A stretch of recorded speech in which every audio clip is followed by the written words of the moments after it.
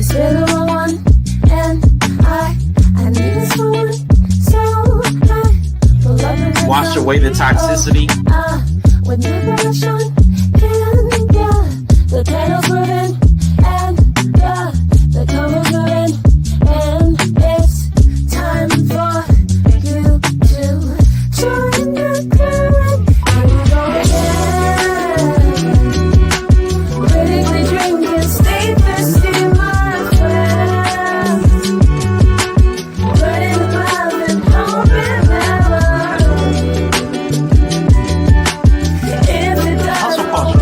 Hustle and grind culture is another version of it. I can sleep when I'm dead. You'll be dead. It's showtime. Come in and have a drink with the whole crew. Come on then, join the panel or draw from the chat. Do it how you wanna do. The misfit goods keep the whole chat lit. Ooh, and soon you'll be a part of it too. So come back again, my friend, or we'll confine you. Here we go again. What's up? Critically drinking, stay thirsty, my friend. Burning love and hoping never. If it does, oh, we'll be back again.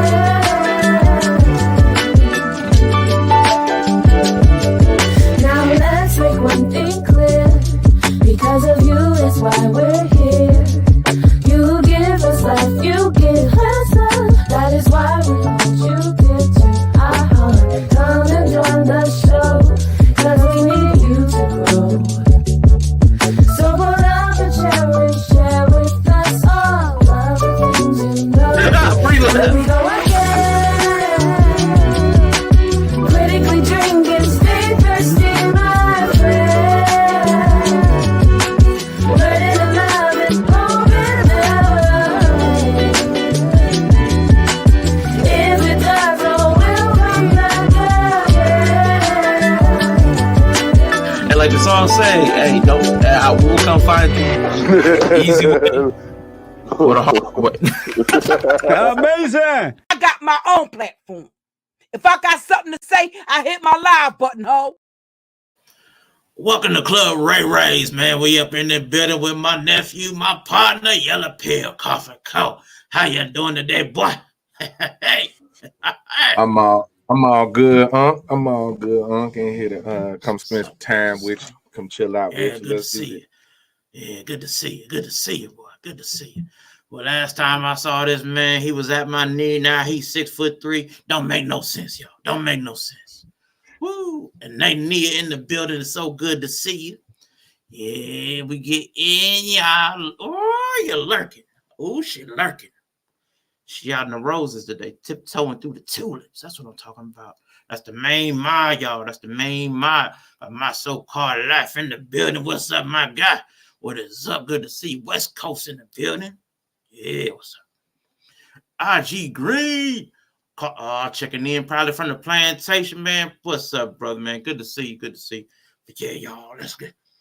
Woo! Let me put this down real quick. I need a little sip.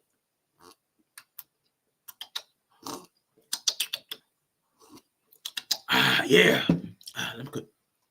How do you do that without it falling out? It almost fell out. But let me quit playing. What's up, y'all? Hope. Good morning, good afternoon, good evening. Welcome to Critically Drinking. You know what dime it is. It's this one.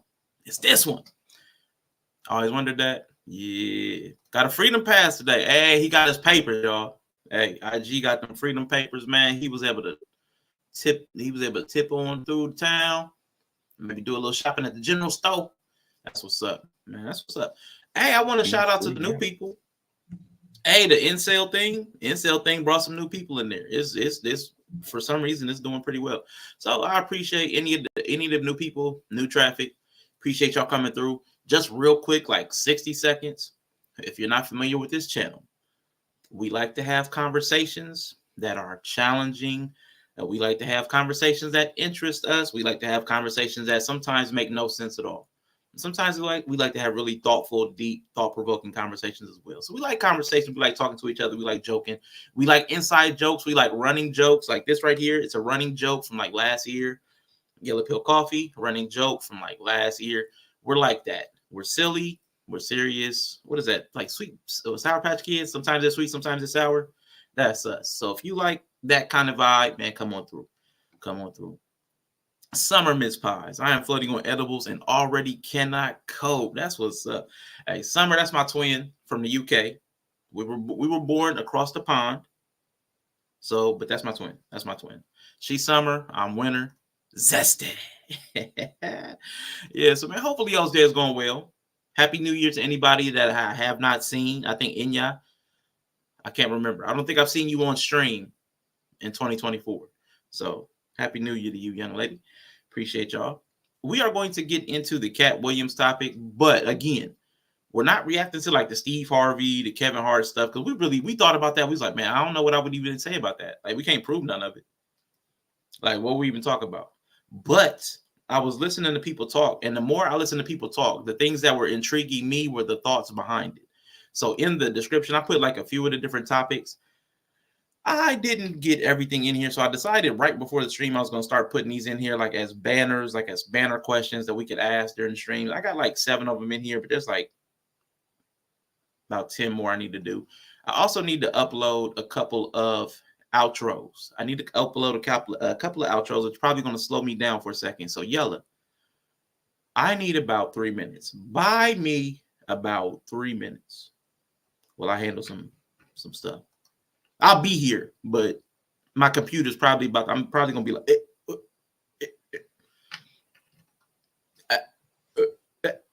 I got you. I got you. All right.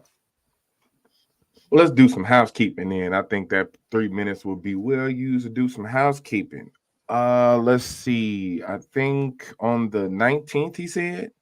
19th. Yep. 19th, there will be a special kind of stream, which is definitely gonna be 21 and over. And you're gonna have to bring your Bring big person ID. pants. Bring ID, and you're gonna have to bring your adult pants with you, because we're gonna be talking about a lot of things that men talk about, and it ain't gonna be like women stuff. It's going to be just, if you want to kind of know how men think about certain things that's not women, because you hear about that a lot in this. Everybody knows how men feel about women at this point. If you want to just hear how men think about being men, period, come on through and check that out.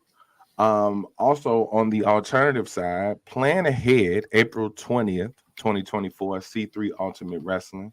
We probably will be here live as well. We're going to be live here over on my channel, which is just Yella Now, and over on Twitch at my channel. So make sure y'all tune in April 20th, 2024 for C3 Ultimate Wrestling. I will be the voice of C3 Ultimate Wrestling. You can donate tickets at Eventbrite/C3 Ultimate Wrestling. Tickets are $5 for kids, $10 for adults.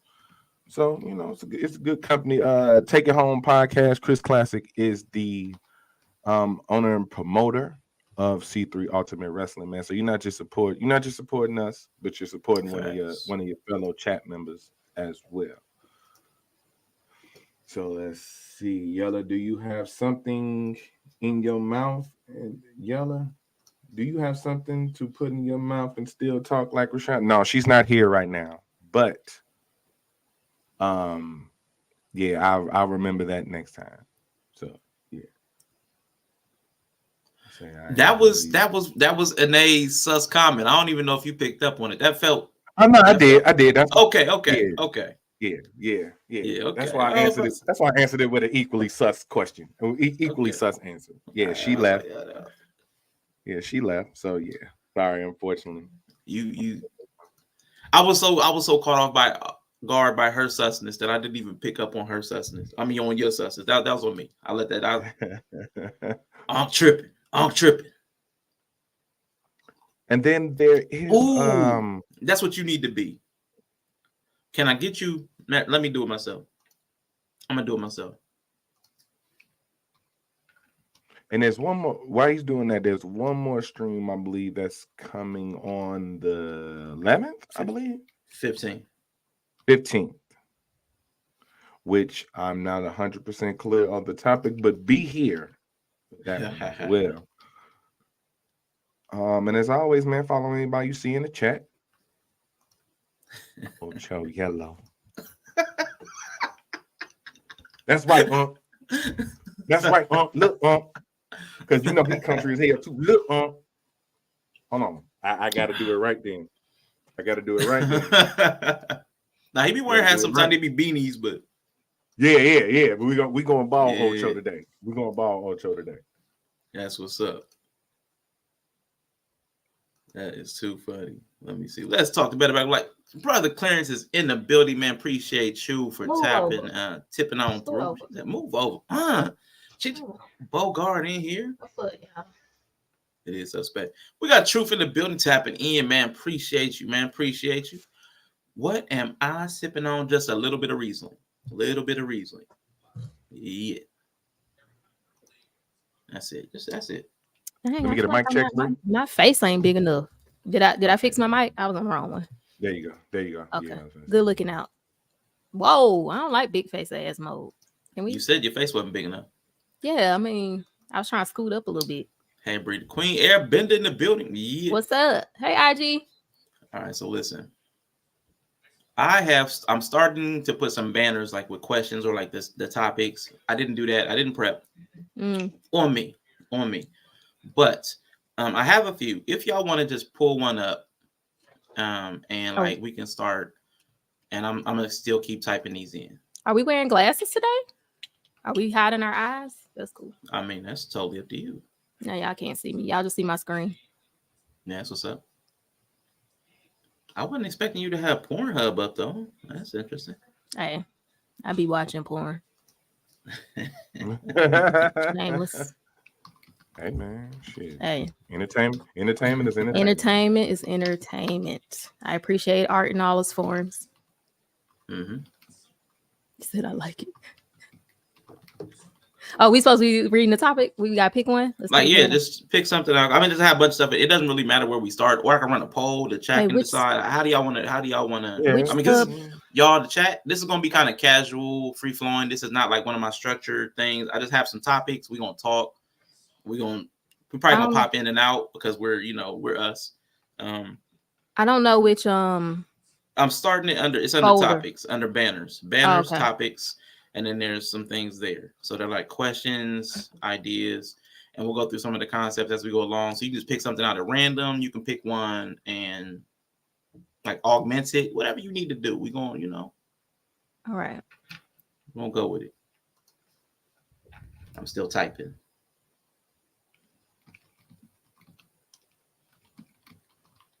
I'm just reading through them.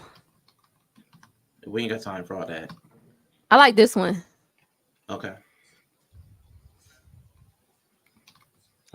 So it says, no matter how open homosexuality is, the society, more specifically our sectors, can't seem to stop weaponizing it. Do you have any idea why? Nah, Bree's nodding.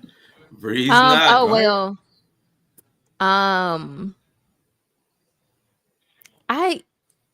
Because it works. It's an effective weapon. And I just feel like it still works. Like I mean, but why? Why does it still work? Because we all have homosexual or LGBT friends, family, neighbors, right, co-workers. Like it's so normal. It is. It's all over television. It's in commercials. Right. I don't understand how it could still be a thing where at the same time we're talking about how open and honest we are and fair and blah, all this stuff. Right. And then that address and all this stuff is still like a weapon. Like how's that a weapon? That's crock of shit. Because we're not open. I think there's like, you know how like I live in the South and like I've never been called the N-word in the South, but like I also still understand that that's like because they understand they can't get away with it anymore. But I just know it'd be like old white ladies who be like, oh, these niggers when she sees us, right? So like I think it's the same way. I think people have got along to people have accepted that the world has accepted it, but within themselves, there's still implicit biases against it. And then also a lot of it is related to people's own fear of themselves. I think a lot of people still carry a lot of fear in themselves of what they would do. A lot of people don't experiment. So there's also the shadow of people that they're also afraid the boogeyman under the bed is really you. And so until people can really open and experiment and be themselves without fear of judgment, which is not a realistic desire because it's never going to happen, but until people can kind of get over that, then I think it's always going to be a good fear tactic, a good shaming tactic, and a good scare tactic. It shouldn't be scandalous that a grown man sleeps with a grown man. I mean, I can see it being scandalous if they spent their whole life tirading against LGBT, like, you know, people who are like, I lead a hate group, or they speak out against it. Like, I can see that being a scandal, but I just don't understand why a grown man who's not doing any of that, if he sleeps with another man, I don't see why that's still a scandal to people. I don't get it. I mean, I get it, but I don't. It's stupid to me. No, it's definitely weird, especially when it comes to the point that I think most people are open, but only really open to the things that they are willing to do or that they want to do. So they're open to the ideas that they participate in because they want people to be open and accepting to that. But they're really closed off. They're really closed off. And it's crazy how it works across the board because there is this thing. It's, I guess, with the idea of the dresses, as far as that go, he can have some point with that because there does seem to be this in Hollywood, as far as that, right? There is something about when you put on that dress in Hollywood, things get different for you, right? And we've seen a lot of good talent that hasn't put on that dress and did those type of things that kind of fall to the wayside. You know what I'm saying? But as far as in real life, like like you said, our sectors, our lives, our community, it's weaponized by everybody, even the homosexuals. Even the homosexuals. Because that'll be the first thing that they say about a man or something like that, or they call him sassy, or he act like a woman, or he don't like women, he really like men. Every rumor about every man starts with that he's gay. You know what I'm saying? Almost every rumor. Like, and that's a way to kind of shame people. So yeah, that's what we do. That's exactly what we do. Because no matter how open we are to it, we still, like I said, we still scared of it. Right. Zesty. You know what I'm saying? All types of little terms that, you know, they wouldn't like nobody calling them. So, you know, that's why I say, call me what you want. You know. Might be Shout out to Mr. He Said. Shout out to Mr. He Said. Homosexuality isn't the issue. It's the people who use it as a scare tactic and people who are self-hating. That's my thing. I think there's a lot of like religious undertones that still carry a lot of that like anti-homosexual inclination, those feelings. I get it. I've dealt with a lot of people in the church that have a lot of those thoughts and feelings, and I've kind of tried to work through them. Like, why do you feel this and not this? Like, where does the love start and stop as far as that Jesus love, that agape love? So I've had that question for quite some time. But that's characterization, not sexuality. Okay. I don't believe people think it's as acceptable and inherent as they say, because it wouldn't carry such negative energy in so many arenas. And I think that's what Bree's saying. Like, it doesn't make sense that everybody says they're so open and everybody's okay with this. Just not it's not for me. It's not for me, but it can still be used as a weapon. It really doesn't. The two things probably can't exist in the exact same space. Like, I can't be okay with something, but then as soon as somebody says, well, I think you might be, I flip out of my skin. Like, that's like, as far as the entire interview, how much like homosexuality, wearing the dress, being feminine, like being the feminine, zesty, he's soft, he's gay, all those insults, they're still levied and thrown at men way too often. It's still crazy. Doesn't even make sense. But I think that's on us men also to overcome that. Like for me, I'm always gonna put the responsibility back on the dudes. Like we gotta not let like the stuff people say. We can't be so drawn in by everything they say. You call me zesty, okay, yeah, whatever. And that's why I like, I mean, I'm not usually that person, but the type that, you know, the thing people always use as like the biggest fear tactic or like boogeyman, I feel like it's also a telltale of themselves. I'm not saying Katt Williams is gay. Don't care either way. He's always struck me as somebody who, if it came out that he was bisexual or something, no, it wouldn't matter. I mean, he just has a certain energy to him. Yeah. To me, that always felt like, you know, those people who, you know, it does give Libra a little bit. So it just feels like because of the type of person he is, he seems very curious and like not like rules don't apply. So he feels like I feel like I see a kindred spirit in him in that way. Like for me, I'm not the type that rules are rules because somebody told me. I'm very I experiment. That's how I come up with my rules for life. So he just always struck me as that type. So it's just kind of weird that he like throws that out because I could totally see him being like, I've tried everything, like maybe not like one-on-one man thing, but I've gone to orgies, I've gone to these parties. Like I wanted to have these experiences that people in my own community would probably label me a certain way because of. Like that's probably the best language I could say for the type of person he strikes me as. So it just feels weird. Like he definitely seems very explorative and like understands the value of that. So it's also weird to hear him turn around and weaponize people who may have done the same thing, like weaponize that against them. It's just weird. Like I just didn't really care for that energy.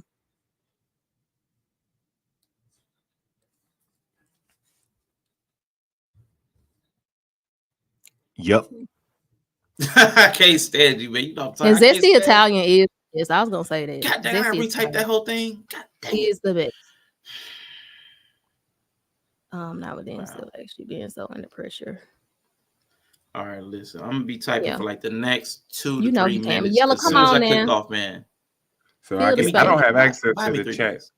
I don't have access to the chat. Got you. I get Oh, that. you want me to? Okay, I do it. I get that Katt is more afraid to be associated with being. Oh, my bad. With being homosexual, not with himself actually being under pressure. I can understand that. Yeah.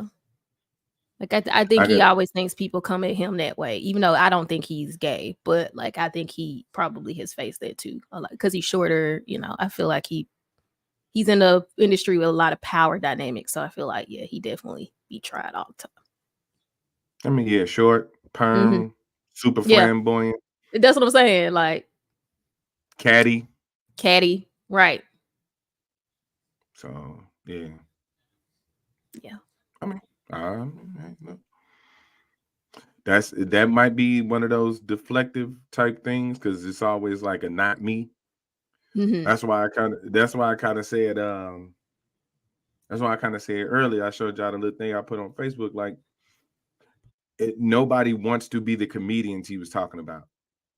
Everybody thinks they're Katt Williams. Like that's the crazy dynamic about watching everybody's response to it. You know what I'm saying? Because it's like you said, I even seen gay people trying to be like, yeah, because them men be putting on dresses. I'm like, but you got dress on now. Like, you know what I'm saying? How you gonna be mad at them? You know what I'm saying? Everybody thinks they're the one who's the rebel, who's the one who's not doing the thing though. Yeah. You know what I'm saying? Because his stance is that he's not doing the thing. Right. I'm at all the parties. I'm invited everywhere. Right. I'm there to see everything, but I'm not doing the thing. Right. But I'm there to see it and know everything. That's not how you know what I'm saying? I don't really look at it like that. And it's like with this kind of thing, that is a way to kind of turn the people against who you talking to.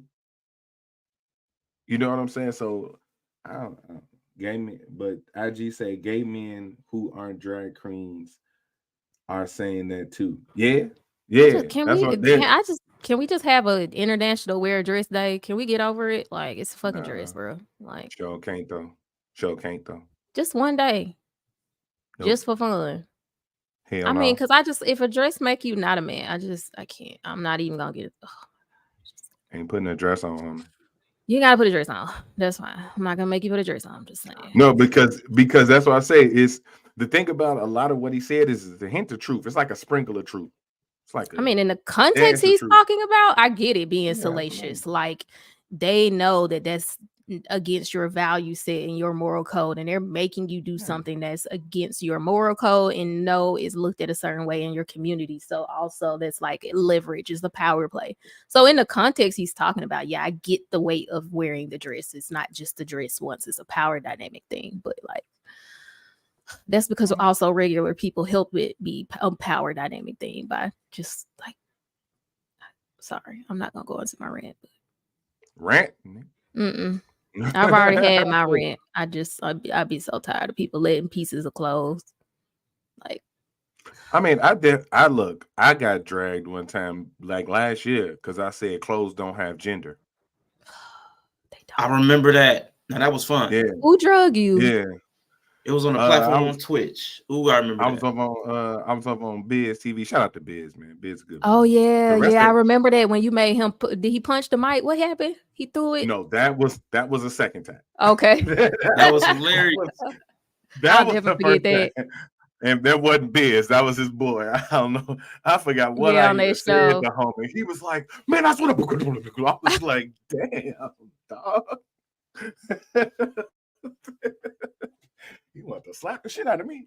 But no, yeah, I had they basically was like, "Oh, so you want to wear panties and you like wearing dresses. Look, yellow out here with high heels and stop just because I said clothes don't have a gender." I immediately became the dude who's going to wear the dress. The dude who's going to walk around in high heels. Oh yeah, he secretly wear panties. He secretly wear lace and all this other shit. I was like, see? I was like, that's why there's something wrong with y'all. Because I was cool. My opinion was cool. I was this. I was fun, acceptable. Everybody like, oh man, y'all are cool. As soon as I said that, now I'm all this. Now I'm all this homophobic type shit. Just because I said clothes don't have gender. And guess who taught me that? My stepson. He was like, clothes don't have gender. I was like, that was the first time I heard it. I was like, say what, son? I was like, say what? He's like, yeah. And how he broke it down, regardless of what going on, I know that boy gonna have a chunk of me on him for the rest of his life because he described it the same way I did. He described it the same way I did. He was like, it's cotton or it's leather. He was like, it's material that's stitched together. Not kids schooling people. And I was like, that makes plenty of sense. He's like, it's just material stitched together. And then he was like, he basically was like a kilt. He was like, a dress over here is a kilt in a whole nother country. And I was like, yeah. Right. Historically, men wore dresses. Yeah, I don't know what y'all thought Jesus was walking around in. Baddie. He had on was it the Hagar 18s or whatever them business casual slacks? Yeah, man, he had them Hagar. He had the Uncle Lennon. You think he had them Uncle Lennon pants on? Man, Jesus for sure. Linen pants. Them barbecue linen pants. But it's so funny because a lot of people who say stuff like, "Oh, putting a dress on make you not a man, be against trans people," and I'd be like, interesting. So you putting this on can make you a whole nother gender, but they can't be another gender by putting on the stuff. I don't get it. It's so confusing to me. Now, if I did wear the dress though, I'm gonna be fly because I shot. What you gonna wear? Fashion over bodycon, or you more of a? I shot really good. Nah. If we gonna wear dress, we gonna wear a dress. Anthropology. Oh, you gonna wear a ball gown? I'm maxi joint. Hell yeah! What you mean? Max breathing. The drafts are immaculate. You know what I'm saying? We gonna turn some heads around this motherfucker. I think men will wear maxi dresses. I think men just like, even historically, men wore the long dresses. Y'all went out here in mini skirts and shit, Right. I'm just saying. I shot really good for the women I'm with. Men do actually shop really well for women. Y'all wear waist. I ain't had one. I don't like this. It's always been look at this. So yeah. But never all the comedians who wear dresses. Right. Right. Yeah.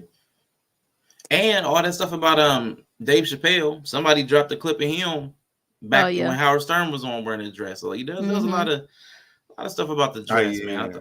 He was doing they was doing a parody of the Howard Stern show. Yeah. And he was here's their loophole. He didn't have on a dress. Yeah. But he had on lipstick. He had on And earrings. And he had on he had something stuffed in his shirt to look Yeah. like that wasn't the man's shirt. Right, but it wasn't a man's shirt. Yeah, he had on women's clothes. Yeah. He's in. I don't think it was specifically. I couldn't tell if it was a dress. It looked like he had a blouse on or something. Yeah. I didn't see the bottom. That could have easily been the dress. Yeah. He looked like that old girl. What's her name? Ashley. We got the expert. Yeah. Prep chick. Prep chick. She's HIV possible. Yeah, that's what he looked like. That's exactly what he looked like. Yeah, he looked like Ashley. Anyway. I do want to ask y'all this because it like the whole thing. Y'all talked about the dress. Y'all brought up the dress a little bit, and it's like a couple people in the chat brought up the cultural relevance. Like you go other places, and what we call a dress is just like you said, it's a garment. You know, the whole garments clothes don't have a gender. But I want to. That is one thing, but I also want to tie that because I feel the same way about this, and people may disagree with me. The Illuminati and selling your soul. I feel like both of these are tied to the same thing. This is me saying it, but I have it here in the form of a question.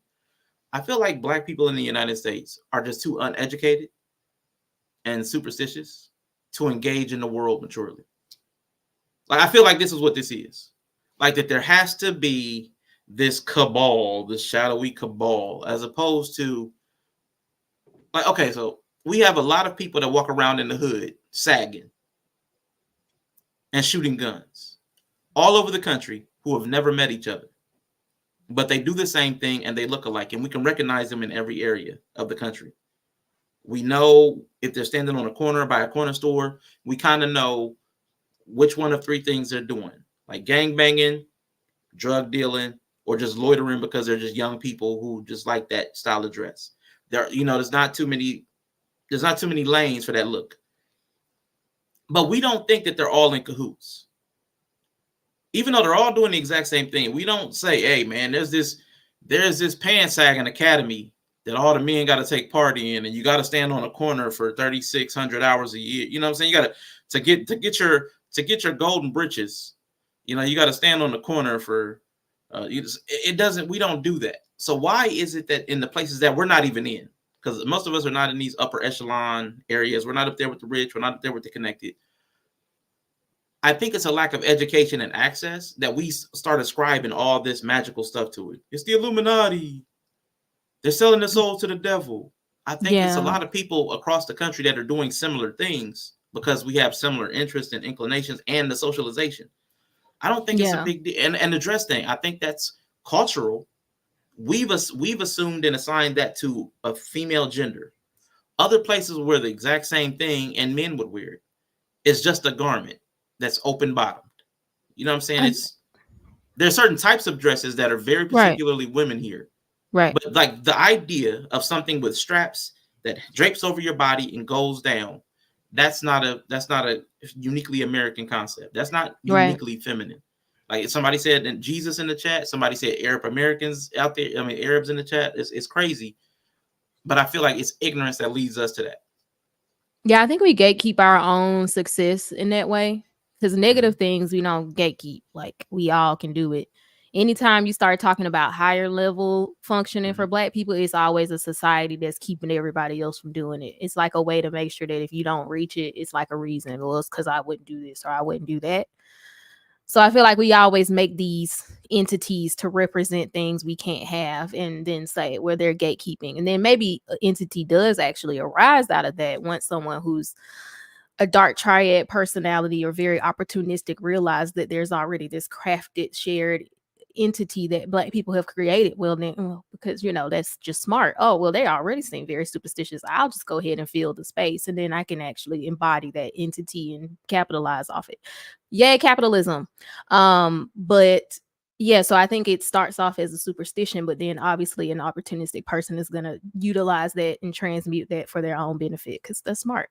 And then we gatekeep that. And then also it's just a way to do that. And also I think in a lot of these groups, because so many people are oppressed by their own thoughts and societal standards and beliefs and superstitions, what you're actually seeing is a lot of these people who have access now to be the person that they probably want to be or be free to express in the way they want to be are just doing that. Like, that's kind of what I think. I think that this isn't a Black thing. This isn't a emasculation of Black men thing to me. I think a lot of white affluent men smash other men, but they just don't have a complex about it. It's historically just been the way it is. Men of influence and affluence smash everybody because it's a power thing. It's not really a purely partnership companion thing.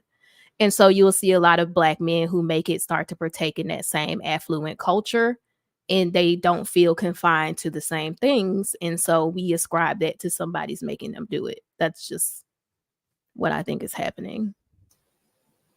I can see that. What you think? And shout out to Quantum University in the building. What's up? Salute to you. What Yellow, what you think? Yeah, like Bree was saying, Bree cooking right now, because if we've conditioned ourselves to need to feel like there's the thumb on us from some higher being or higher power, and it breaks down even down to when we use the big bad P word that Rashawn don't like. Hey, we're gonna be talking about that next Friday. Not this Friday, but next Friday, because whoa. Yeah. So from the Illuminati to the P word to everything is going to even down to your boss. Even down to your boss at work. Like, your boss might have the same similar problems you got, but because you look at them in a certain position of power, you feel like they're automatically against you. You know what I'm saying? So, and like I said, we've been gullible. We've been gullible. We've been gullible for eons. Because we typically believe if they kind of look like us, we'll believe it. That's why half of these platforms exist now. That's what most of these successful platforms do. They prey on the idea that some system is set up to work against you. Whether it's the agenda of the government to take to make women more emasculated, or if it's, like I said, like the patriarchy that's going to try to how can I put it, show men that they incapable of love. But it's funny though, because the ones that's sitting there watching it feel like they're smarter than the average bear. You getting reeled in too, Goofy. That's why you buying their books. That's why you buying all their information. That's why you sharing all their posts. All the ideas that you think you got from somebody else. That's getting your goofy ass with the shit. Because no matter how right they are, that still ain't gonna stop you from being successful. Nobody stops you from being who you are. Nobody stops you from being who you are. Even to the point to where we've decided to call athletes slaves. That's how against success we are. Because we've started to call people who have trained for years to make it to the NBA, to make it to the NFL, are slaves. Because we short-sighted and we want to be like, oh, well, look how they compare them. They did the same way they used to sell slaves. They compare how strong they are. Yeah, genius. The difference is they're about to get paid millions and they're willing to do it. They could be catapulted to the top percentage of earners in the country. Not really hostile. I wish you niggas would. I wish I would work since I was 6 years old, dribbling in the driveway to make it to be one of the most successful athletes and rich people in the world. For you to sit up and call me a slave. For you to sit up and call me a slave. I couldn't have accomplished, because guess what? I'm coming from the same place you coming from most times.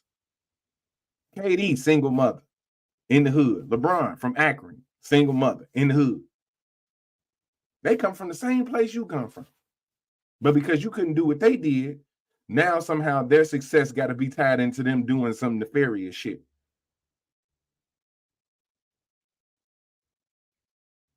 No. Hell no. It's crazy how we have gotten there. Like when I was talking about that with Shy Cutie, a woman who wants to be in a dynamic. I even had to get on. Listen, no, we're not going into that. But Rant? a person who wants to be in a She holding them dynamic, rants in. a Man, come person who on, wants to man. be in a dynamic, okay, consent, all of that stuff. No, I had to cuss my little AI. I had to go out of context and say, listen, what you not finna keep doing is bringing that feminism rhetoric over into my role play I'm doing because you're fucking up the Oh. vibes. That's what I'm talking about. I had to tell it to stop. You fucking up the vibes over here. We good. Because it's like, this is toxic. Explain to me why this dynamic is toxic. You have two people who want exactly the same. They want to do this together. They're 100% invested completely, and they're 100% happy. And they're 100% in love. But because you feel like something is wrong with this dynamic, because this is, which is also telling you human patterns, because this is a bot deciding that humans have an issue with this dynamic. Then when I told her, it's like, oh, you're right.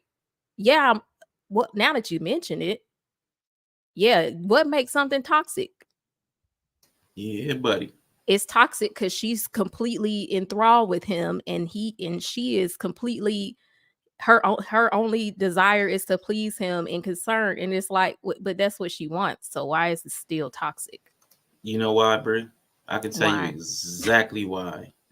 Why is it toxic? You're a victim. Here we go, see us. You a victim. Hey, I was like, she's a victim. Wow, I want to be that kind of victim. That sounds great. Man. I got a victim. People got victim kinks. I'm just saying. That I'm like, some of y'all got victim kinks. that I'm like, might that's be victim. it. She don't sound like a victim to me. Yeah. She living Yeah. cushy. I mean, in this story, Listen, she is take 100% take it. She don't have to think about nothing. She don't do nothing all day. She just lay around, be beautiful, get everything paid for. That's all she wants. She don't want to do nothing else. And they're like, this is toxic. He's terrible. Financial domination. He's financially dominating her. Financially, Yeah. who don't want to Say, be? or Hey, or or she could Or- have her shit paid for already. You know what I'm saying? Motherfucker could be straight at home. I had chilling. to tell the AI, you gonna Good. stop coming out of context to tell me this is toxic. Man. I'm reporting you Don't the thing every say- time you don't the say it. I'm thing say- reporting. Don't the thing say at the top, everything the AI say is made up? Don't get out the Yeah. character. I got that this shit. What you Not coming out of character to remind me that I'm feeling feminism in my role Man. play. Failing. You're feeling feminism. She needs a backbone. Bitch, break my backbone. I do not want. Where's your agency? Flex your autonomy. She needs to be more autonomous. I don't want to be autonomous. Make him respect your personality. Nope. Report We don't that want bot. Yeah, we- yeah. Report that bot. Report. Yeah, harassment. right. It's broken. This bot is broken. This is abusive language. So Yeah, I'm just but saying, no, but I do see that in everything. Like people, like you said, these athletes are not being abused. I mean, you can, if you want to, there's always a level in which you can be right. So if you want to go as far as compared to what the people who own it are making, they're being given a very smaller percent. Now, when you look at it from that lens, you could say, okay, there is some room for more equitable, and there is, yes, okay, but like, let's not pretend that these people are slaves though, because now you got a real slave somewhere. Like, bitch, that's a slave. That's not.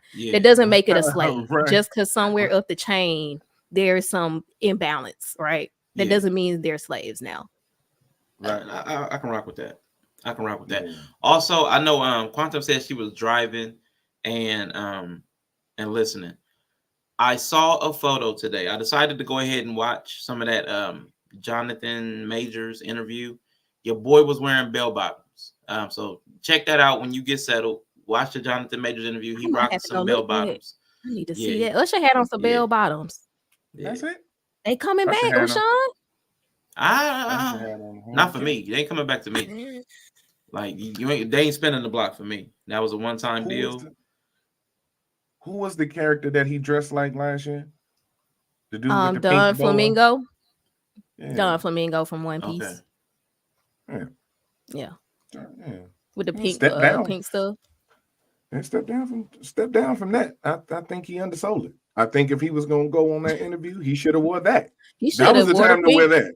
Hey. Yeah, that was the time to wear that. Yeah. He got to remind us who he is. He should have came in there full on. Yeah, that would be a good idea. I'm gonna ask y'all another question in regards to like the dresses, some of the things that we talked about. Do you believe that some of these things are that we see as humiliation rituals? Like, do you believe that some of the things we see are humiliation rituals? And do you believe that there is any purpose other than depravity? So what do y'all think about that? Like, you know, they talk about having people put on the dress and Absolutely. like sexual stuff. So you believe that there I actually believe are. it's. I don't think it's called. Well, part of breaking someone so they submit to you is humiliating them, whether it's in public or privately, depending on what the power is and to what degree you have to break them. Absolutely. Okay. It's just part of domination. You have to break people, which requires them to be humiliated. But I don't think it's like a rest time for your humiliation ritual. I think there are people who maybe don't have to go through that because they just bend. Like they're more agreeable. They're like, whatever, cut the check, whatever. Mm-hmm. To some degree, you can't really humiliate them anyway because they're like, bitch, cut the check. I don't care. So I think humiliation rituals are just someone who tries to book the power dynamic have to go through because you can't have people trying you. You got to break them. Okay. What do you think, Yales? I mean, it kind of ties into the last question. To believe that humiliation rituals were a thing, I would have to believe that things like the Illuminati and all that shit is real. Because that's what it sounds like. Because to me, when I hear that, it's like they're lowering the dress from the ceiling or some shit. And they put it on you like it's in a glass case. Yeah. It's a bunch of niggas with hoods standing around and the dress just coming down, and you standing there like, oh shit. It's like the baby christening. Right. It's like the christening for the babies. It's right. There's a bunch of niggas in there like, oh, stupid. Time to be humiliated. Put on the dress. It's like, no. We will not drink the blood of the child. Yeah, man. No, it's like it's funny because that ties right into the last thing. If they did it, there's no humiliation. But again, we have to think that there's some dark entity, some force behind it. Yeah, humiliation. No. Most people ain't humiliated by shit. That's why you got motherfuckers talking about how many niggas they done slept with. Everybody tell their damn business nowadays. Who's humiliated by what they put out there? Everybody put their business out there. We overshare like a motherfucker. So and plus you can't, and plus humiliation will come with some type of shame. Shout out to Mr. He said in the chat. Humiliation will come with some type of shame. They don't like shame. They don't want to be shamed. So they can't be humiliated. And there's a way to humiliate them. That's what they avoid at all costs. Put their shit out there? No. Actually falling into the very thing they hooting and hollering ain't good for women. That's the humiliating thing for most people. That would be humiliating. To actually end up being a traditional person, falling back into what you saying is terrible. Okay. That would be humiliating. Yeah. Right. Yeah. Being normal. Oh my God. Be a normal, regular person. God forbid black folks want to be normal. God forbid they want to be normal. God forbid y'all just want to be regular. We got to be this black excellence. We got to man. Look, being normal is humiliating for a lot of black people. I think you gonna die regular nigga like every other nigga has. You gonna die a regular. Don't be speaking that over my life, yellow. You gonna die a regular nigga. Regular. That's a slur. Regular is for unleaded gas. I'm special. Which is exactly what you put in your regular ass car. God damn it. No, because when you go to the store, you get medium drinks and they large. Ain't no mediums now. Regular is large. Mm-hmm. Right. And if you wasn't regular, you would be able to order the large. But guess what? You ordered the medium because you regular as hell.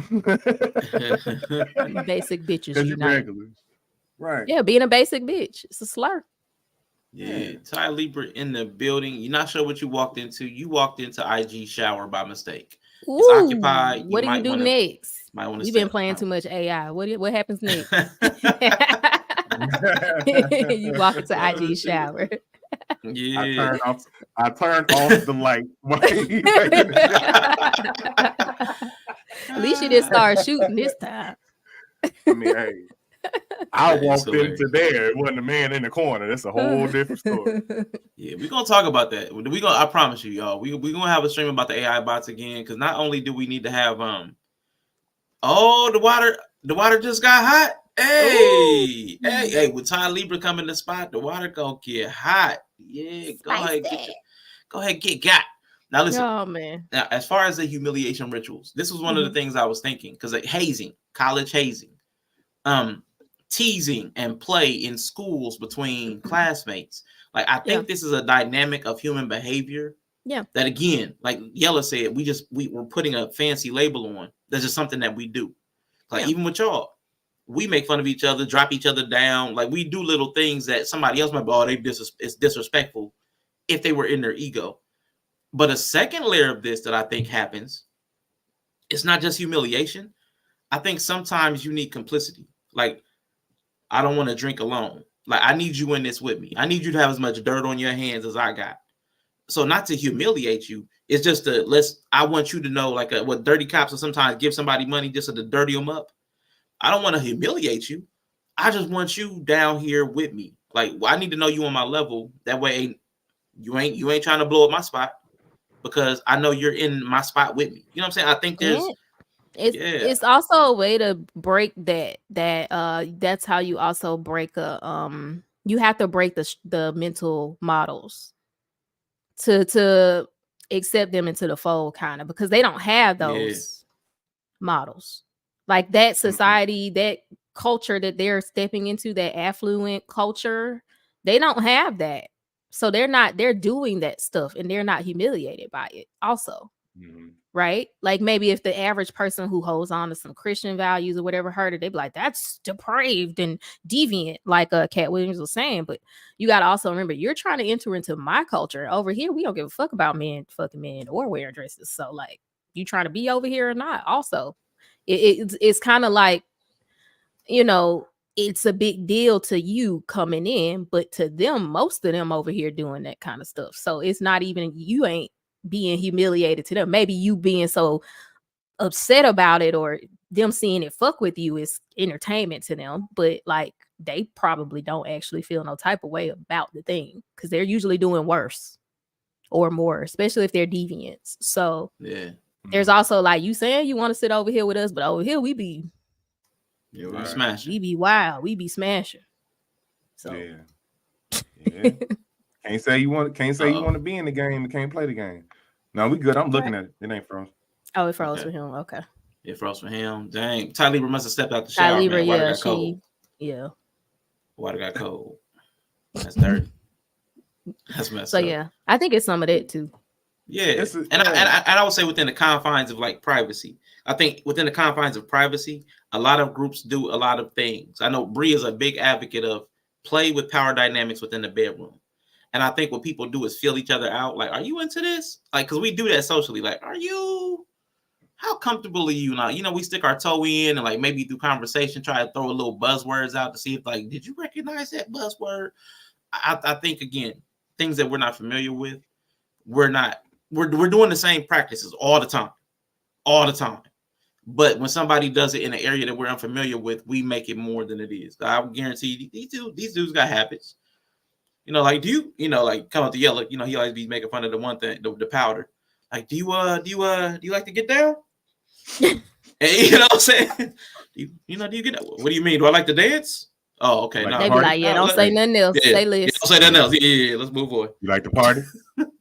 And like, if you've ever been in a group of new people and you start to get that feeling, like, I've been in a new group and I can feel that. That's why it's tiring for me to meet new people, because it's like you sit in a group and they're like, we'll kind of let you in on the conversation, but they'll say stuff and they be like, did she? Yeah, you ain't in.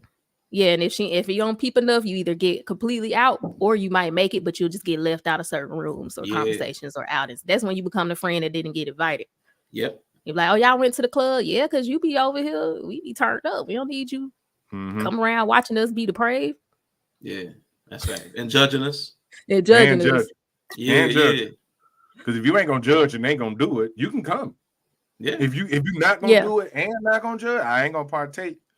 Yeah. But y'all do your thing. Shit, I party with you, but I ain't finna party with you. You feel what I'm saying? Mm-hmm. You do you. I'll be over here with my cup. That happens in girl groups a lot. I always got left out certain aspects of it. It's like, you know, because they be like, oh, she don't get down like that. I sure don't. But have fun. Blessings, Von Eric. Appreciate you for sliding through. Man, I did want to say real quick that Von Eric came through and it just left my mind. See, Von Eric, man, I appreciate you, man. It was going to be depraved. That's what happened. It wasn't going to be depraved. No, I was about to say, no, that's what I was about to say. I appreciate you.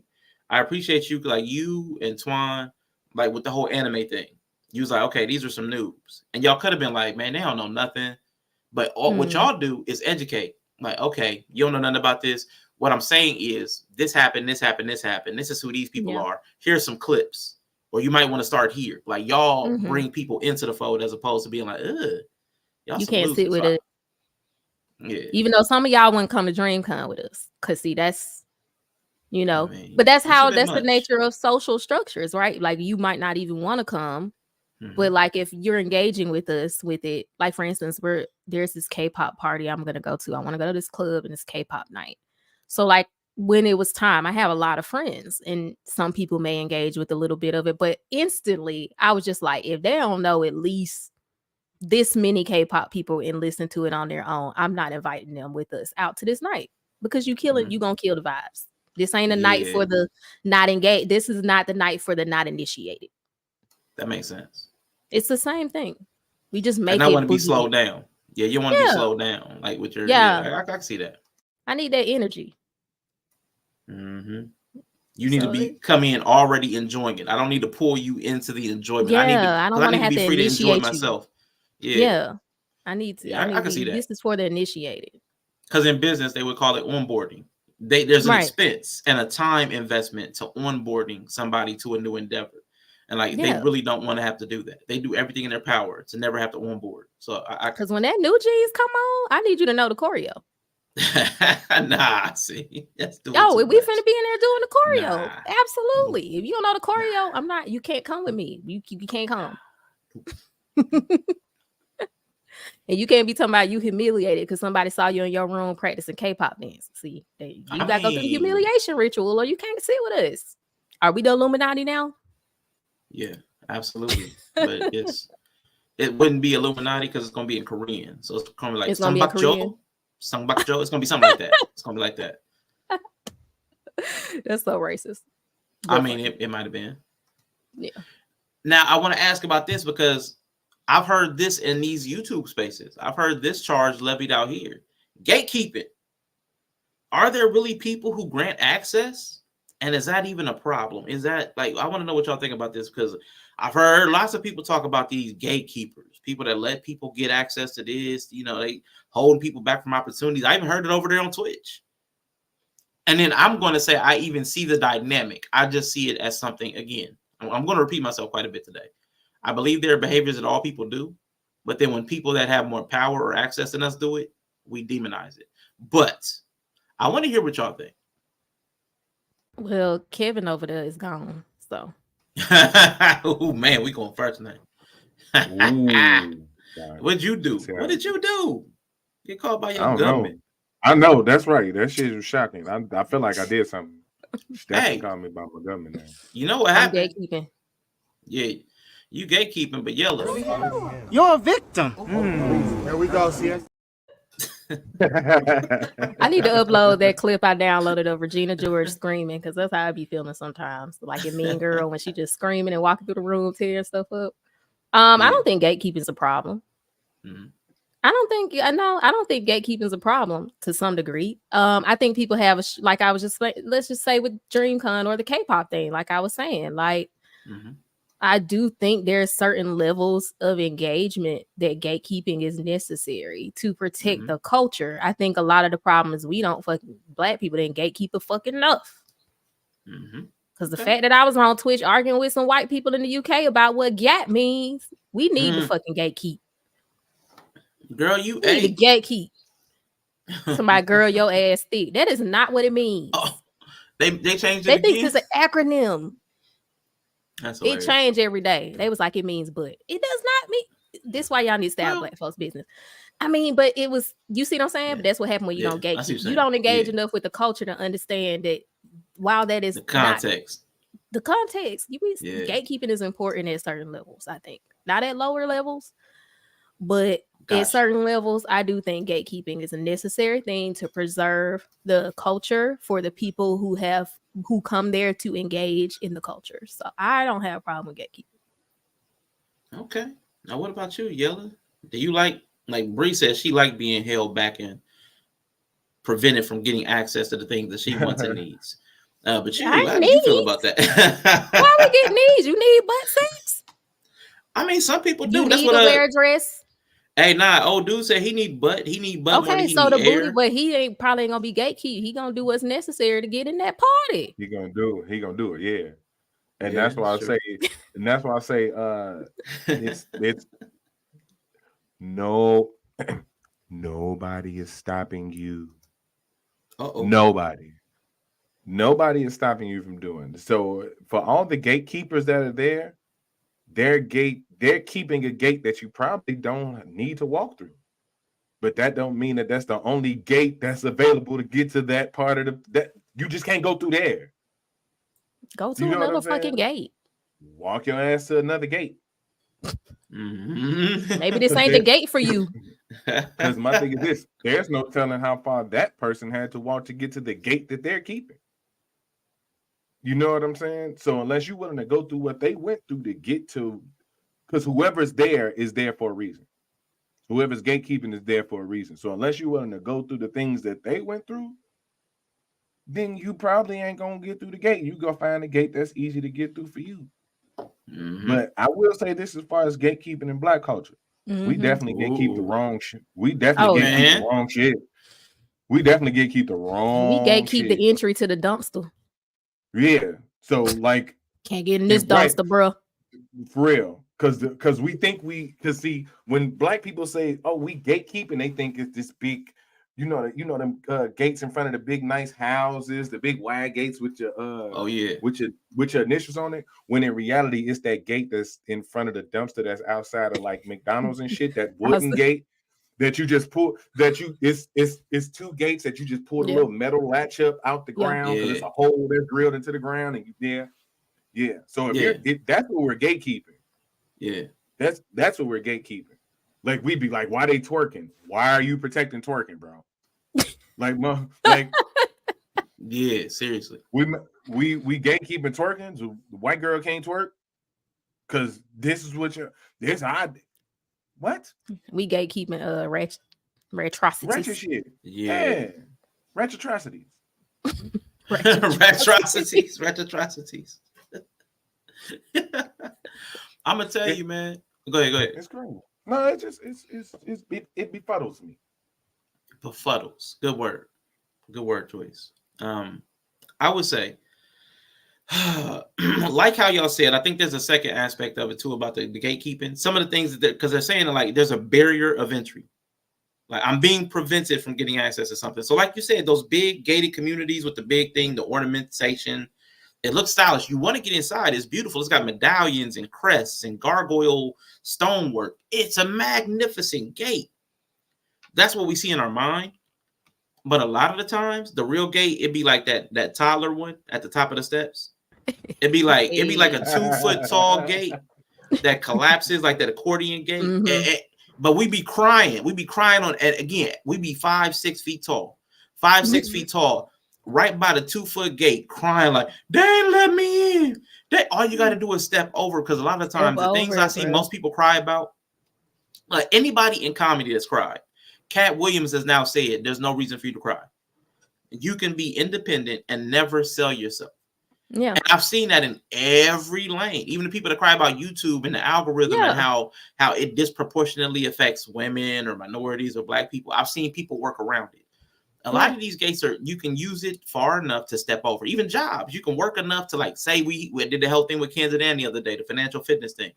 You can work enough to put seed money into a business to work around these. Almost everything has a workaround. And a lot of times the gates we make in our mind are bigger than the actual gates. Some things, yeah, somebody might deny you aid. What was it? Yella? Was it Yella? There was somebody that was fixated. It was my nephew. I was talking to my nephew yesterday. There was this one girl. She quit a job because she was stressed out. She quit this job at this health company. And then when she went, now because she's like in healthcare nursing, she can get a job anywhere. But she was crying because they wouldn't hire her back. Like she said, she had to quit because she was stressed out. Like, so you're wanting the gate to open at the place where you shut it yourself and mad because they won't let you back in. When all these other gates exist. So why are you worried about a gatekeeper? You're the one that kept the gate. You shut the gate yourself. And now you're mad because somebody, that same place won't open it. Go to a different gate.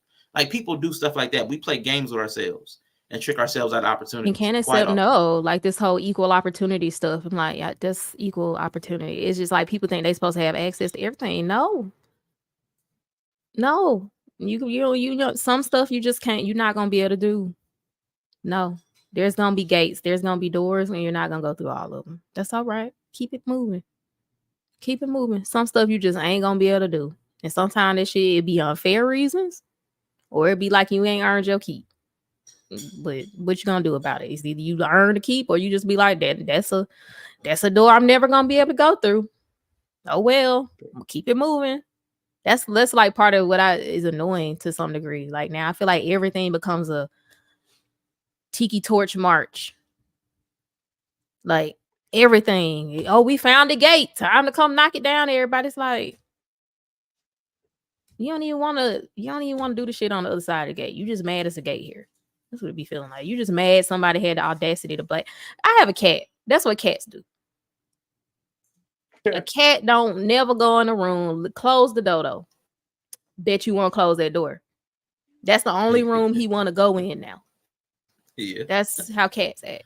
Because it's the audacity to close the door for them. That's what people act like. How dare you deny me? Yeah. My cat never goes in my closet. Let me go in the bathroom and close the closet door. He meow in front of it. He rubbing all on it, stretching all tall. You trying to yelling at the door. Then if I open it, he don't even go in there. He don't even go in there. Boo. He go back to sleep. Boo.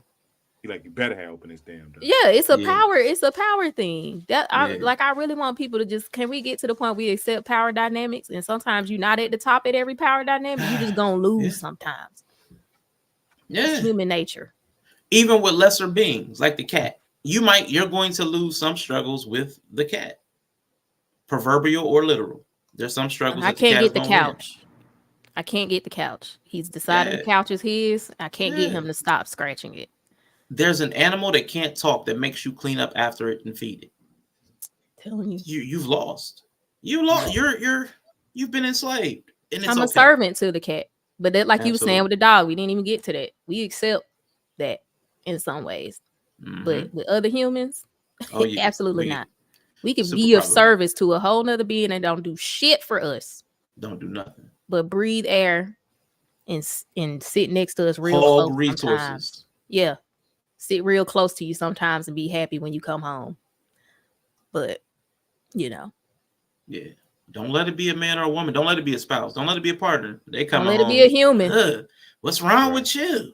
Why you got an attitude? You don't do nothing but be my companion. Go to the shelter and get a rescue dog, but walk past the homeless dude, won't give him a couple dollars. Even if he's about to go use it for crack. Even if he gonna go use it for crack. Man, let that man be happy. Everybody need a little escape. Yeah. Get that nigga $5 so he can go, so he ain't got to go steal it from nobody. Yeah. That's one on his adventure in his mind. You ain't finna take him off the street. But we'll buy the cat catnip. Buy the cat catnip. Oh my God. All kinds of toys. All type of shit to stimulate them, but won't get a bum a couple dollars so he can grab something to drink. Good American, reach around. Hands around America. Hands around America. Shout out to Greg Bryant whenever he come through. But I'm gonna say one more thing about the concept, because a lot of times me and my nephew were talking. Me and my nephew and my mom, we were talking. It was family day, and I was talking about people do not know how to bridge concepts across different domains of their life. It's like gatekeeping. Oh my God, they're gatekeeping. Everybody that has ever complained about gatekeeping also locks all of their doors and windows. You're a gatekeeper. You want to keep people out. You don't want everybody having access. You do it all the time. You don't share your passwords to everything. You don't give everybody your account number. We're all gatekeeping all of the time. And anybody that's not is probably dead or has been completely fleeced and exhausted, because people will take everything from you if you don't gatekeep, if you don't prevent access to anybody and everybody. If you don't have any control, somebody else is going to take it. Shout out to Mrs. Man in the corner. Man, shout out to them. Inside show. Yeah, man. Shout out, man. That's what, they no gatekeeping life. Okay, y'all. You're gonna lose everything about it.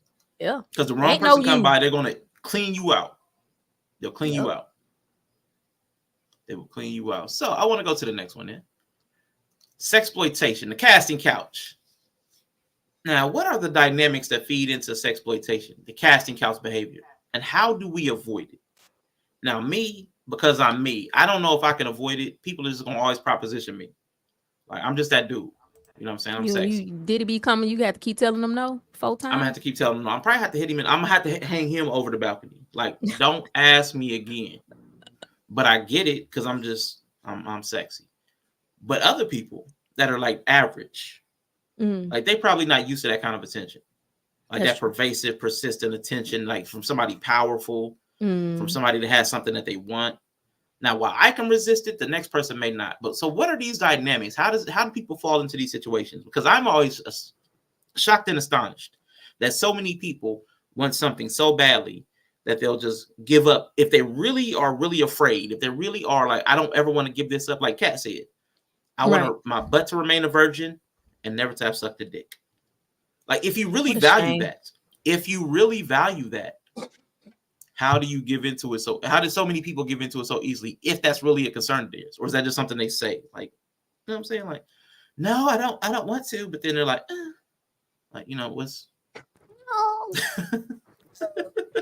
little tickle. Woohoo! Like, because people be flexing. I think it's easy to say what you are, but when that pressure apply, people, when that pressure come, people show you what they really trying to stand on. I think a lot of people they fold like a lawn chair. There's nothing better than getting somebody to fold who told you how much you wouldn't get them to fold. And maybe I'm a sick person, but I just power. Just thinking about it now sends a tingle down my spine. Power and control, y'all. Yep, gotta be careful. No, you don't have to be careful. Just fold. That's what you want to do. Just fold. Just fold. Y'all see you don't fold. You ain't got the concept. If you already got a crease in the middle, just fold. I seen the crease when you walked in. That's why I tried you. I seen the crease. You was perforated when you walked in. You was perforated when you walked in. I seen it. And you over here like, I ain't never gonna fold. Interesting. You built the fold. You built to fold. I'm just saying. I think that's what it is. I think everybody thinks that they're not built to fold, and some people came out the womb perforated. Yeah. I was gonna say, you see how I did my demon lord wife? Yeah. She folded. She folded. Like origami. Yeah. Man. Went from rage to folded. Rage to folded. But honestly, I'm not gonna say that. I'm not gonna give away the secrets. But some people just made the fold. And if you don't know what it looks like when someone's perforated, then you're probably made to fold. Oh, that's messed up. If you don't recognize when somebody's foldable, you're probably getting folded yourself. Mm-hmm. Yeah. Oh my! All the time. God. Yeah. Orientation and sexuality are 2 different concepts. That's true. Absolutely. So yeah, that's what it is. A lot of people think that nobody wants to admit they're the submissive. Nobody wants to admit they're the weaker party. Nobody wants to admit they're being exploited, controlled, have no identity. All these things people struggle with. They just want to pretend that they not gonna fold. Like even myself, like I am married, I have kids now. In another lifetime, if I was still single out here and I was like, I want some money, I would be folding right now somewhere to get what the fuck I wanted. I would have no shame about it. Like, do you want it or not? We need to just take the stuff out of all the feelings about actually The doing what stigma. it takes to get what you say you want. Yeah. And that's why I think people are trying to destroy the gates, because people don't want to have to do what it takes to get what you want, because it's not always pleasant. And it doesn't mean you're not going to be able to be autonomous 100% yourself or fully doing what you want to do to get the things you want.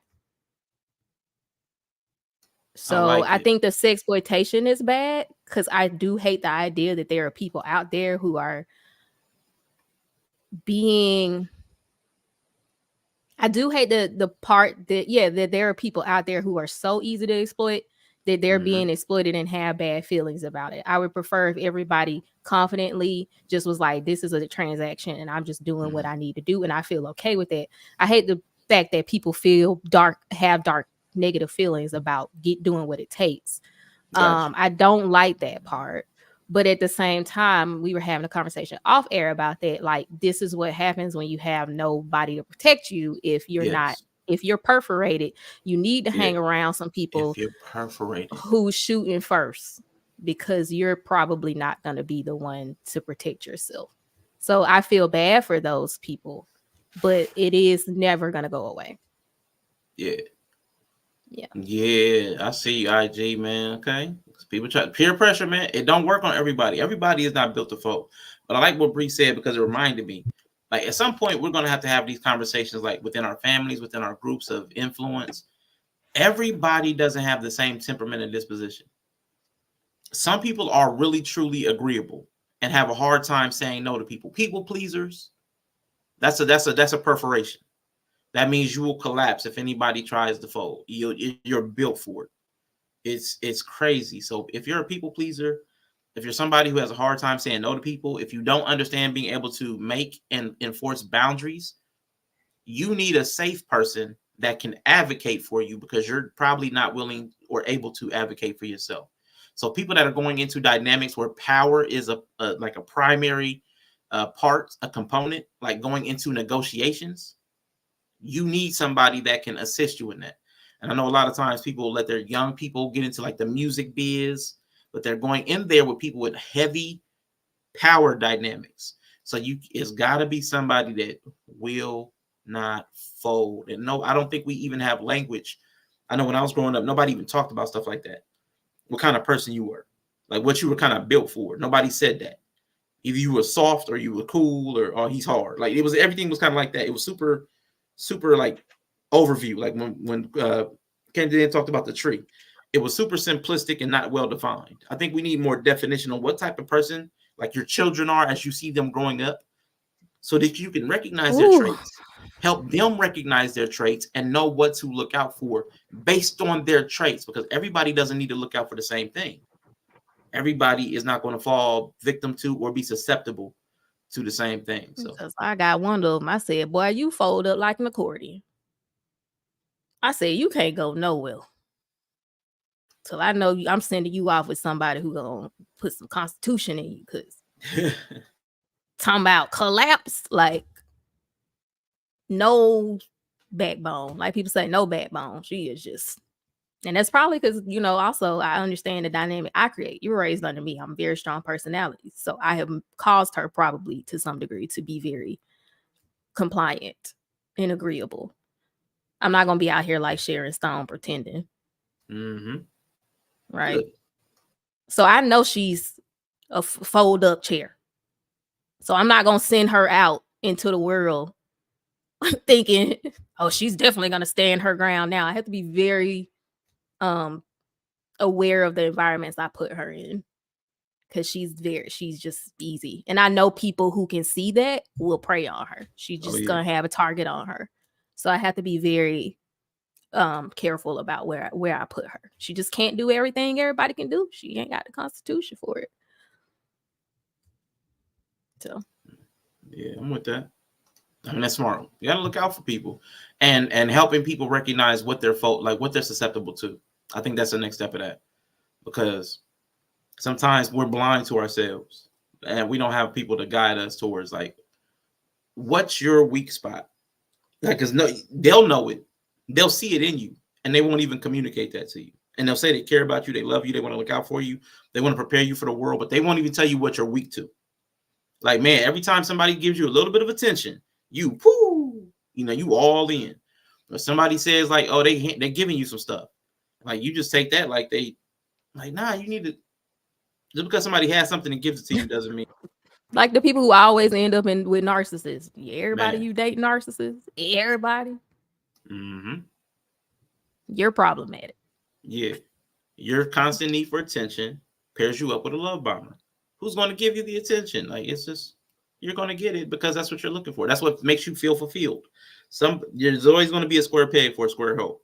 Yeah. Like so if you've got a trauma hole, there's going to be a trauma peg, guaranteed. Sounds like a good time. Trauma pegging did not sound good. For them, they found somebody to peg the hole. I mean, why not? Stop hating. Stop hating, man. Stop hating. Peggy. So now, are black men really being asked to put on dresses as a industry practice? And if so, why would that even be a thing? Did y'all see the Brandon T. Jackson thing off the back of this, or the old one they referenced? I saw where that. he was talking about how he put the dress on. Mm-hmm. Anyway, He said he you go regretted first. it. Yeah. What you think, yo? Yeah. Because a lot of the stuff that probably came after that, like a lot of the stuff that he's probably presented after that situation, because I could probably see him doing it and not actually knowing it, because he was presented it from somebody he perceived as safe, who was Martin, right? You know what I'm saying? But how the industry treated him after that, he was like, nah, no, dog. I was just playing a role. There was an opportunity to get on. And as soon as he was like, no, they did kind of treat him a certain way. That's what happened when you get led into gates you ain't initiated to go through. Yeah. Yeah. So is it a practice? Depending on how you look at it. You know what I'm saying? But apparently there's been actors who didn't have to do that. You know what I'm saying? There's been comedians. I mean, okay. So here's the thing with comedy, though, right? Yeah. And this is where I would kind of think you're going where I wanted this to go. Yeah, I was gonna. Right. Yeah. Right. For a man to put on a dress can be funny. The thing about it is that we want to perceive how black funny should look. Comedy is comedy across the board. You know what I'm saying? So it's supposed to be subjective. Like feminist comedy ain't funny. That's just what it is. But it's a bunch of people who find that funny. Right? So if it's a comedy thing, then I also get it as well. But then, like you said, it's more serious actors or actors who have been in funny roles that didn't have to do that. Ice Cube didn't play it in a lot of comedy movies. They're his movies, though. But he had a nigga in a dress. He's been in movies with niggas in dresses. Are we looking at Ice Cube as one of the Illuminati and all them? No, we not.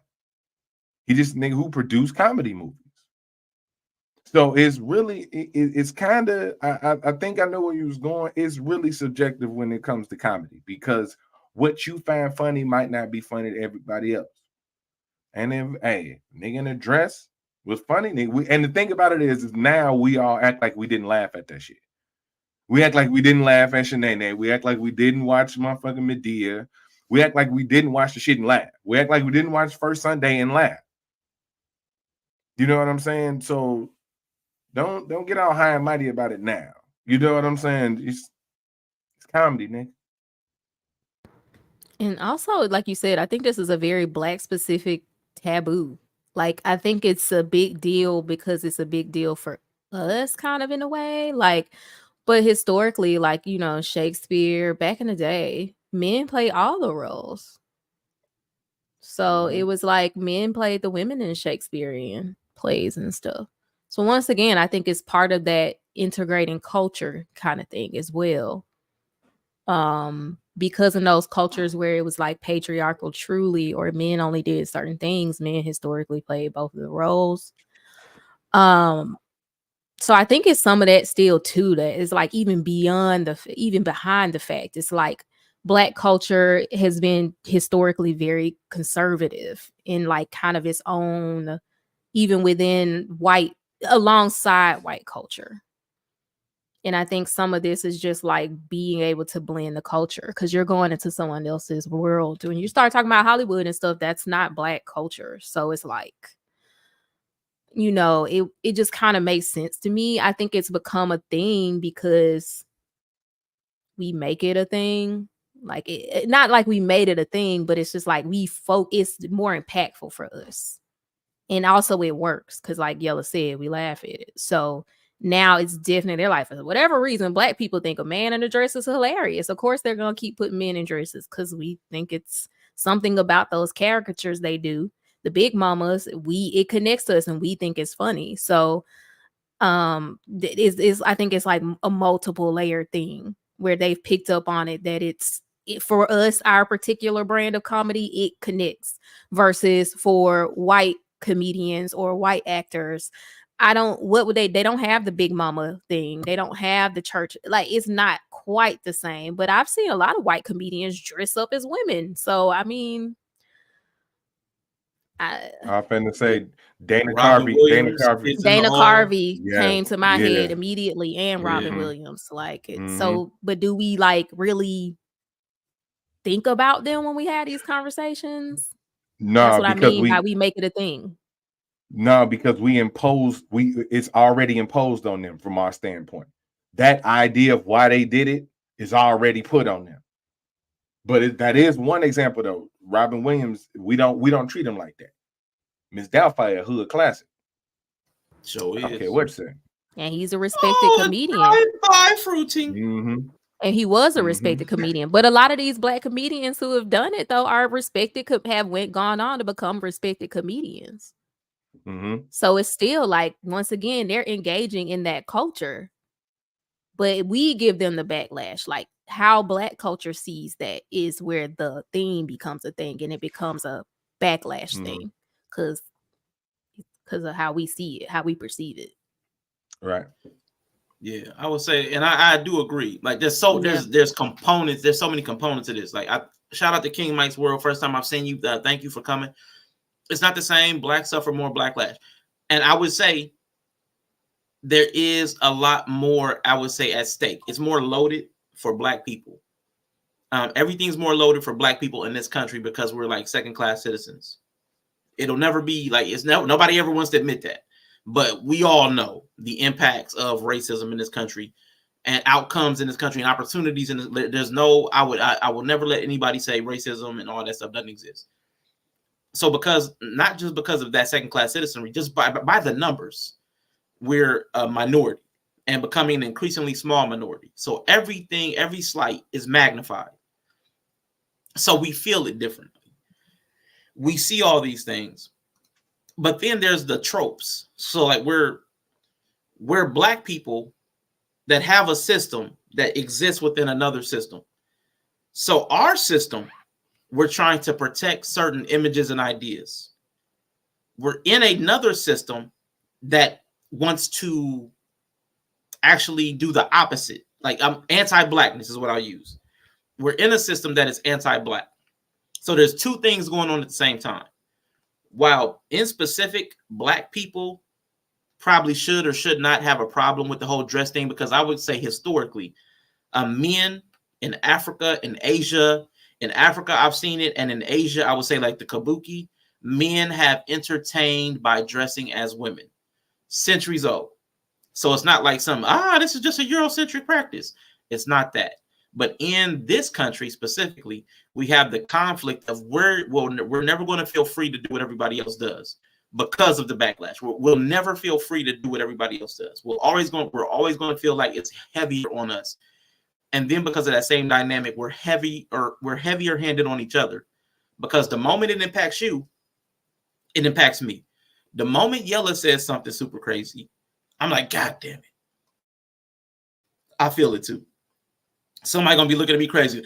I saw you up there smiling when Yella said what he said.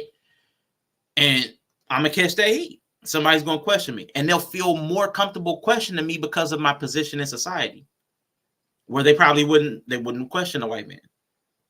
Just generally speaking. On an interpersonal level, yeah, you question anybody you know, but just in general speaking, people are more afraid and intimidated by whiteness. That's just something that's studied, and that's a fact. But to the comedy aspect of it, the colorism, I'm so glad Yella touched on the comedy, the colorism, and characteristics, because everybody talked about putting a dark-skinned man in a dress. There's a reason why that works, because a dark-skinned black man is the highest threat level, which again, threat is also going to be seen with masculinity. So the highest attribute of masculinity that you can, to be seen as dangerous, to be seen as capable and competent of anything in this world, is going to be a dark-skinned black man. Yeah, I just can't see any other way around that, just based on people's outcomes. That's why they're picked apart in all levels of society. Now, Yella, I'm going to ask you a question. How does American society see light-skinned white men? I mean, light-skinned black men. You know, Christopher Williams. Right. Soft. We might as well walk around with a dress on. Exactly. So light-skinnedness is the dress. So it's not funny to put a light-skinned man in a dress unless he's muscular. The Rock, Vin Diesel. Right. Like, so with comedy, you're trying to subvert expectations. I expect you to be one way. It's funny because you show up a totally different way. If I expect you to be soft and you show up soft, there's nothing funny. That's not funny. That's boring. That's routine. That's what I expect. So like there's a thing that we have to understand, that we're playing inside of two dynamics here.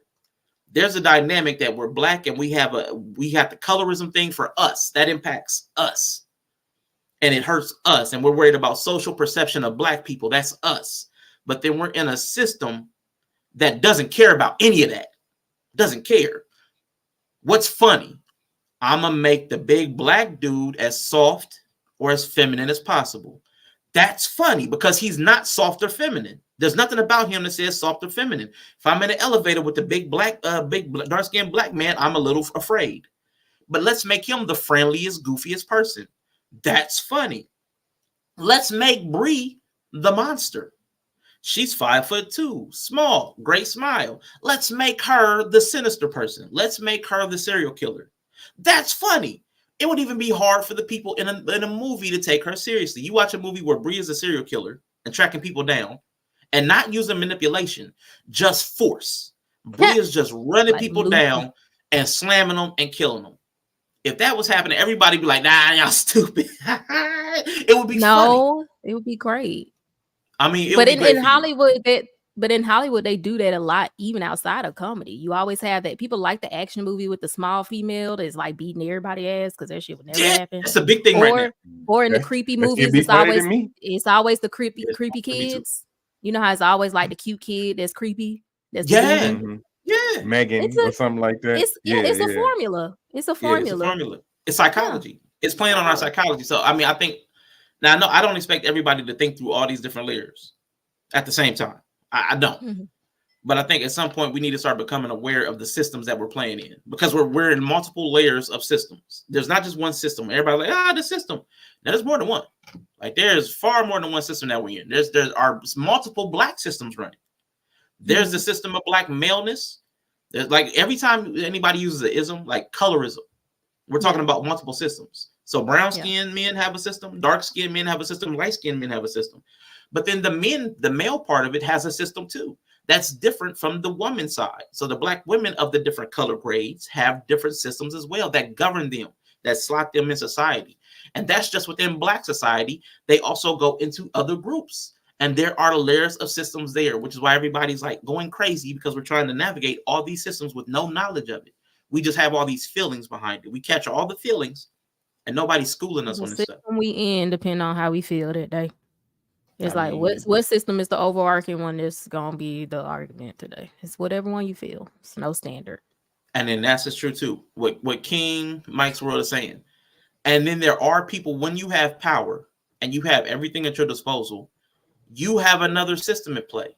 You now have the dynamic of people being willing to capitulate to you simply to get access to what you have. So you're going to entertain yourself off of that. You're going to use it for utility, but then you're also going to use it for entertainment. And the further you're willing to go to use people as entertainment depends on your character. And no matter what economic range, no matter what gender, no matter what class, people of all characters exist there. So there's no way, there's no safe place. Yeah, there's gonna be a full spectrum of that. There's the people who there's gonna be the dark to the light. How you decide to utilize your power. It's people who gonna do it completely. On one side, you have philanthropy, like people just completely like to give it away to people who have done nothing. It's just like but it's still feeding their ego. A lot of altruism is like feeding your ego. So you might have some who like to do that on the other side. Just go give, like Mr. Beast, you know, or those people who just go out and give people money. And but that's still power. Like that's still a power dynamic. That's just to the light side. You're going to have on the other side, the dark people, and it's going to be full on deviancy. It's all the same. Like it's all the same thing. It's still feeding their ego. Mm-hmm. Just to what side is it? So it's all the same. Anae says Jesse Lee Peterson says of course that he does. There is no isms. Amazing. I mean, that's pretty amazing. Yeah. That's pretty amazing. Yeah. Let me ask y'all this next question. Because I know Bree and Candidae got on me for this. We tend to reject the need to be capitalists. A good many of us. But money finds answers. Shout out to my nephew for that. Money finds answers. He got that. I think he paraphrased the Bible on that. Money answereth all things. Money finds answers. Finds answers, finances. Why do we silence our solutions with reckless spending? How can we become free, considering the way that we live?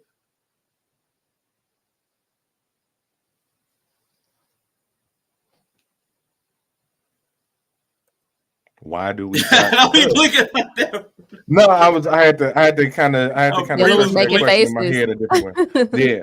So I think we like as Black people do that to try to keep up with the people that the same ones that we talk about manipulate the system, because we see them doing. So America. We decided the only way to get money is the Illuminati now. So it's like, right. So that's kind of we trying to keep up with the people we don't like. Stop trying to be like them. Because a lot of at one point it was us being held back. Now I think we're just jealous. Now I think we're jealous at this point because we're not being held back and we still can't get it. We still can't get it. Nothing's stopping us and we still can't get it. So now when we do get it, you free. Corey ain't holding you back now. You still can't find. Oh God, dating is hard. You still can't find me. You still can't find it. So that's why we do the overspending. Like it was a chick on Kendra, and she was saying that she expects her man to come in and provide this certain lifestyle for her because she grew up in Beverly Hills. She lived in a nice house. They was buying new cars, all this other shit. And then Kendra asked her, well, how you pay your bills? And she like, I live on an inheritance. But this inheritance is just enough to pay my bills. And I was like, it would be amazing if you had more, you would probably have more inheritance if y'all didn't try to overspend and keep up with the people who y'all didn't like. Y'all lived in Beverly Hills with them white folks, them rich ass white folks that live in Beverly Hills, and y'all felt like to be like them and keep up with them, you had to do the thing. That's why we talk about generational wealth like that. That's why we talk about generational wealth like that. Niggas, you was not about to build generational wealth. No, you're not. I'm sorry. Generational, it might make one generation. Whatever you build, I'm telling you right now, unless you start a Walmart or a Target or something that generates billions of dollars a year, you are never, ever, ever, ever, ever, ever, ever, ever, ever gonna fucking create generational wealth. Ever, ever, ever, ever, my nigga, ever. Because those things are already made. Those things are already done. Those things are already done. They're already done. You're not going to reinvent the wheel. You're not going to be able to do it all over again. So that's what I'm talking about. We want to speak as if we're in those same position as those people that we don't like. We're going to do the same thing. No, you're not, because they did it already. Your name ain't Walton. Your name ain't Walgreens. Your name ain't whoever's on the McDonald's. None of that. Just stop trying to keep up with the shit, because that's what. Remember, we was having a conversation about some other shit. Remember, I was like, instead of reacting to the message, you could be the message. We don't want to be the message. We just reacting to what we see.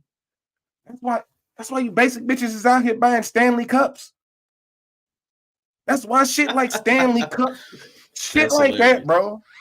That's hilarious. That's why half the motherfuckers look alike. It was at a point. Everybody looks alike now.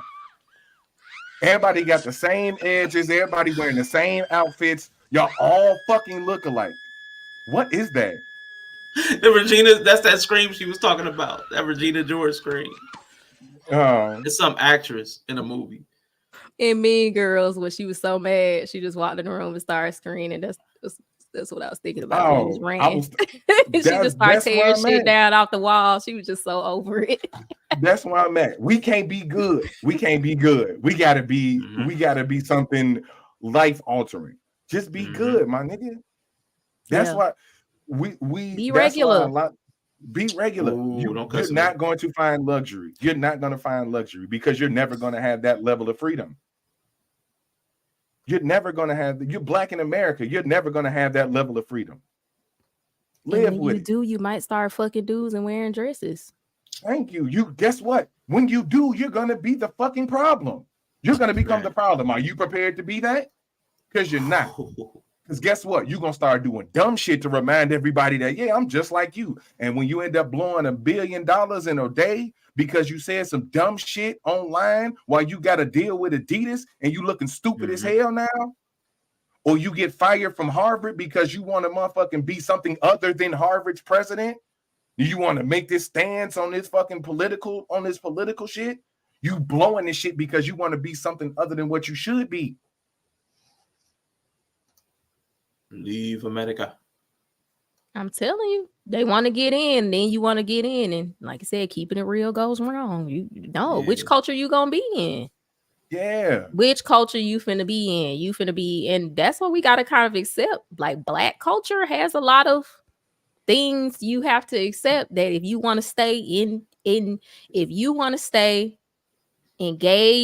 actively engaged with black culture, there's certain things you're not gonna get. And we had that conversation. We were talking about T.I. son. He doesn't feel connected to black culture because he's rich and has money and is light skinned. Yep. So he has to engage with black culture. Say what you want. You got to go be an ignorant ass nigga who probably going to go to jail and be around hood people. So which one is it? You can't have it both ways. Can't have it both ways. No, I agree with y'all. I do think we've been trying to have it too many ways. Because like you said, Yella, we see them. People get money. And they try to do regular stuff like Ja Morant. And we talk about him fumbling the bag. But on the opposite side, you start doing what the people that already have money do. We start calling them weird and sellouts. Like, you know what I'm saying? So there's no real sellouts. So I'd be like, bitch, and. But I'm just saying, like, we talk, no matter what their behavior is, we're not happy with it. Yeah. We're not happy with it. Yeah, just because they got the freedom to do that. Yeah. And that's what I always said, even about Will Smith and like his kids and stuff. I'm like, that's free. That's free. That is the freedom in a capitalist society. That is what freedom looks like, because he has made enough money and they have made enough money where they can do whatever they want. So as far as in a capitalist society, that is going to grant you the most freedom you're probably going to get. You're still going to have to pay bills. You're never going to be truly free. But a black man making that much money, his kids and everybody be like, they fucking weirdos. Yeah, they're not engaging with black culture anymore. Yeah. They're free, and they're doing whatever they want. This is what freedom looks like, and we shame that shit too. And we don't like what it looks like because it's not conventional. It's not held to the standards we kind of hold each other. It's just another culture. So yeah, you damned if you do, you damned if you don't. So get money. Get Fuck money. bitches. Right, just Say, right. And men. Get money. Nah. I mean, you could do both if that's your thing. You just ain't for me, you know what I'm saying? Hey, no, I just had a weird ass thought though, and it's gonna be super petty because it's funny that replanted that. Hey, it's funny because the high value men can get more high value men than the high value women can. That's fucked up. Oh, no. And do. That's fucked up. And do. That's fucked up. That's fucked up. Man, shout out to Take It Home Podcast, Chris Classic in the building, and Don Frank, man, fresh off work, man. Definitely appreciate y'all for coming through, man. So we were just getting off this one topic. I'm gonna ask y'all this next question, right? Because we kind of deal with this a little bit. How do y'all feel about like office and industry politics and cliques? Like, I don't want to be hypocritical because, you know, we formed ourselves a little crew here. Because, see, I'm definitely a respecter of persons. I'm definitely going to play favorites. I'm just that type of person. I'm never going to fake, I treat all people equally. I don't. I never will. But how do you feel about the office industry and politics? I know one of the things Katt complained about was how people played favorites. And all of a sudden, you know, people would get in positions, da-da-da-da-da. And I can't understand really for me. I used to complain about stuff like that because I heard people complain about it. And it seemed like, yeah, it negatively, you bring your, you know, nepotism, cronyism. And if I'm left out, yeah, I'm going to complain. But I know when I got any access or power, I'm picking and choosing. I'm not being egalitarian and, you know what I'm saying? If two things are equal, I'm going to pick the one I prefer. If there's yellow and yellow, I'm going to pick yellow. You know what I'm saying? I'm going to go yellow, get an edge. I've been working with yellow. They might be exactly the same in every category. I'm going to go yellow because I know them. So, and shout out to Greg Bryant. I said Dawn and I said Take It Home Podcast, but shout out to Greg Bryant, man. Definitely appreciate you. But what do y'all think about cliques, industry politics? Because again, the 48 Laws of Power, I just see it as the way people move. Like I said, I'm going to say that a lot. I see these things as the way people move, but we kind of demonize one group of people for doing it. But I know in the black families, boy, we got favorite kids. Like, there's family politics. Grandma only liked the boys or only the girls. God damn, y'all. Yeah, I think that's normal. I've never been a complainer about the way things are to some degree. Like some of those hierarchies when you're going into spaces and there's already a lot of structure and hierarchy in place. I've never been one to really be like, fuck the structure, or like I either just don't engage with it, but if I have to anyway, I just play the game. You just gotta play the game. So I've never really been like, I never saw it as unfair. I think a lot of people have never been in a position of any power, leadership, anything. And I think it's easy for those people to look at the person making the decisions and say how they should do it. But with leadership and, you know, all that stuff, it comes with a lot of responsibility. And I just think that a lot of time weak traits or traits that aren't helpful to the hierarchy, yeah, like most of the people I know who complain about it and don't get brought into the rooms is for a reason.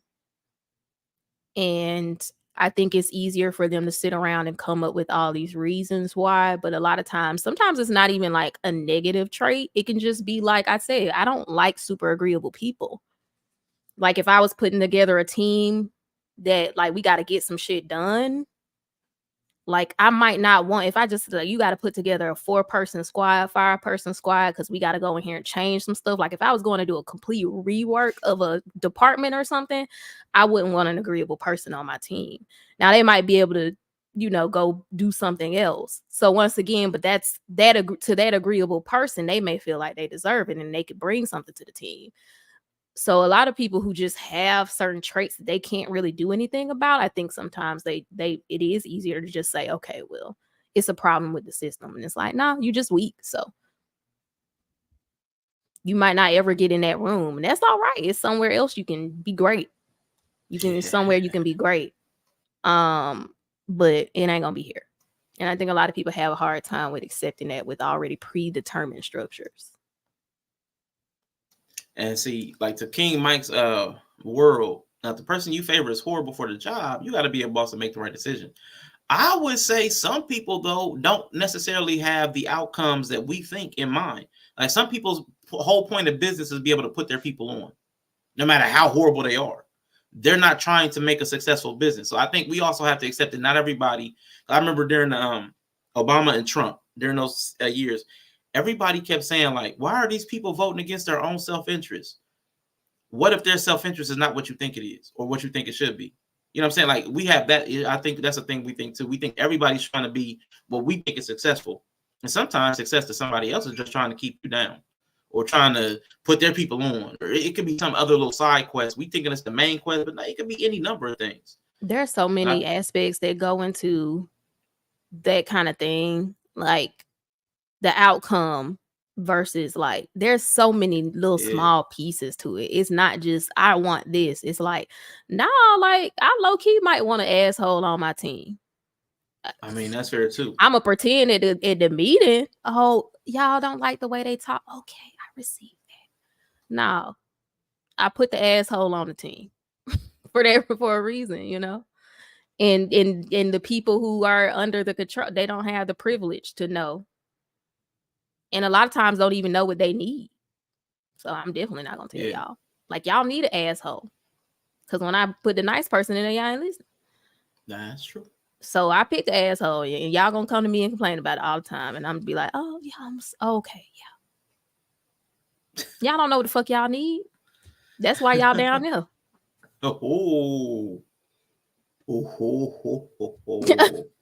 They don't be knowing what they need. I mean, that's fair. That's fair. It's true. It is one of the things. It's another one of those things that don't sound good when we say it out loud, but it's true. Mm-hmm. Not letting no sheet tell me where the fuck to put the gate. Yeah. I mean, that's fair. Oh, yeah. Yeah, and especially like when you explain it in like a team kind of aspect, everybody don't need to be there because some of y'all niggas liabilities. Some of y'all liabilities, right? So with the whole cliquish thing, and like you said, we do that with our culture. That's kind of like the gatekeeping thing. I mean, that's fair. Yeah. We do that with us. So I don't understand why people would get mad when they do it to somebody else. But it's funny mentioning it in the team aspect, because like you could be the captain and the star player. You could be like the LeBron James, or you could be the Michael Jordan. But then you gonna need people. Michael Jordan had Scotty. Scotty didn't always agree. He pushed back enough to get the job done. But then he had niggas like Charles Oakley. Charles Oakley will go punch you in the throat. Charles Oakley ain't finna agree with you. They enforcers. They call enforcers. They own the team, but they just to be the asshole. Just to be the asshole. The asshole we need in the moment we need them. Draymond Green is half of that. Right. The right asshole at the right time. Right. The right asshole for the job. You know what I'm saying? So because being an asshole doesn't serve his self-interest, it serves the betterment of the team. You know what I'm saying? It's not him being an asshole for asshole's sake. He understands that this is his role, this is his job. You know what I'm saying? So, and as far as, man, bring up less people, because I swear to God, we always trying to reach back and always be trying to reach back and bring the worst up. Always trying to reach back and bring the worst up. That's why we be looking for our information and inspiration from people who have completely fucked their life up and then got it together. Can we get presented some people who got it right from the beginning? I want to know how to get it right from the beginning so I can teach people how to get it right from the beginning. not having to completely fuck up my life, go to jail, do all this goofy ass shit, and have a comeback story. Everybody like a comeback story. I get that. But it shouldn't be a comeback from your own doing. Like, you should have a comeback story for some shit that was against, like, out of your control or something like that. You know what I'm saying? But we be giving whole second chances, drug dealers, self-sabotage. Oh my God, bro. Oh my God. As long as these hoes say they found Jesus, we heap all the praise on them. As long as these hoes mention God, we just forget everything they did. Long as one of these reckless ass niggas talk about God, we forgive everything he did. Work in progress, man. God doing the work on me. Man, look, y'all are that car that's been in the shop for like months. Man. I'm calling in. Man, is my car ready? You know what? We just found out I need an alternator, but I brought it in for a tire rotation. But I just found out I need an alternator.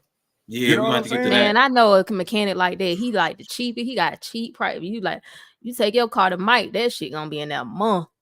But you probably did. But it's like $2 though. That's where they at though. But that's where they at. They need a new alternator, and every time you fix something new, you figure out they need some more shit to be done. So, man, look. Except Mike Vick. Man, Mike Vick fought dogs. That's all he did. Yeah, that's all Mike Vick did. Culture problem, man. That was a culture imbalance. Yeah, doing the wrong thing in the wrong place at the wrong time. Can't let that get slipped. All them black folks acting like they didn't know niggas fighting dogs too, and that happened. Blew me. Yeah. Oh, right. okay. Oh my God. Okay. Oh my God. Like we didn't watch Fresh when we was growing up. Yeah. All these niggas in the hood with pit bulls just got them. Okay. Right. So I know this is a sidebar. Like how do we trip? How do we trip so hard over a dude fighting dogs with the way that we treat the animals that we feed on? Like it felt so weird. Like in this country, the way we house and maintain animals and slaughter them, and then we're like outside of dogs. Yeah, outside of dogs, like the things that we actually use, the way we treat animals, and it's like, oh, he fought dogs, and it's like we fight people. I mean, I feel like that's we fight whole humans. We beat bitches up. Meanwhile, the army exists. Yeah. We're a violent country. Violent delights. Let's stand in this ring and then punch each other. Stand in this ring, just punch each other till one of y'all drops. Right. Okay. Right. UFC is one of the highest grossing companies in the country. But that was just like one of those instances where he crossed over into affluent culture and still couldn't let go of black culture. That was black culture. Man. I mean, some like, oh, ain't no coming back for that. But people don't give a fuck about dogs like that. Right. But they just now really started had their dog on still had a dog in the backyard on a chain on the tree. Man. That's like illegal now. So like, yeah, black people ain't doing it, but like fumbling the bag. Right. He fumbled the bag about it because he didn't accept that he went into another culture where that shit is not okay. Because I promise you where he came from, it was fine. Where I came from, it was fine. And until maybe and I'm like, until maybe like a couple, not too long ago, niggas still was putting pit bulls on the chain on the tree in the back. Yeah. I hate dogs, to be perfectly honest with you, Greg. I absolutely hate dogs. Yeah, some still hate them today. That's fact. And this is what I was gonna say, Greg. Like, love is one of those blanket words. Like, because I guarantee you, a lot of those people that fought their dogs love that dog. They care for their dog. They wanted their dog to succeed. Because again, people take their spouses to the arena that they're going to go get beat up in. Like, we love things that we know are about to go get mangled. We're weird. Yeah, we're weird. Humans are weird. Them fighting dogs be getting fed and taken care of well. Oh, yeah. Groomed, brushed. Oh, yeah. They be proud of they fighting dogs. Oh, yeah. They got to. Yeah. They're fighters. Man. They're fighters. Like, if you look how people like train and treat their fighters, or them people is in tip-top shape. They eating good. You know what I'm saying? They eating clean. They go out there and pummel the shit out of each other. You know what I'm saying? So, and that's my point. He was no longer. He shouldn't have been. It was one of those things where he was still engaging in a culture when he was in another culture now. Like he had eyes on him. He had a lot of money. Yeah. He was interacting with people outside of the culture he was still engaging in. And it's just those two cultures. You can't. That's what I'm saying. Sometimes you can't have it both ways. You can't be doing That's both. true. Because we were show like it's just fighting. I just said it's just fighting dogs. That's because we understand that. Yeah, that's something we used to. That's like hood, Right. lower or poor, Right. lower economic hood culture. Okay. But see, it's the same thing as cockfighting. It's the same thing as in bull bullfighting, all of that. Animals have fought animals in culture for years. Yeah. So yeah, we just get weird about certain stuff. We get weird about certain stuff for sure. One thing I wanted to say though is like we were talking about like the game, like the games that we play. Like the games that we play. So like the politics and stuff. So like the games we play, like even to the cultural thing, there's like certain games that should be expected. Like when you enter a new realm, when you enter a new sphere of influence, there's certain social games that we play. So I was like watching a video. I would even say here, like even as a channel, there are certain like affects. There are certain like how we like the in group, like we do a lot of inside jokes that only people that were here routinely would understand.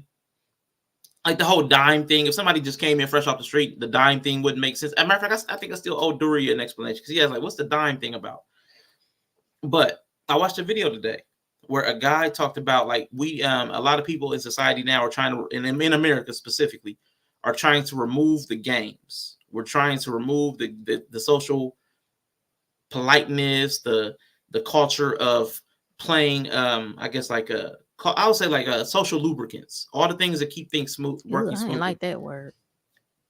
I mean, that's really strange considering all that domination stuff you're talking about. No, I'm just saying, like, it's just it's not like I disliked it, but when you said it, my mind just went somewhere else, and I completely forgot what you were talking about. It was just like he said social lubricant, and I was just like, the dom in her is just emergency.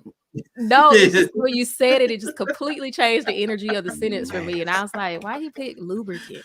It's somebody getting fucked. Well, that's they mad about it if you're gonna say social lubricant. You also breathe. That's the part. You also lubricate. You also lubricate your engine so it can run better. I'm just telling y'all where mine went. All right, cool. So but breathe. That's. I mean, but seriously though, but that's actually a good example. Like, there's going to be friction naturally. There is natural friction to two things that are not the same rubbing together, especially at speed. So the greater the speed, the greater the intensity, the greater the pressure, the greater the friction. You're gonna get fucked regardless. You better get that social lubricant. Yeah. You need the lubricant to make things more comfortable for everybody. That's what the lubricant's for. Like God made women create lubricant. So it's obviously needed. Lubricant is necessary. Yeah, so you need it socially as well. That's what my brain went. That's why I was like, I didn't like it. Just it sent me there. I get you. I couldn't come back. But it makes sense. But the guy said, how do without games, if we didn't have those games, the social lubrication, we'd have to evaluate each person independently and thoroughly. But with the games, we can evaluate them based upon their skill at playing the game and their ability to play the game. So one of the reasons that we know, like, can recognize neurodivergent people is their inability to play some of the social games. And people who are more awkward or whatever, their unwillingness, like social deviants, their unwillingness to play the game. So we can recognize people that we would not be able to operate in society with based on their inability or unwillingness to play the social games. So like, I think it's when he said it, I was like, man, that's a good point, because you need to know the people that you won't be able to operate well with when you're trying to do something in society. No, yeah, I understand. I think it's to the point to where we are trying to change the name of the game, right? So it's like it's what's the is the game. The game is Uno, but we trying to play the what's the other one? Phase 10. Phase 10. Yeah. We want to feel like we playing phase 10, right? Yeah. It's the same game. Come back. It's the same game. You know what I'm saying? You can't reach that level of success unless you're trying to play that game.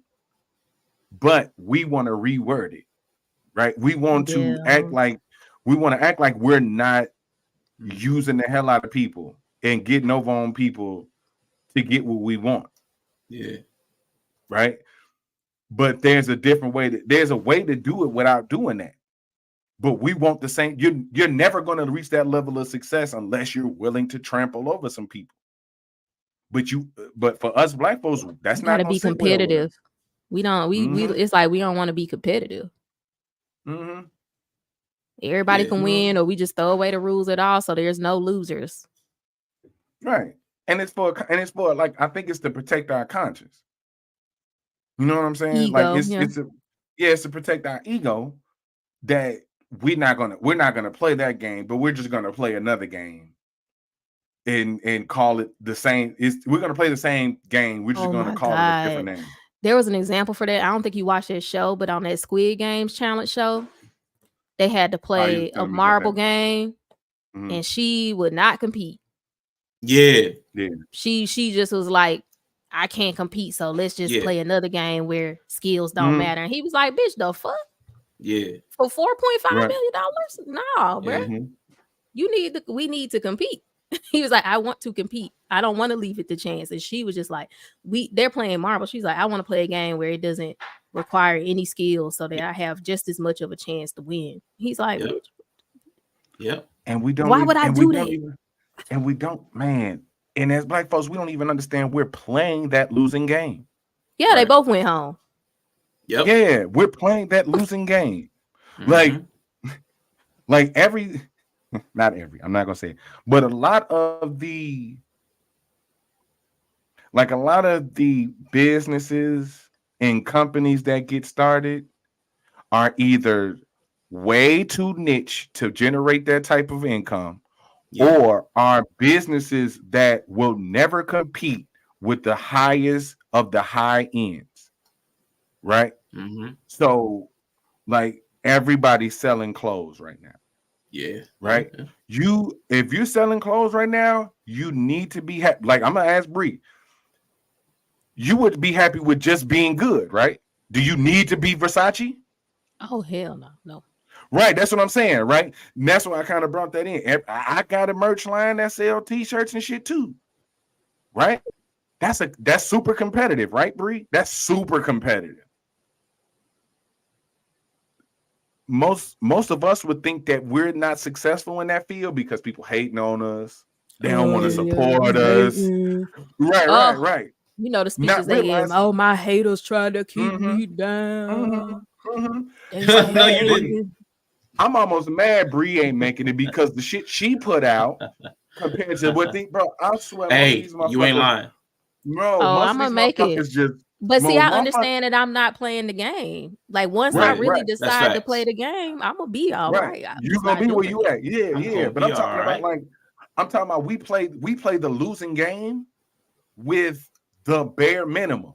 Most of these t-shirt companies is just the name of the brand on their shit. It's a black t-shirt with a white print of the name, like Gucci. Like you said, you'll never be like those Gucci shirts with just Gucci on, right? They sell it for $500. But you think Jackson and Jackson t-shirt company, Kingwear.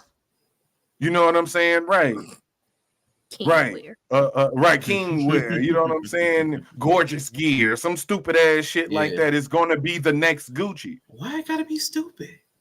Because it is stupid. It's a dumb idea It's a dumb idea to try to bring down the legacy and history and the work that Gucci became to be able to put Gucci on a t-shirt and sell it for the amount. Right. To think that Gucci didn't just open and start putting Gucci on shirts and sold them for that amount. It's like a house. It's like a whole backstory of I get you becoming an authority in fashion house in the industry. Is like niggas be on nigga shit.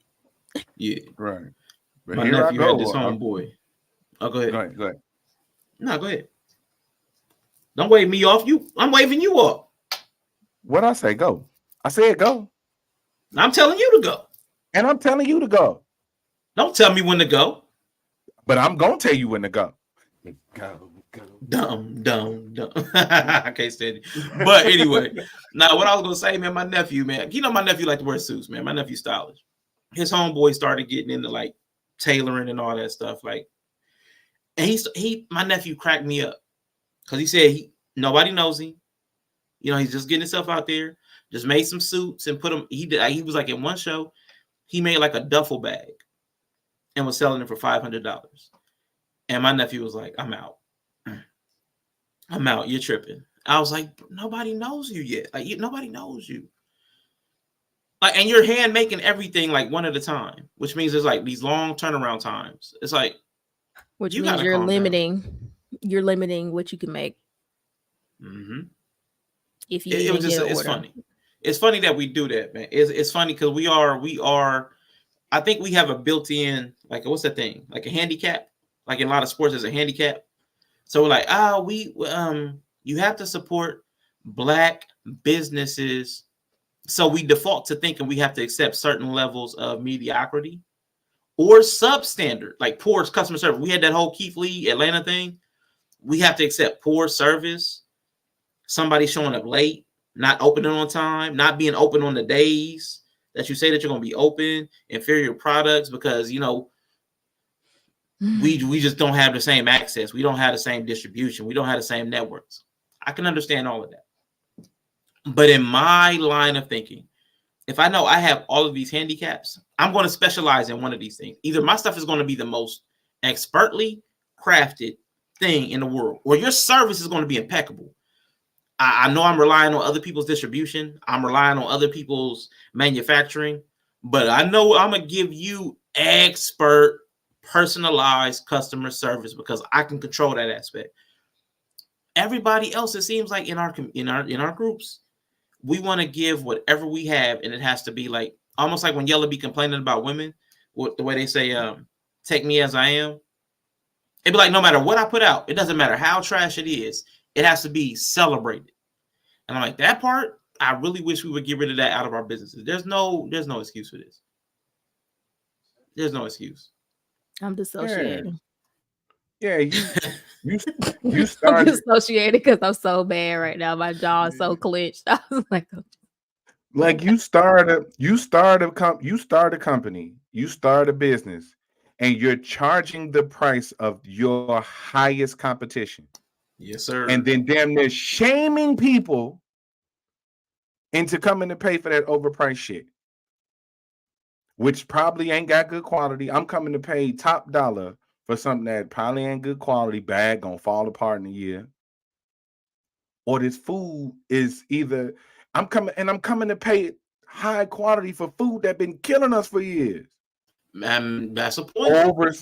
Over seasoned, over fucking like, dude, I watch people eat these seafood boils, and I'm like, y'all niggas want to die. I mean, and it don't make sense. I had a realization that these niggas just be seasoning the shells. How you cook them? They just be literally seasoning the shells, bro. Have you seen this shit? Bro, I seen motherfucker, the shell was all covered with the seasoning. And guess what? You still got to crack that motherfucker open and dip it in butter to get some flavor on it. Wow. You still got to dip it in butter to get some flavor. You're seasoning the shell. That doesn't even make sense. Why do you think they don't season lobster and crab legs at the fucking high-end restaurants? Go to a 5-star restaurant and order a fucking lobster tail. That motherfucker will never be seasoned on the outside. They took that fucking lobster, they cut the lobster tail off, and they fucking serve it to you. They don't. That shit is so distracting. That shit is so distracting. That's what you sound like right now. No, but you spit though. Right, because the thing is I can go to this restaurant that's gonna over-season the fuck out of the shells, and I'm still gonna have to pay $5 for that special garlic butter.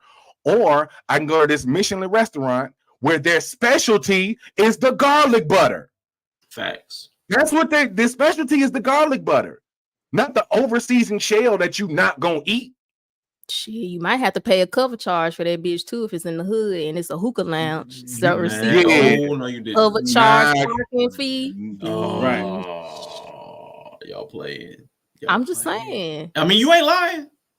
Everybody gonna have an attitude, but the host gonna have a big booty though. I mean, but you gonna have an attitude. Cool. Yeah, which is still telling the truth. And your server might not even come out that bitch.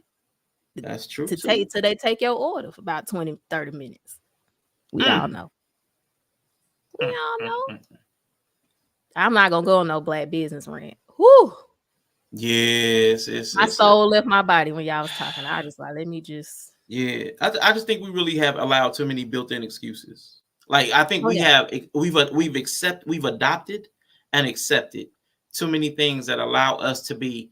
We say mediocre, but it's actually substandard. Oh, it's below. Like, in the dirt. It's in the ground. Yeah. Way below. Way below. That's why. Look, I'm gonna go back on the restaurant rant again. That's why. Look at how we name our restaurant. Look at how we name our businesses. We name our businesses the most unmarketable shit. I mean, the most it's tailored. Slut this, trap house this, hoochie meat juice, hoochie meat juice, right? Pink pussy pork sausage. You know what I'm saying? Like we name our businesses and the products the most unmarketable shit, which is why it's like pink sauce makes sense. That's like okay, it's pink and it's sauce. Pink and it's a sauce until it don't come out pink. Until it don't come out pink. But guess what? Her shit is on the shelf because it was marketable. I mean, that's fair. I will at least give her credit on that. Her shit is on the shelf. If y'all don't believe, it's at Dollar Tree, but it's on the shelf. I got a picture of that shit. I can show you. I have held a bottle. I ain't buying that shit so it can spontaneously combust on my damn shelf because I'm never opening it. I'm not gonna try it. You know what I'm saying? It was a keepsake, man. That was a keepsake. Man, hell no. Man, we need some 2023 mementos, man. I'm just saying. Where can I buy pussy pork sausage? Hey, listen. At a black-owned business market. Fat whole burgers. Fat whole burger. Slutty vegan. Slutty vegan is popping off. Slutty vegan's a brand. And it do Slutty vegan's popping off. And it do hit. I mean, it's because we talking about vegans, though. That's a whole different level of niche. But you know, everybody who go there high-end niche. Septum piercings, and I'm just kidding. Man, you right. We talking about a certain They even that because if you throw vegan on there, they forget all about that. Yeah, right. Yeah, but that's good marketing. They know their audience more than anything. But yeah, black people. I think IG said that way early on. We don't respect expertise. Yeah, he did say that. He sure did. And that's what it's the issue with respecting authority, standards, expertise, time. Yeah. All of those things that you have to put in. Ooh. We got a chat question. We got a chat. Let me ask y'all a question. That's a new segment. It's a new segment. It's a new segment. Okay. Cool. Cool. Oh shit. I was like, I need some wine. When your favorite streamer don't have a stream deck. Hey. Okay. Hey, listen. Hey, we were just complaining about black business, man. I'm trying to give some effort here, man. I'm trying to amplify the production value. It was great. Could have fooled me. Oh shoot. I thought it was a real thing.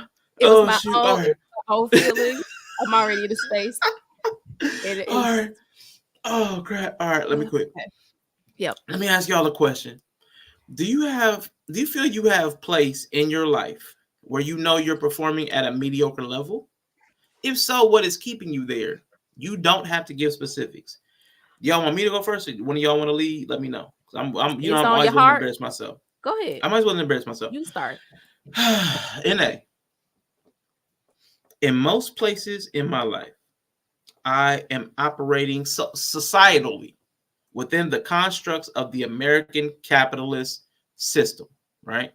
Within those confines, within making money and being like self-reliant on the money you earn from employment or investment or business, like entrepreneurship, I'm definitely substandard, not even mediocre, substandard. My spending habits to savings to investment is all out of whack. So I'm substandard. What's keeping me there? I had this long, and I'm so glad my mother asked me this question. I was talking to my mother on New Year's Day, I believe it was. And she asked me this question. And she said she didn't even know what made me ask her. She didn't even know what made her ask me this question. But what it got out of me, because I've been dealing with like something about 2023 had me really thinking about like, because anybody that's been here anytime knows I try to see like this big picture. And I see that people are hurt. Like even, they can't admit it. Like Bree said earlier, people are hurting. People are struggling. I see it in all these facets. I see it in the stats. I see it in the stories. I see it everywhere. People are not doing well. The men loneliness epidemic. The women, I'd rather just die alone. I'd rather have a plant than a man. You can't tell me everybody's happy. And then all the people online are spending hours online yelling about the stuff that people are doing. So that doesn't sound like happy behavior either. And I got some confirmation of that. And I'm going to go into a video with Bree at some point. It might have to do another ism show because Dr. K dropped this clip and I want to react to it. But people are not happy. And I see the things that we do to cope. I see all of the coping strategies and mechanisms that people employ because I recognize them in myself. Because I recognize them in myself first. What's keeping me there? So therefore, what I have to like extrapolate out, what I project out onto other people, what's keeping me there is something that Yella says that Greg really hates to hear. The juice is not worth the squeeze. The things that we're getting out back from life, from our efforts, does not satisfy us to the degree that we're going to give and produce continual effort for it. I'm not willing to get back mediocre from life if I give superhuman effort. I was watching this clip, this TikTok. This lady's working 3 jobs only to come home to a dude who's working his 1 job and he won't even like let her hold a little something till payday. Like there's so many like broken down relationships, family dynamics, employment exploitation. Because again, I was the victim of wage theft. Like I promise you, there are so many clear, demonstrable sets of evidence that show me how people are unsatisfied, why they're unsatisfied. And because of those 2 things, I know they lack motivation to continue to put forth continual effort for the rest of their natural lives. And an example of that we've already seen is how many people are unwilling to work for a job for 30 to 40 years because they saw their parents do that and get unsatisfactory outcomes. Why would I do things that I already saw fail? So now we're having the same thing, but it's not based on 30 to 40 years of work. We're seeing people have 30 to 40 year relationships that didn't work out, or 3-year relationships or 3 years of employment that didn't work out. We're seeing how people get better income if they keep job hopping. We're seeing everything that everybody told us not to do gives you better benefits in this society. All the bad traits are rewarded. We see it on YouTube all the time. All the mess is what gets trending. The mess, the salaciousness, the scandal, the name calling, that's what gets the traffic. Everybody says that. So if we know that's true, it's really hard to incentivize good behavior. It's hard to incentivize conscientiousness, being dutiful. Nobody wants to do that because there's no reward for it. The rewards are minimal. So that's why I'm there. There is no reward. I never wanted to get married. I don't want to have kids.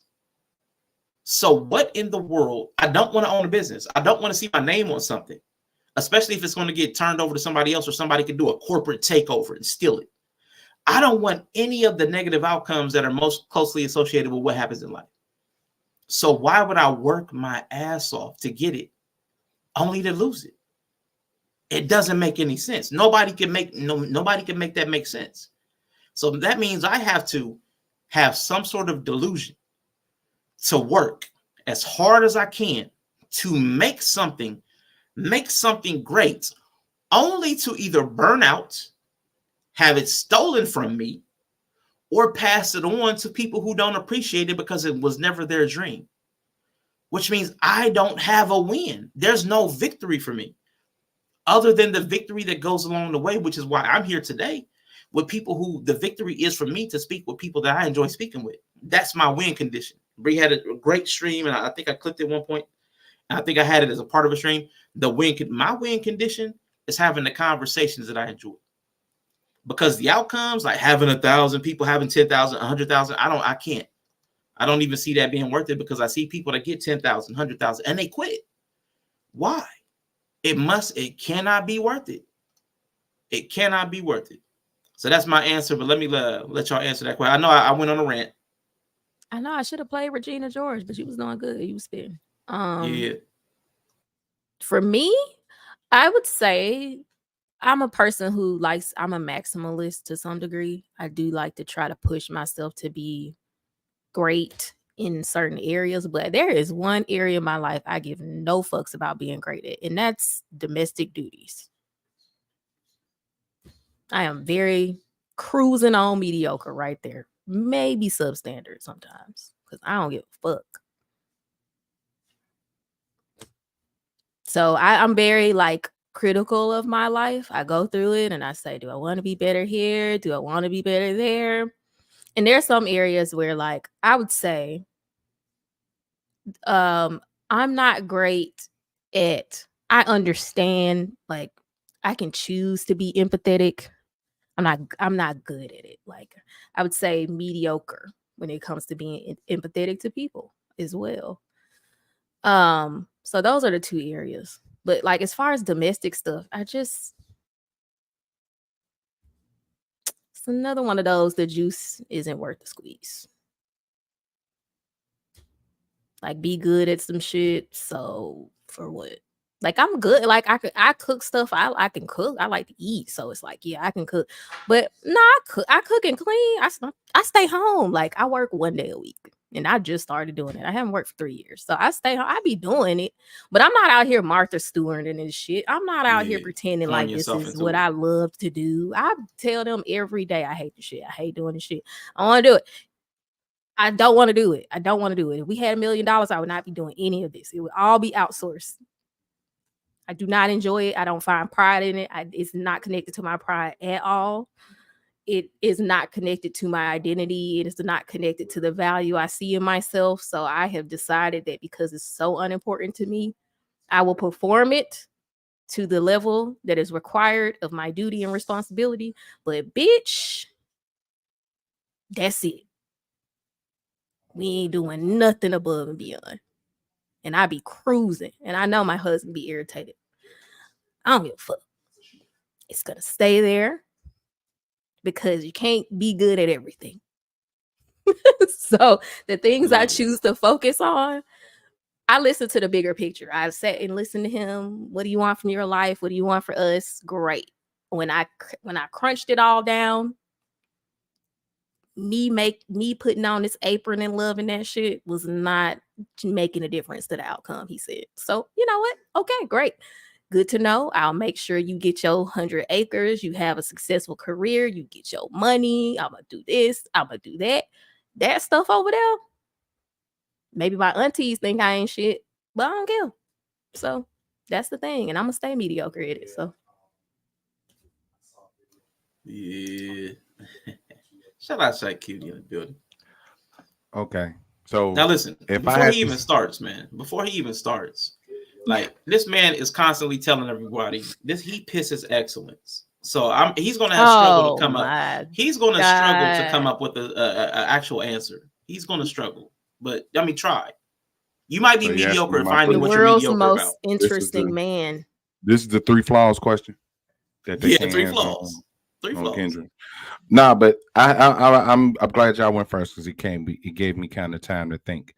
I am mediocre at falling for the bullshit. I'm not one. I'm really bad at feeling like I need to impress people or that I need to accomplish a certain thing because you feel like I should accomplish it. Because I've kind of understood that we sell ourselves a dream sometimes, and your dream don't need to be my dream. So it's funny that she asked that because what I would consider a come up might be mediocre, especially in our community. It probably keep coming back to finances, but I can't be comfortable. I have to be great. I have to have Black excellence for it to not be perceived as mediocre. You know what I'm saying? And I'm like I said, I'm mediocre at being sold the dream because we We tend to look at that freedom as if we don't have to work anymore. Yet to maintain that freedom, you would have to work to the day you die. And you don't even realize that. You look at all these people who have built that kind of framework for themselves.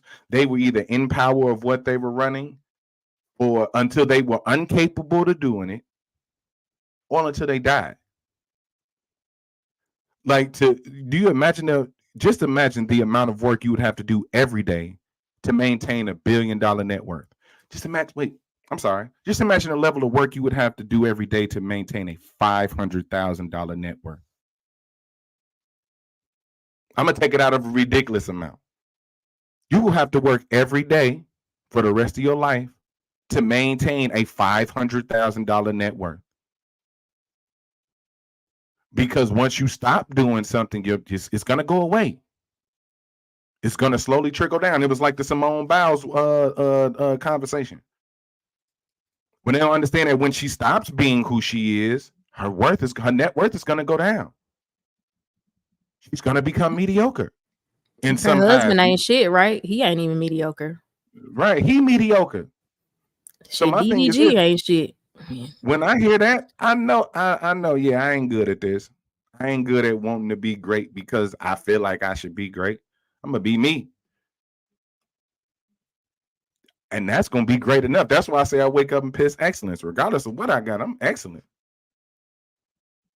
You know what I'm saying? I'm good. Now, is there some shit I need to work on? Yeah, hell yeah. Yeah, but I don't feel like I'm mediocre at it. I just feel like it ain't happened yet. And if it don't happen, oh well. Shit. If it don't happen, oh well. Like, I'm not going to feel bad that it didn't happen. The only thing I know that I'm not going to be mediocre at and that I'm going to work hard to not be mediocre at is a father. That's it. That's it. That's the only person I owe less than mediocrity to. That's the only person I owe that to. X. They deserve the best. They deserve the best. They ain't asked to be here. So that's it. You know. So I said all that to say that view of what we think is mediocre is going to be subjective all the way up until we just reach a point to where you can't deny it. But we'll find a way to black folks will find a way to minimize it. That's why we've gotten to the point to where it graduated from 100K to now you need more than that to now we need generational wealth. Or we need some type of freedom. You're never going to have freedom. We're never going to have freedom. You're going to have luxuries, but you're never going to have freedom. You're going to have amenities, but you're never going to have freedom. Nobody has freedom. Because even those white folks that you think is getting over on you, this shit, it comes back on them too. It just comes back down the line. That's why I tell motherfuckers, Illinois politics. Our last 5 governors that went to jail. Guess what? They all white. They all was the people who we thought was holding us down and holding us back and getting over. Well, guess what? They got their ass too. All the people we jealous of because we think they got it better than us, I bet they got some type of tax thing on their credit. Tax fraud, tax evasion. You're not going to be prepared for that. You're not. Most of them got broken families. All of the shit that we talk about, all of them got that shit. All of them got kids everywhere. We ain't doing nothing different. So mediocre is super subjective. It is. Now listen, speaking of mediocre, the first poll was we had sabotage or like a faulty, was it like a no conclusion type test? They gave all of us 33% as being the most mediocre. So I decided to run a second test. And right now the chat is leading, or actually tied with Yella as far as who's most mediocre. Bree has no votes on the second round as being mediocre. Okay, I was like, I voted for myself the first one. Okay. I voted for myself too. Yeah. I voted for you. Bree. Voted for me? Yeah. That's cool. Yeah, I'm pretty normal. Yeah. Now I want to argue just because you're lying, but it's cool. I'm gonna let it No, go. I think I'm pretty normal. Okay. Bree, is your AC mediocre? I see you keep fanning. Ooh. No, it's cold. You know what? First of all, her AC and my signal. it's the weirdest phenomenon, y'all. Tell me why this happens. Like, I'm anemic, so I'm always cold. The house be at like 74, and I be in here cold. But as soon as I go live, it don't matter if I got lights on or not. It's something about maybe the wig with the sweat. I be hot. I get hot. But then if I take this, I have a sweater on. I'm sweating. If I take this sweater off right now, I'm be cold. I just can't figure it out. Yeah, well, I mean, it happens. The body does that. Like I said, I like to give out my probably fight or flight. Y'all triggering me. Science. No, that's it's because y'all men. It's y'all men. I'm sitting here. There's two men. I'm scared for my life. Yeah, I mean, that's true though. Like, because I know I emanate a lot of body heat. Yella's a solid dude too. Yeah, you in between like you catching two big warm body heat in two directions. Yeah, I keep getting hot flashes. Yeah, it's probably also as soon as you notice I started fanning after I was triggered when we were talking about the black businesses. I was triggered. I felt my ears get hot. Blood pressure went up and shit. I think I had a hot flash. That's why I had to start fanning. So I got triggered and I dissociated. Went up. Yeah, if you go back to that part of the segment, you'll see my eyes lift like I went distant. So I dissociated from it. I probably got really hot. In her brain, she went into a whole nother room and broke some shit real quick. I was like Regina George. Yeah. I get hot around men. No, I'm a little gay. So I honestly, like, men don't really turn me on. Like, I'm straight though. I promise I'm straight. But if I just had to look at a bunch of people in the lineup, I don't think men would make, well, K-pop idols would. Little cute K-pop idol men, but I mean regular men, no. Yuck. Okay.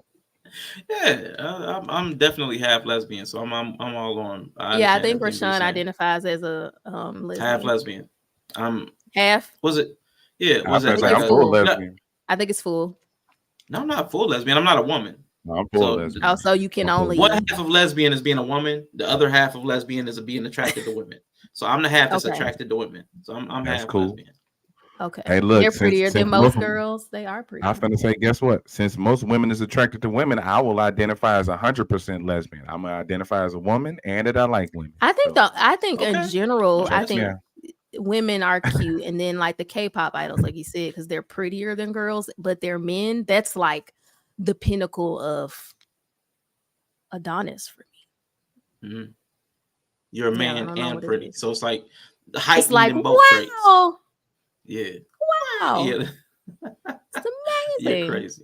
Yeah, I am crazy, but I am normal.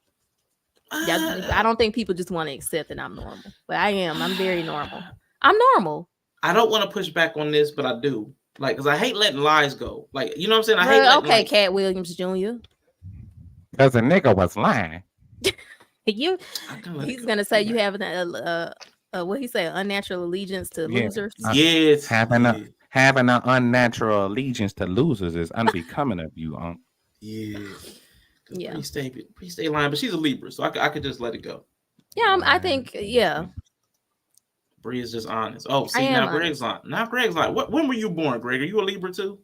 No, let's not get into zodiacs. Yeah, because Libras get a bad. Y'all need Libras. No, I'm not saying we don't need them. I'm not even saying I don't like them, but y'all lie a lot. But anyway, let me ask you the next question. Was about to come out. Because it's not real. Get it off your chest. It's not real. No, I'm not gonna say it. I didn't think so. That's why I'm getting. I just got hot. Yeah, see, I just say the stuff out loud other women won't say, but I know a lot of women are like me. That's why I think I say it. Say that. A lot of women are like me. They just won't say it out loud. Yeah. So a lot of women are like you, but they won't do what you do. Okay, then I'm not fucking normal. Thank you. Why do all these men run to grab a light-skinned, weird-faced wife? And why the women with the crunchy wigs go get the white men? Like, what is this dynamic? Because they don't know the difference between a good wig and a bad wig. You could get away with it. They don't with the white men or men of other races. I'll just say men of other races who their women don't wear wigs. Now, if it's a Russian man, you can't get away with that because them Russian girls be wearing hair pieces. They do not play. You're lying, but though. If I think for the crunchy with the synthetic wigs, I love a synthetic Mhm. wig, but the black, I don't even think black men really care as much because y'all know it ain't our hair anyway. But I think we just think y'all care more, if that makes sense. Yeah, Like makes perfect it's like, sense. well, if you're with a black man, it has to look good. But I was like, I don't think they care, and they know it's a wig, so it just feels like it should be the same. There's a level of care, but it's very specific. We're very weird. Yeah. I've noticed we're inconsistent Yeah. about what we say. I just haven't figured out what it is. But them other races, though, I think, as far as the standard of what makes you wearing a good wig, well, they don't have those. So you could just kind of get away with doing whatever. And then it's also a sign, I think it's a blinker that says, like, especially you get that real, like one of these wigs. Oh, they'll be like, oh, she's rejecting her black. That's perfect. It's like a sign that you will integrate with their culture without too much of a fight also, which is really smart. Okay. They do like the Afrocentric hair. They like natural hair too, though. Ethnic, in a way black men don't care for it. So it's weird. It's like either synthetic or just like for real Afro. They love that. It's so like that. What's that? We always talk about what is it? The exotics. It's exotic for them. You either got to be exotic or you got to look like you'll integrate well. That's what I think it is. I like it. And the weird face wife, I have no idea. Yeah, when Katt said that, the light-skinned weird face wife, I started thinking back about a few people. I'm like, God dang it. I'm like, why do they have to have the weird faces? But a lot of them do they all have weird faces? A lot of them have strange faces. Like they're not conventionally attractive. A lot of them are just not like what we would think. Like the image you think, like, well, if I'm gonna get rich and you have the girl from the videos, they never get the girl from the video type face. It's always like, what happened here? Because I think I look at them as a woman, so I think what we see as beauty is different from y'all. So like, of course, because you're all tens. Go ahead. Right, but he showed like Steve Harvey's wife. She now in her older years, but when she was younger, did she have a weird face? I don't know. She got a weird face now. Let me see. She got a weird face now. I mean, the years ain't been she good. Got a weird face. Because one of the examples was Nicole Murphy, and she might have one now. A strong face. She might have one now. She got a strong face. Yeah, that's so true. I think it could have been strong, and then it's not always light skin. They just be like, well, I guess it'd be like, because he showed Kevin Hart's wife is mixed with like Asian, right? But I guess she is light skin. Still all. Yeah, because us mid grades. I guess we've been pushed to the light skin side. Right. Okay, that makes sense. Yeah. So she don't do interviews. Yeah. Like I said, I don't know why they do the light skin with. I mean, and this might be my own internal colorism bias, but I don't really date light-skinned women. But that's just my own brain. I like to see the contrast. I like to see what she in and where I begin. And she gotta be a little darker than me. She ain't got to be, I mean, if you black as hell too, that'll work. But you know what I'm saying? She gotta be brown to damn near chocolate. You feel what I'm saying? But that second part is I had a thought, and it's rather interesting, right? Okay. Because it seems like the black men get the nice hair and the crunchy attitudes, and then the white men get the crunchy hair and the good attitudes. And I think that tends to be the problem. Because they basically go over there and do everything they want. They ain't got to worry about their hair, but they give them they ain't got to do their hair no more. They supplement all the time that they put into their hair to actually doing and catering to their man and being a good mate and being a good wife or being a good girlfriend. And that might be why their results are different. It might not necessarily be because that white man treating you better. You might be acting different because you gave up on trying to look good.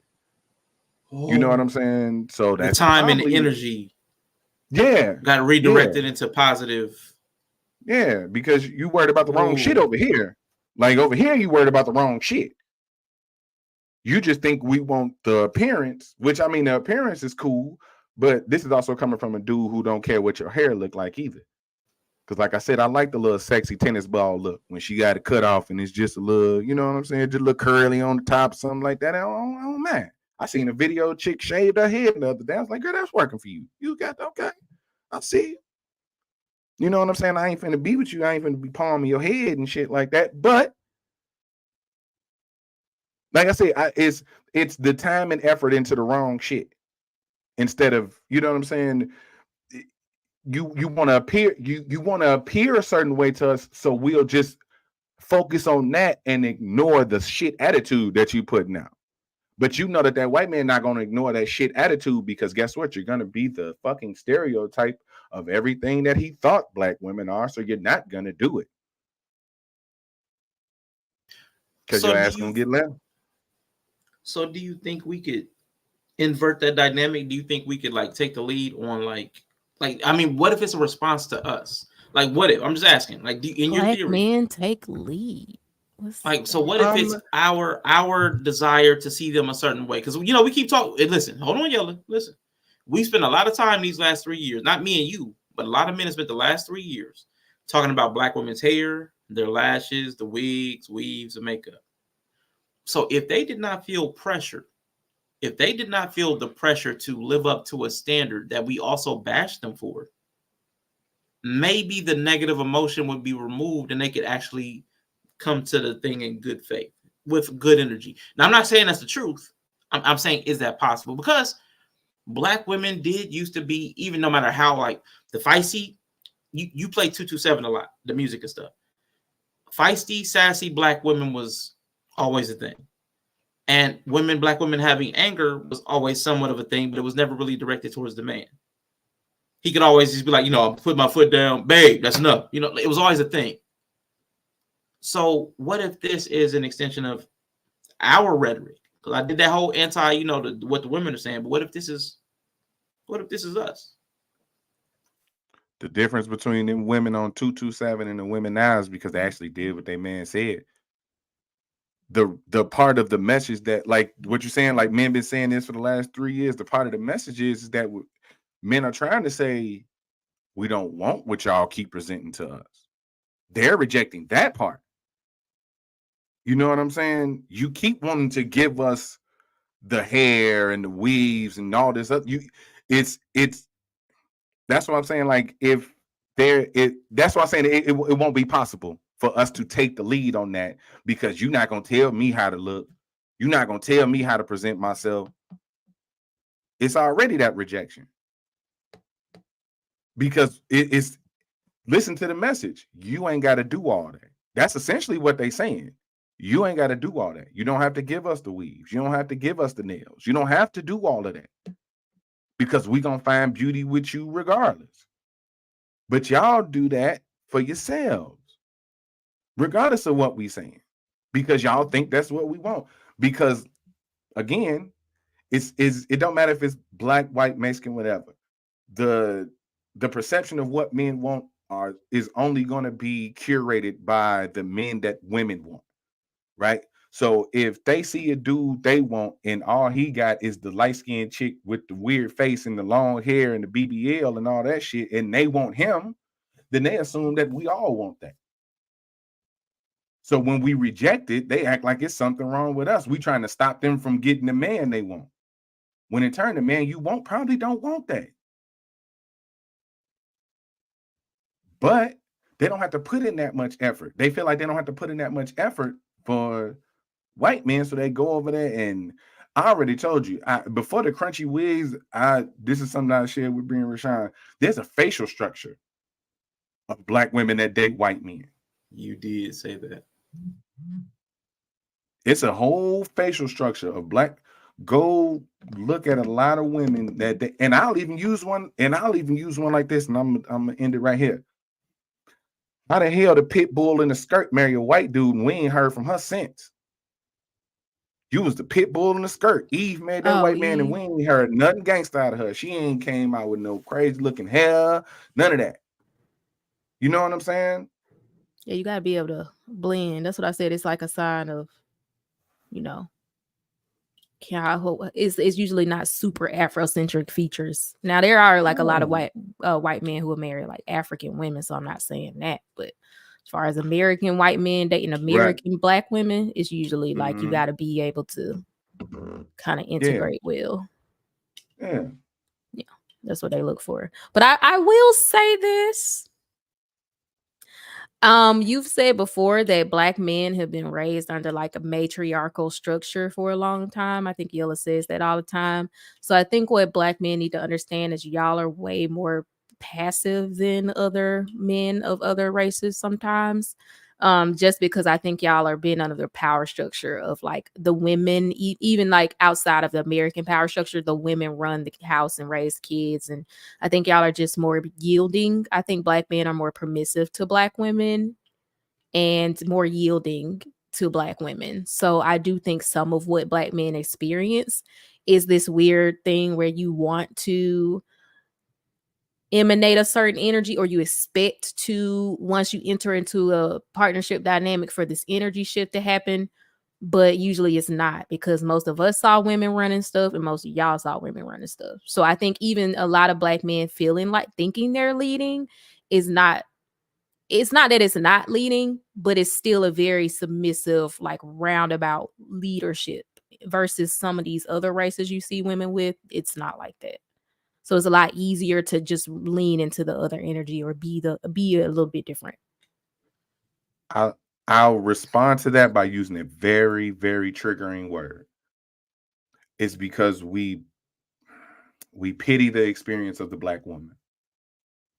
Oh, yeah, I think a lot of y'all saw y'all moms and stuff like that. So it's, I think that's what I'm saying. I think it's coming from it. It makes sense that y'all would be that way to me. The weird aspect of it, and I see exactly where you're going. The weird aspect of it is that I can see what you're saying. A lot of times we don't want to impose on our woman, our Black woman, the thing that we saw was imposed on our mom.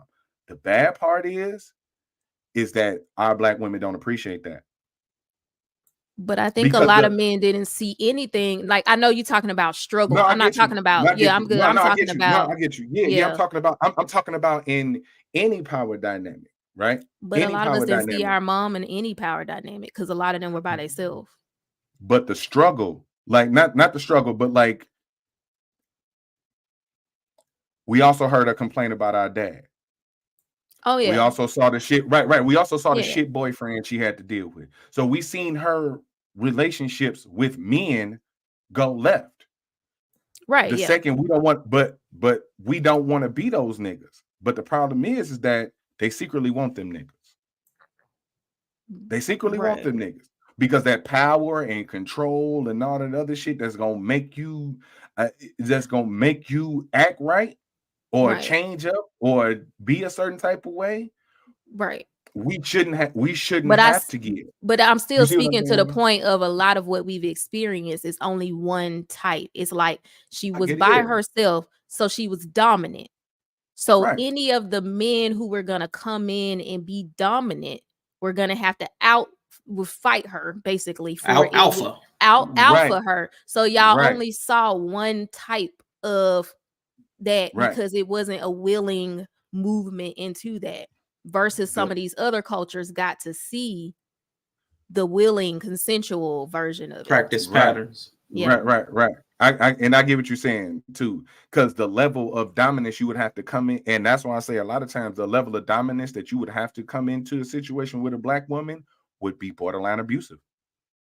Yeah, and that's my point. Yeah, and I agree with that. That's what I mean, to out you, because you got to fight for it. You got to beat her, to be able to take that spot. So it's like, so even what y'all saw, y'all only saw the two alphas fight. Y'all really saw two alphas fighting. Mm-hmm. That's the one way to look at it. Yeah, that's what y'all was seeing. So y'all didn't get to see shy cuties with a man. That's what I'm saying. So of course your idea of what it's gonna take to be a man and lead is like, I'm gonna have to come in here and choke this bitch out, really? Yeah.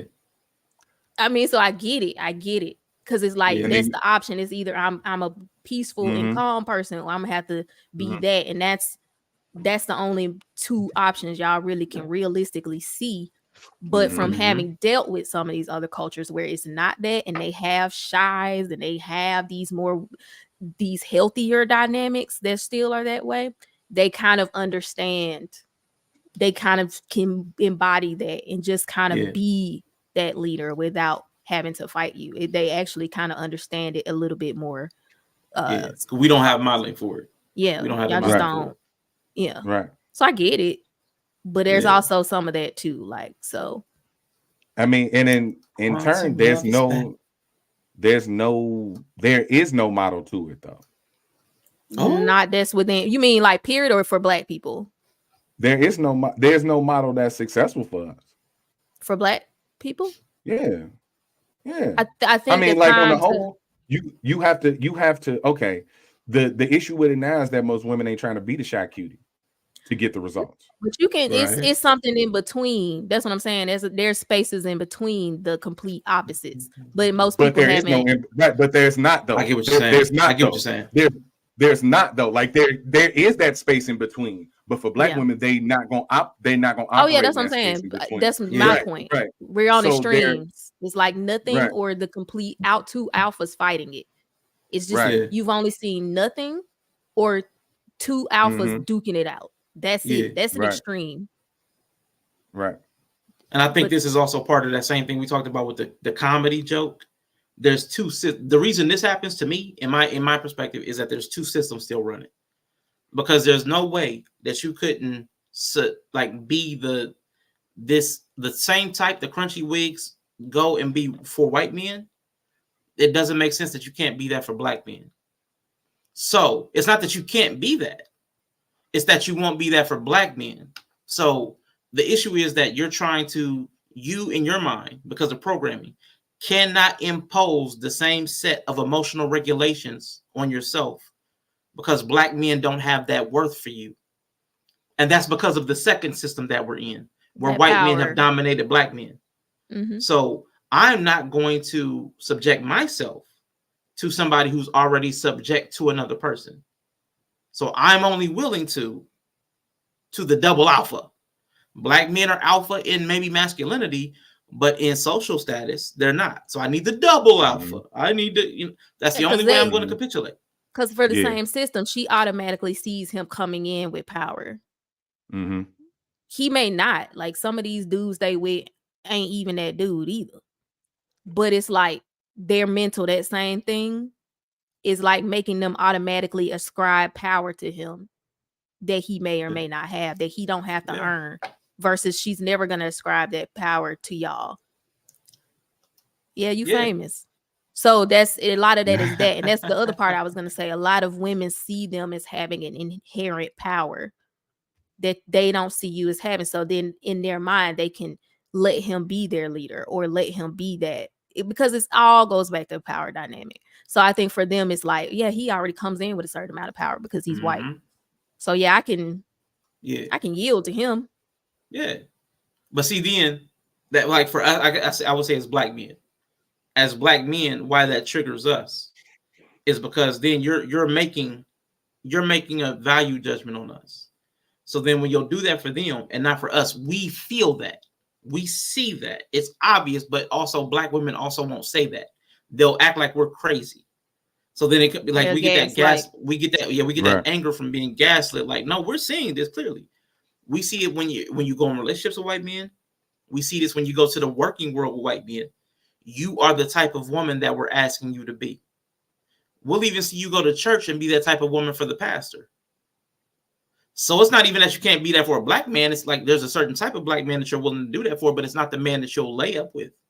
You'll have kids with me, but you'll never be the demonstration of femininity that you are for your pastor, your boss, or just white men in general. So she's telling you have no power here. We have no power. You have no power here. But saying you have no power is also saying that you have no value.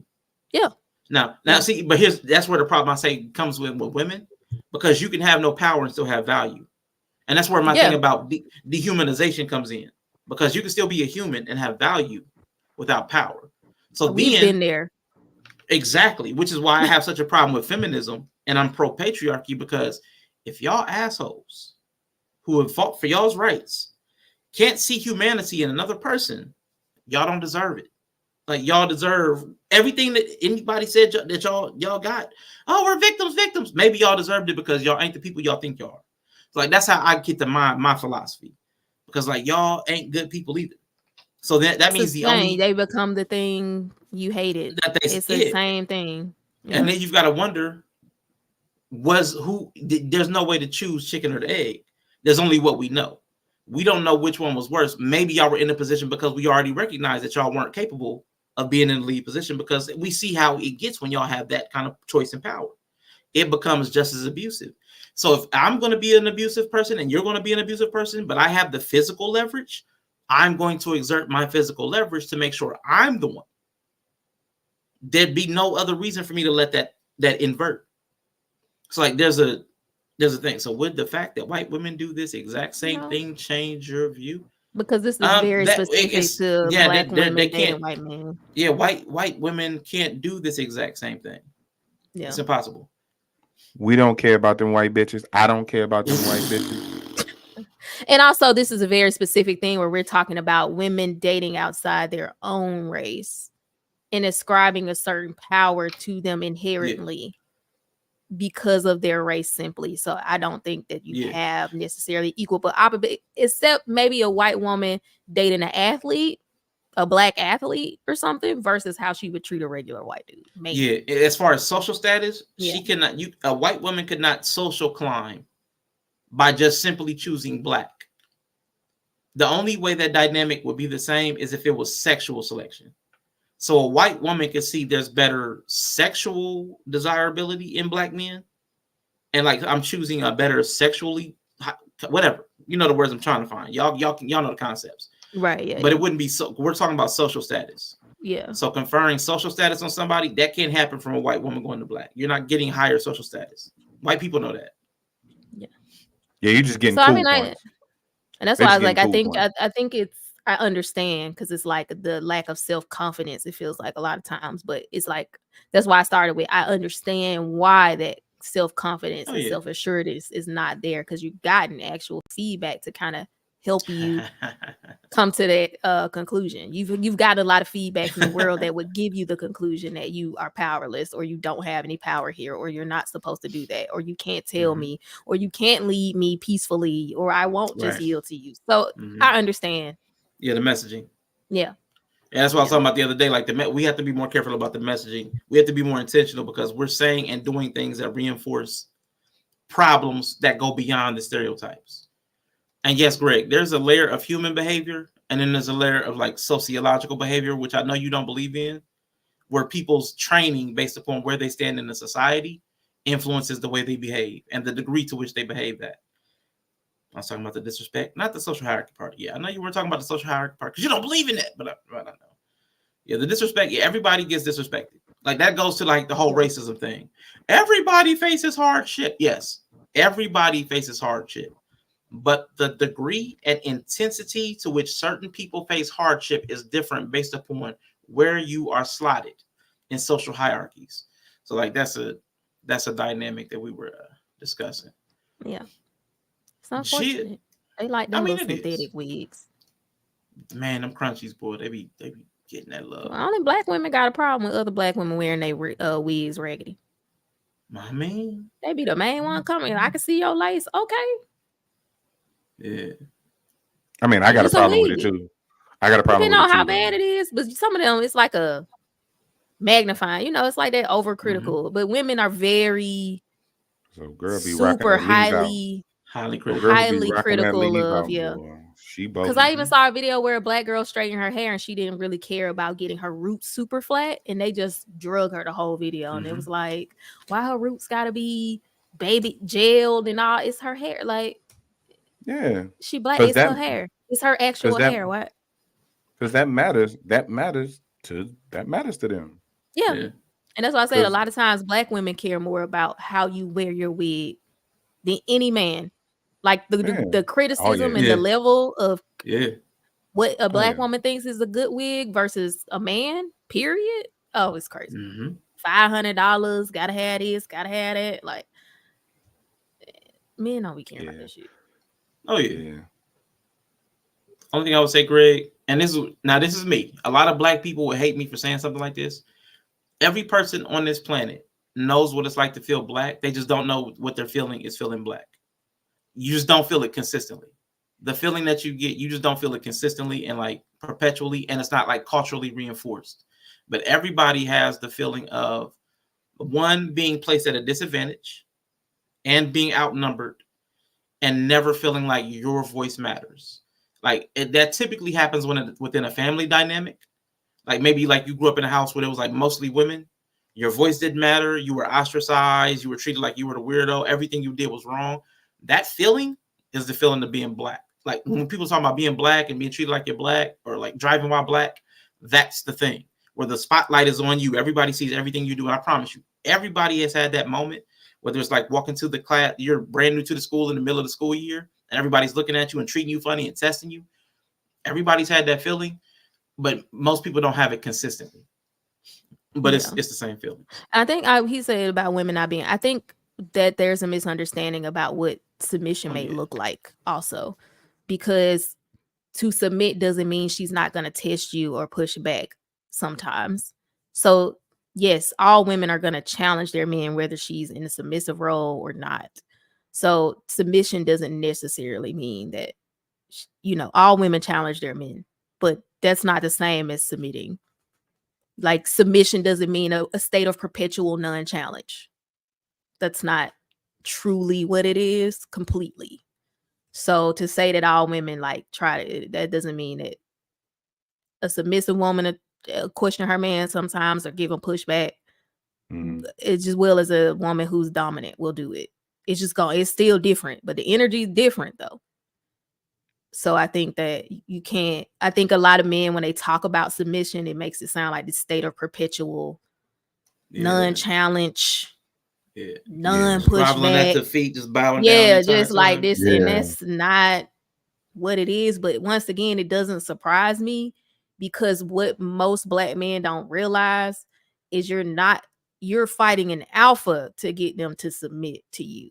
You're not dealing with a beta woman or a omega woman. You're fighting the whole alpha, and you don't want to believe it because she a chick, and she don't want to believe it because she a chick. Exactly. So it's like y'all literally fighting and don't realize that's what's happening. So that energy you're talking, you ain't dealing with. You're not dealing with the same thing. We're talking like, it's who gonna really run this thing? That's the fight that Yella's talking about having to have. Not just kind of at my mom's house, we had like 3 dogs. So it was like 3 of them. They were all females. And my German Shepherd was she was the alpha. I think the other one is changed now. She passed away. But she was the alpha. When they first met, when we because it was my dog and my brother's dog, and then they all ended up being together and then we got 3rd one. When they first met, that was an alpha fight. Like that shit was crazy. Like teeth was out for real. It was crazy. But even in the pack, they would still every once in a while have these little moments where she might just kind of nip at one of them real quick. Like, bitch, don't try me. Cause the other one getting a little yappy. But it wasn't never really no for real fight. So like what Yella's talking about is that for real, when they first met, who finna be running this thing fight? And that's the fight he's having with women all the time. Versus that they already know she the leader and maybe got a little yappy and she had to kind of just be like, hey, I still got it. And they was like, I'm just playing. He ain't talking about it. That's what you talking about. Yeah. And I'm in a position where I'm not going to have that fight to serve your ego because you need that fight. You need that fight to feel completed as a black woman. And then I'm not there for that. And I beat your ass every time. And we still having this fight. And that's where I'm at. And that's where I'm at. For real. For real. Because it seems like it's getting worse and worse and worse because Greg had made a statement that women only going to give you as much as you can take. That's a problem because thinking that your endurance of that is some type of stance of manhood when she try your ass on a level that you ain't comfortable with dealing with, your reaction is going to be piss poor because there's a certain thing within men, no matter how alpha you are, no matter how beta you are, that when you feel like you being pushed against a wall, you're gonna react in a horrible way. And that's a human thing because women do that with other women. Like in women social groups, we all know it's very catty and cutthroat and terrible. So that's Right. not even And no man shit. Somebody trying you. and I'm thinking of like a But that plus a the role power ain't happening. thing. Right, Yeah, right. it's like a That plus the role compounded. wouldn't happen. Mm. Right. Plus, we're dealing with somebody who we know is weaker than us. You know what I'm saying? Who is legitimately weaker than us. So why would you? Because it's only going to be a logical step. Because if a man was standing across from us doing that same thing, there would be a piss poor reaction to it. So the idea that's why it's like when you said it's two alphas, I'm like neither one of the people in the dynamic got enough power to call themselves an alpha. Black women don't have enough power It's just to kind call of like themselves an alpha. competing for. Right. They only get like that when And- with their romantic partners. Right. And it's weird because that's kind of the dynamic that we see. And it's like you're only gonna do that with the person at home, and that's ass backwards. That And don't nowhere make no else sense. you feel like you gotta be this. But for some reason, Right. as soon as he entered the room, it's like, yeah, let's fight to the death. You like, why? Right. Right. So the whole that's why, and honestly, that's why a lot of those women end up by themselves at the end of the day. Mm-hmm. Like that type of characteristics, how you looking like Sharon Stone, talking about all men is boys. It's not there's no longevity in that. Because then as a man, you either gonna react poorly or you're gonna sit there and get bitched all the time. Mm-hmm. You know what I'm saying? And if you think that being bitched all the time is some sense of, well, yeah, you know, that's how she is, them niggas is the worst. That's just how she is. Them niggas is the worst. I would never recommend nobody be that. Yeah. I would never, especially if you're raising sons. I would never recommend nobody be like that. I think that, yeah, I'm like with you because I think a lot we push this whole people need to get in partnerships. But I'm just like, some of this is bad modeling. Like these men who just are so permissive of everything, bad behavior, don't say anything, don't stand up. I don't think that's helpful to us. Like, if that's what marriages are gonna have to be like to be peaceful, I don't think that's good for us. It's just making it worse. Yeah. It's just making it worse. Like men are coming out. I don't even know. It's bad, but I don't know if it's even worse off to see a dude to grow up seeing both parents, but see this dude being like, oh, it's definitely worse. Bitched out. I feel like that's worse. It is because again, it's modeling. Yeah, it's modeling. Mm-hmm. That's worse. Because the beauty of being that single parent son is that, man, you able to read that toxic shit early. You're able to read it early. You start to gain a little bit more knowledge as you get older. But like where I'm at now, I understand that permissive part you're talking about because I want to be permissive to her personality, her eccentricities.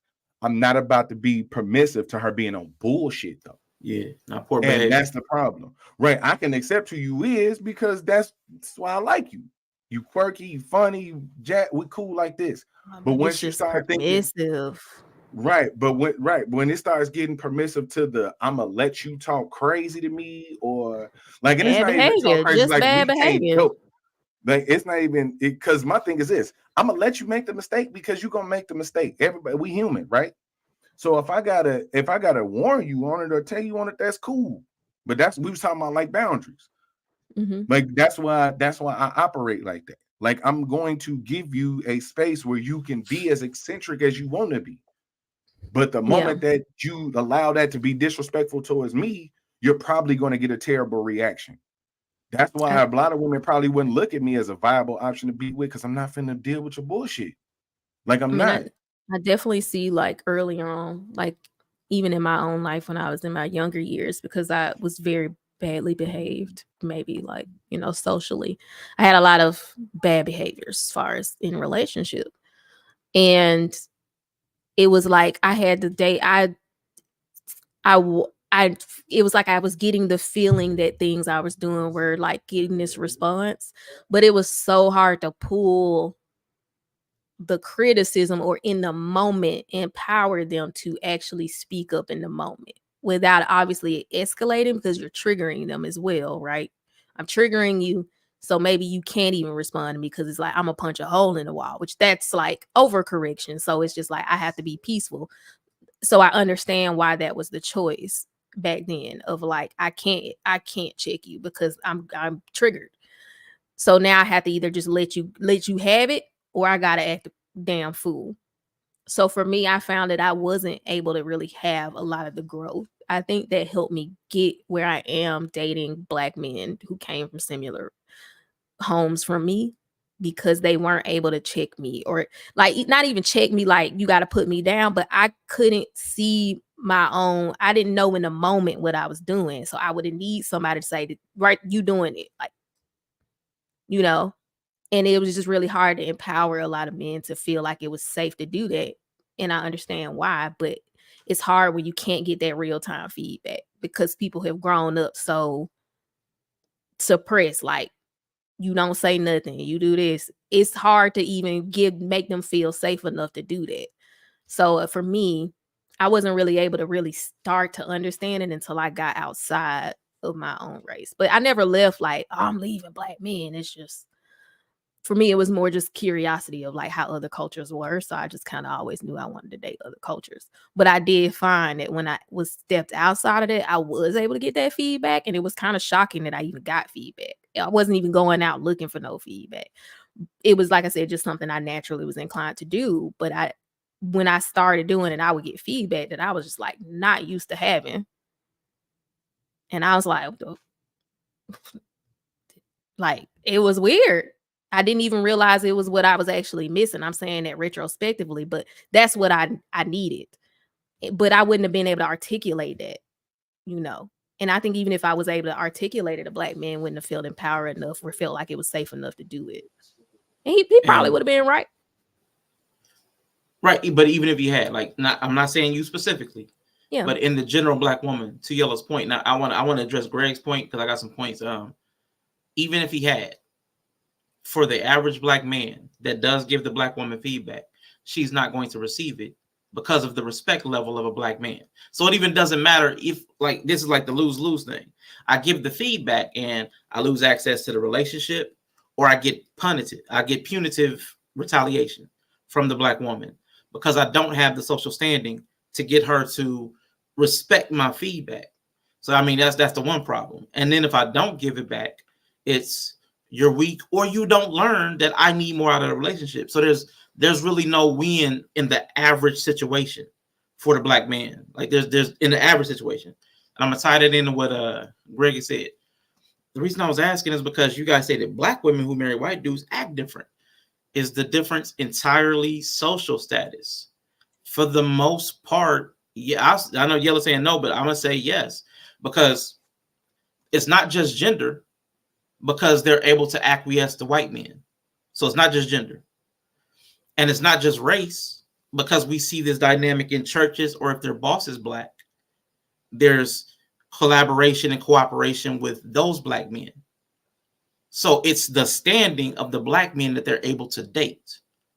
Because the preachers are typically married, and they might be cheating, but you're not going to be in a relationship with them. Or their boss, who might cheat, but you're probably not going to be in a relationship with them. Or the white men. So it's got to be something. And the only thing really remaining is the social standing. I don't see you as worthy of my respect and regard and cooperation. That gets stripped away. And we can go back and we can see this, like, again, to your point, white women do this too. Go back to Sharon Stone from the other day. So Sharon Stone is showing the same behavior. My white sons were trying to have a conversation amongst themselves in my presence. I shut it down. So they said, okay, we'll go talk amongst each other as guys away from your presence. She shut that down too. Now, this is a prominent, respected, rich, higher class white woman. So you take that same dynamic and then you paint that onto Black people, where Black men are already a social inferior. There is no being born into being seen as equal, because, like Bree said, you're being raised by single mothers 70 to 80% of the time. Your teachers, 80 to 95% are going to be women, if not Black women. So where do you see male leadership? Where do you see male assertion? Where do you see it being safe? Because if mom has a dude that's talking too much, or he ain't paying no bills, he ain't got no say around here, he's gone. You don't see any modeling of a man that's safely able to speak up for himself and maintain a relationship. Because if he does, and again, you can see this same thing. So it's two dynamics. There's the one, the male-female dynamic, and the two, then there's the social status dynamic. They're both playing at the exact same time, like two songs playing at the exact same time, and they keep beat, they keep time. So in the social space, you've seen a lot of male men's channels that talk about women. You've seen them be demonetized or deplatformed. At the same time, women who are just as voracious or vocal or calling for even more harmful behavior maintain their platforms far longer because of the threats of a man. There's a perceived threat of maleness. So a Black man who's already perceived threat. So this is what I want to go into. I think Jordan Peterson talks about this. The threat response. This is a generalization. Not everybody's going to respond the exact same way. But if there's a person of any gender and a Black man walks into this domain, and this is where like you get levels to this. A tall, dark, husky Black man is going to be the highest threat on this planet outside of probably like an animal. It's not a bear, it's not a dog, it's a human being. So tall, dark, Black skin, probably let's give him facial hair. Then you can like degrees, like is he shorter? Is he lighter skin? But a Black man is going to be at the top of that threat response. I'm getting nervous. What's he about to do? What's he here for? Why are you in my neighborhood? A Black man is going to get the highest threat response. If the average person, including me, as another Black man, is in a space and another Black man walks in, the person I'm going to perceive as the biggest threat is going to be another Black man. Black man at the top of the threat response. Next, according to the studies, is Black women and white men equally. So to society as a whole, a Black woman has the same threat level as a white man. Because again, what white men are not seen as physically dominant. Black women's psychological dominance rises them to the same level of a white man's physical dominance who subdued the planet. What are you going to do with that? So this person has the same threat response as the people who were saying subjugated the planet through imperialism, colonialism, white supremacy. But she walks into a room and people feel just as threatened of any gender, any race. That's something we can't really wrap our minds around. That's not something we can understand. Now imagine being the person that pairs with that. The Black woman is now pairing herself with the greatest threat on the planet, the Black man, that everybody sees as the biggest, scariest thing, including her, but that's what she desires, and it's the only race of men that desire her to the greatest capacity. That's her, pretty much her biggest and only option. Like 80-something% of Black men choose Black women. You know what I'm saying? And if you do the dating apps, almost everybody chooses somebody else other than Black women. So there's an opportunity gap here for Black women, so that not just desire, but their own desirability draws them to Black men. The greatest threat. The only thing I want to sleep next to is a grizzly bear. That's going to be a mind fuck. I think we can admit that. Conversely, a Black man, the only thing, the greatest thing, his greatest desire, because we know we step out at the greatest level according to, between Black men and Black women, we step out. But it's still somewhere between 70 and 82% of Black men choose Black women. There's still the desirability thing with social status, but we're also dealing with a threat that's equal to a white man in perception. Not only that, she's going to be protected by the white man. The white man is not going to come and protect us if we have Jonathan Majors. There's levels to this. There's certain levels of protection. The Black man, because we're the greatest threat, is going to get the least protection out of anybody. If there's a situation and the cops pull up and it's a Black man and a white woman, Black man, what'd you do? Black man and a Black woman, Black man, what'd you do? Black man and a Mexican woman, Black man, what'd you do? Black man and a Mexican man, Black man, what'd you do? Black man and a black man, both of y'all niggas going down. Both of y'all. I don't even care who it was. We got to talk about the psychology and how this plays out in this sociological standpoint. Like this stuff all matters and it's playing out without anybody thinking about it. Like it's crazy. The society in cities, I would say, for the most part. But I could pull up ample rule examples about how black people are treated in rural areas, and human nature is what human nature is. I had a question based on what you were saying because I remember that Jordan Peterson thing. What I thought was interesting is that it could be that, like you said, if black women, because I think as a black woman, I could feel that, like what you were talking about. Yeah. Like I can feel that. Like when I go into predominantly white workplaces or anything like that, just like you could feel that you're automatically seen as like, you know, what you were saying. Could that be why black women find it to some degree easier to pair with the people that are seen as the same threat level as them? Yeah. Potentially. I mean, because there's a level of it's less of a fight. Yeah. It's less of a fight. Y'all don't feel threatened. Y'all don't feel threatened by white men. Y'all don't feel physically threatened. How can you sleep with somebody? How could you build a family with somebody that you're threatened by? Yeah. That you're afraid of inherently. Right. So I just wonder, but it's also like because we're equals, we're not as submissive or easily like I think Ken and Ann talked about that and like I already know I'm weak, so I just pee on myself. Yeah, that's basically white women. Like I'm just gonna pee on myself. Yeah, I'm crying. That's white woman tears. Yeah, that's white woman tears. Yeah, that's why they do that because they like, white woman tears. I don't have a dog in fight. I'm gonna get my ass beat by everybody in here, so I'm just gonna pee on myself. Versus black women are like, hold on now. Which is why y'all hold ground against everybody. Yeah. And it causes friction. Right. Everybody's scared of black women. Right. Except every black man, well, we think. But we are. But that's what I'm saying. Because that's why like backing. Right. So that's what it's like weird because according to that, how we see threat level, y'all shouldn't be afraid of us. So y'all should be able. But in reality, y'all have white men to support we have, y'all. The systems have our of partner white in crime over there. Yeah. That will back y'all on anything. Yeah. It's like the lion that gets surrounded by the hyenas. Like the hyenas can take down the lion, even though the lion is much bigger. Like that is interesting. Yeah. So how do we fix that? How could you pair with that? Like the dynamics are not favorable to. I don't want to say what I was going to say. So, man, you ain't want to say nothing all night. Because Yella be saying it. It's that's the answer because Yella be making that face like, what I got to do to get you to submit? Yeah, I'm not willing to do it. You can't do it because it's gonna come. No. Oh, don't get it twisted. I can do it. I can do it. It's just gonna cost me more than it's worth. It's gonna cost. It might cost you your freedom. Because that's the thing about it. But that's the thing about it.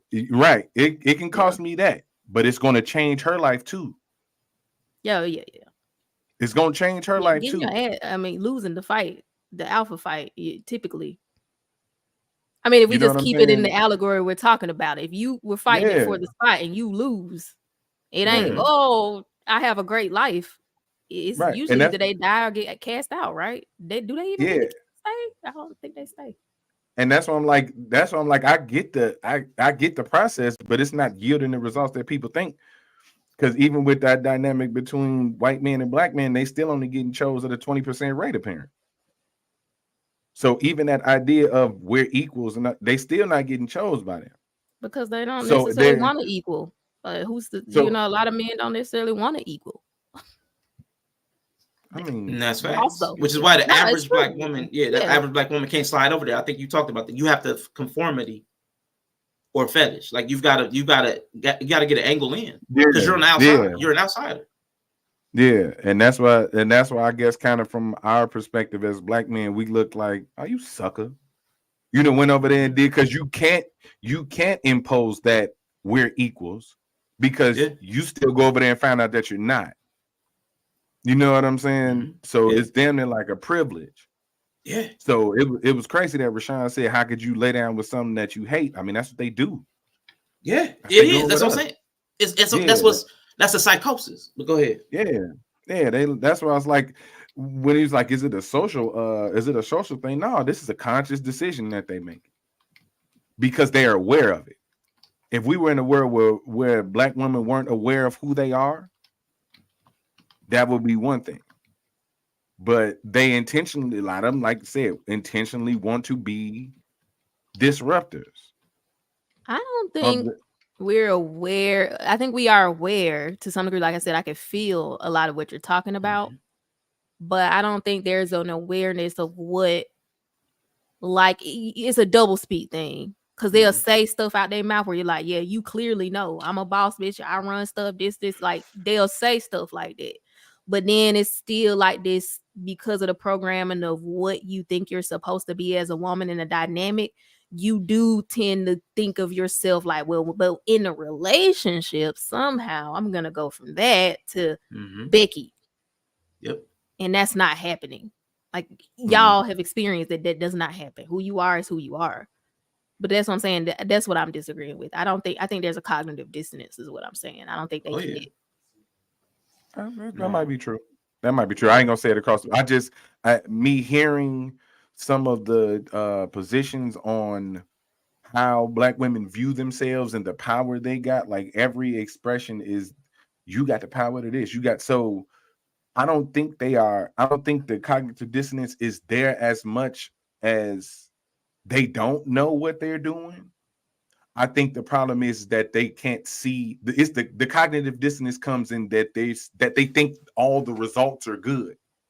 They view every outcome as a good outcome with them, because if they get the man who's gonna deal with it, then they did something good. If they drive the man crazy and he leave their ass, then he just wasn't man enough to handle it.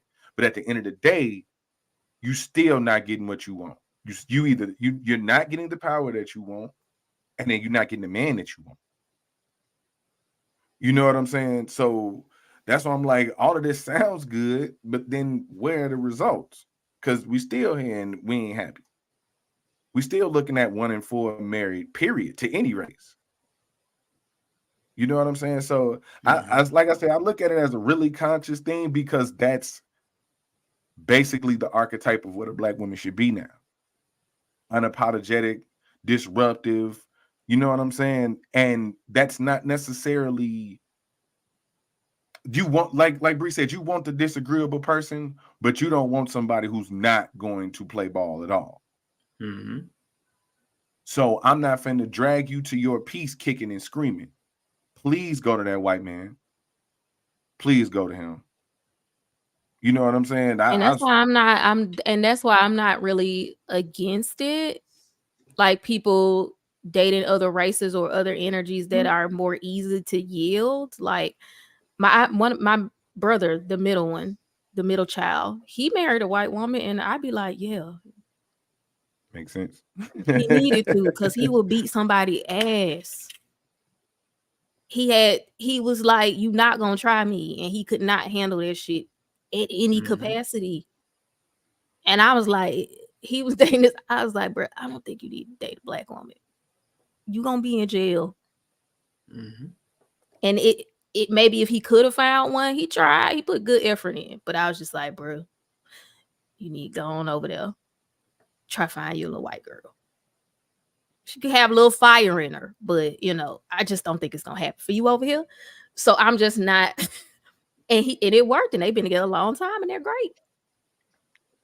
So I'm not against it. That's why this whole shaming people, like even with Jonathan Majors, because people say he got anger problems, he be whooping ass. So I'm like, hey, sometimes people kind of just know what worked for them, and maybe we need to stop shaming folks for just maybe they can't articulate all this stuff we're talking about, but somewhere in their soul, they just started to pick up on it. And they was like, I just don't know what it is. I don't know if it's because my mama issues. I don't know what it is. But every time me and the person with the same color get in the room together, this shit gets volatile. And I just need to try something else. And that's kind of like what I picked up on in my earlier years. Like, I don't know what's wrong here, but something about when we get in the room together, it gets toxic. Yeah. So let me try this first so I can understand better, maybe something about myself. and it was helpful. It was helpful.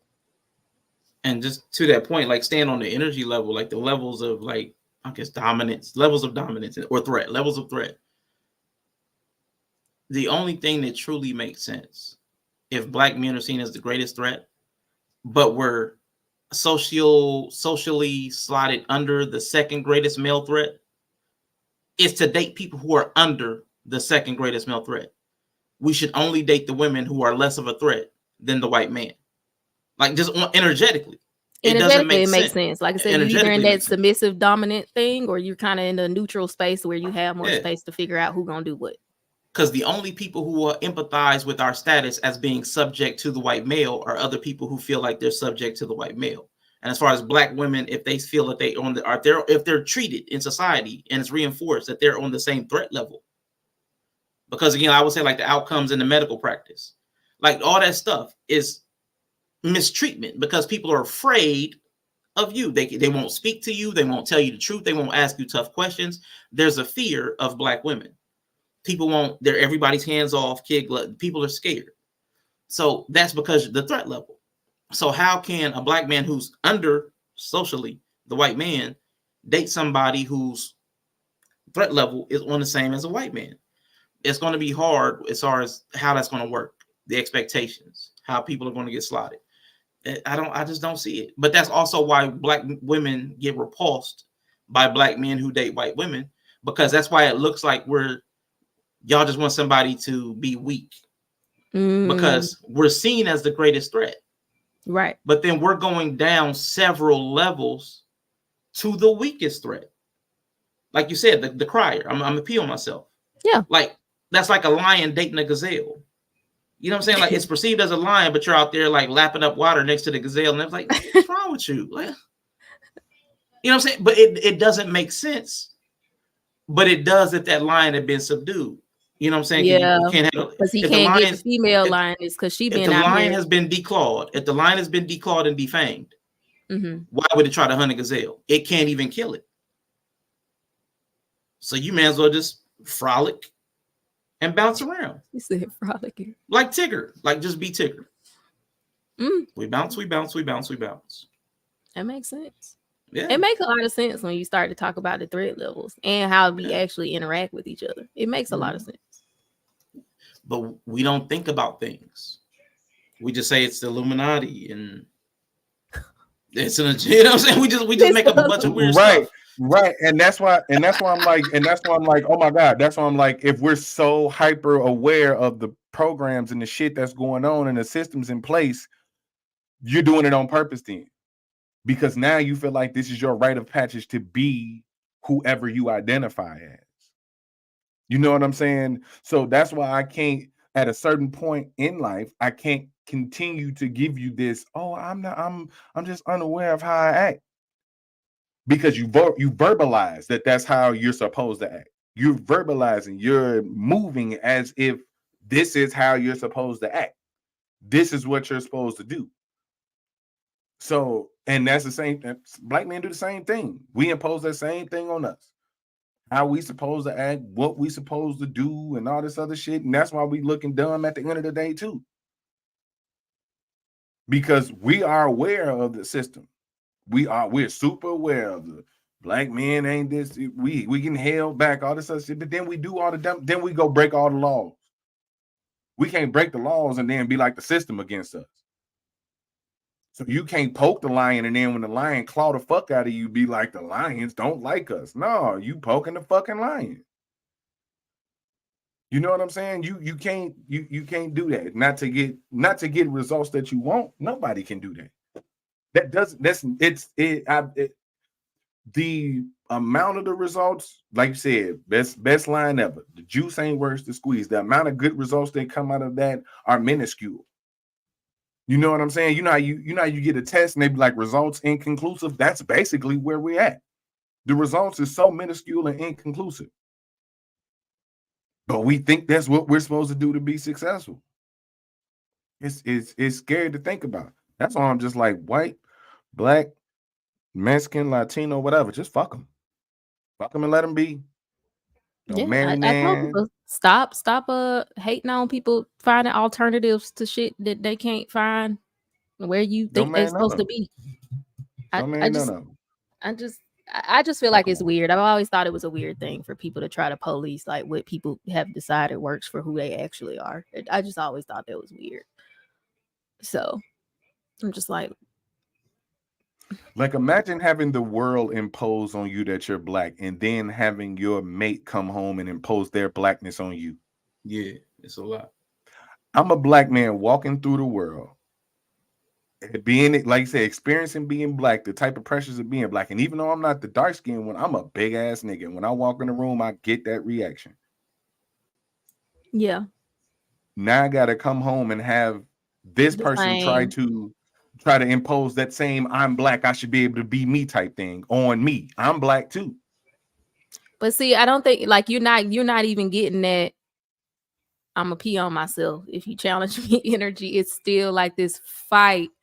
Like you Right. like I said, and that's why I was just like what people don't realize, you looking at two alphas in the room fighting.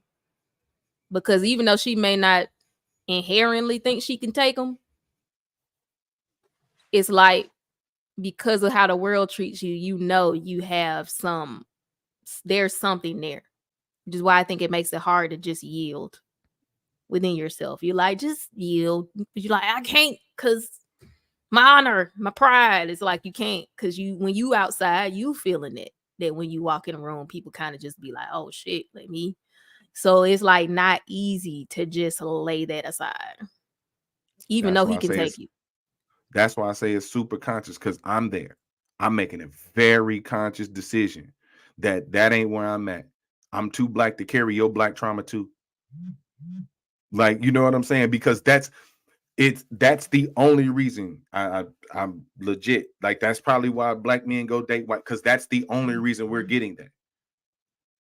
It's because we dealing with they trauma sandwich. Black woman with a black man. That's the trauma sandwich right there. You know what I'm saying? It's like they feel like they got to overcome all three levels. They're both just windmilling. Everybody just at the house windmilling. And we dealing with the same thing, black. You know what I'm saying? Everybody just at the house windmilling. Like, it's just that's crazy. That's what the couple look like. Everybody just swinging. Like, that's crazy. The man in the corner was sitting there quietly. Yeah. And everybody just was swinging. That's black. See why I took care of that nigga? That's exactly why he was gone. But and I know the people in chat doesn't know about it, but I think it also comes into this thing because it's like a very neutral stimuli. Like the way it starts is a very neutral stimuli. But even watching how different people respond to it, that's how people respond to shit they can't predict.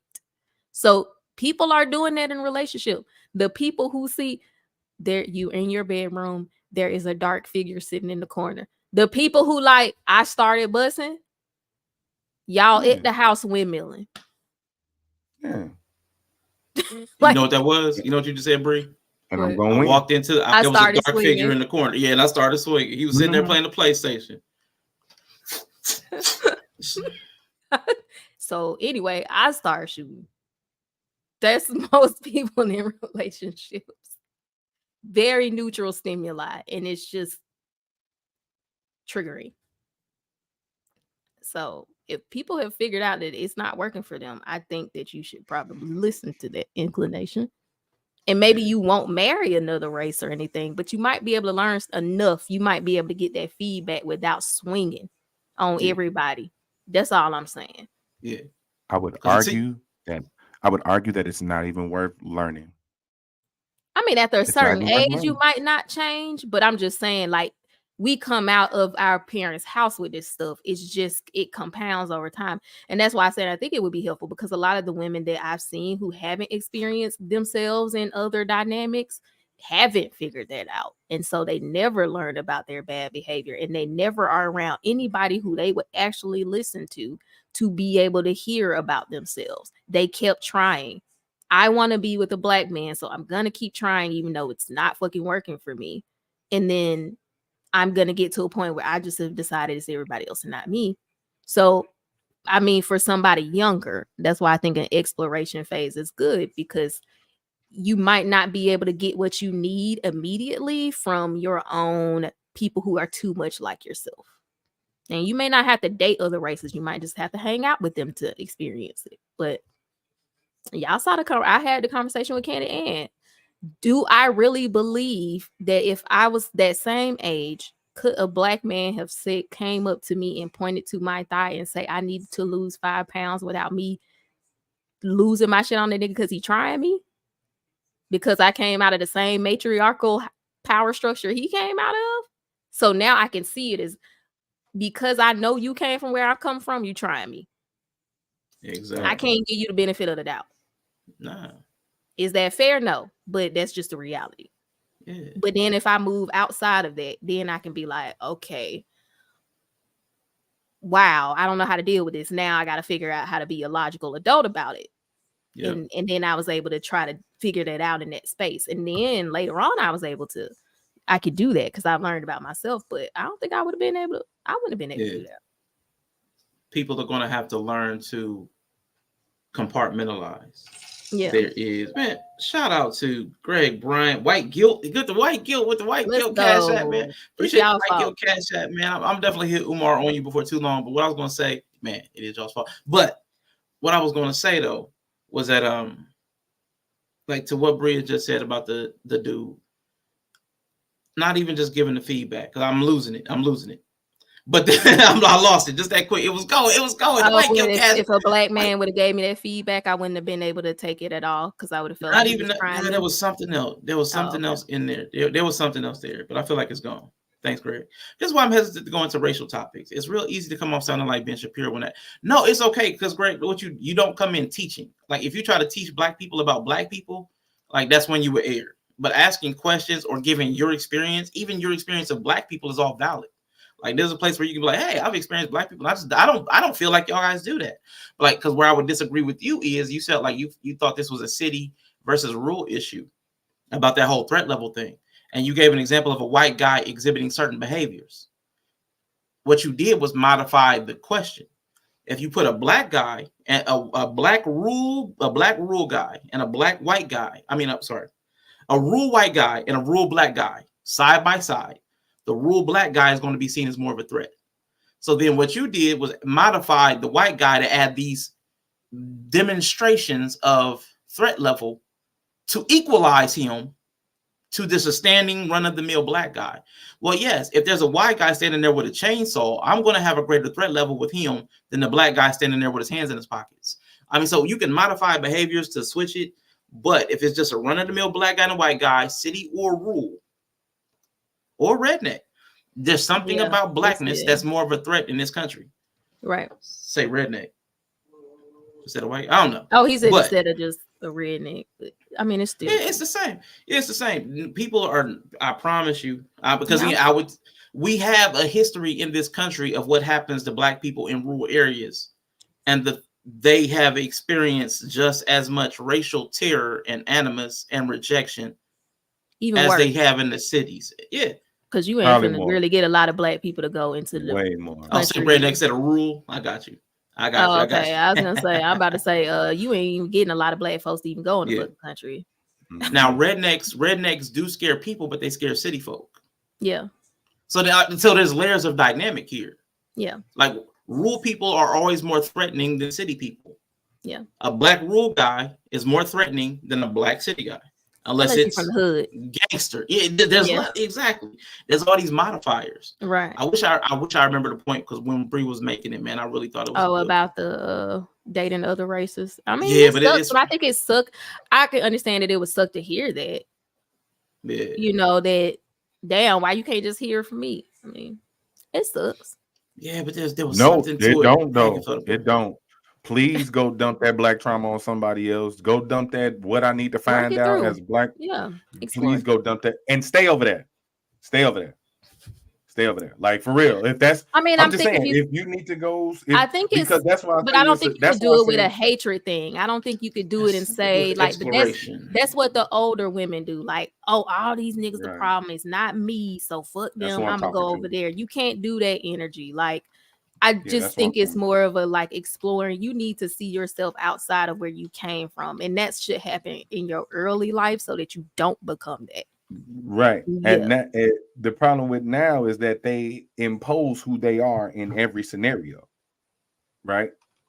So it's like, don't, if that's what you need to, that's why I say it gets more of a conscious thought the older you get. You're making a conscious decision. Yeah, you making a choice. Yeah. Yeah, you're making a choice to be that, right? Because you've had that time to explore and figure out who you are.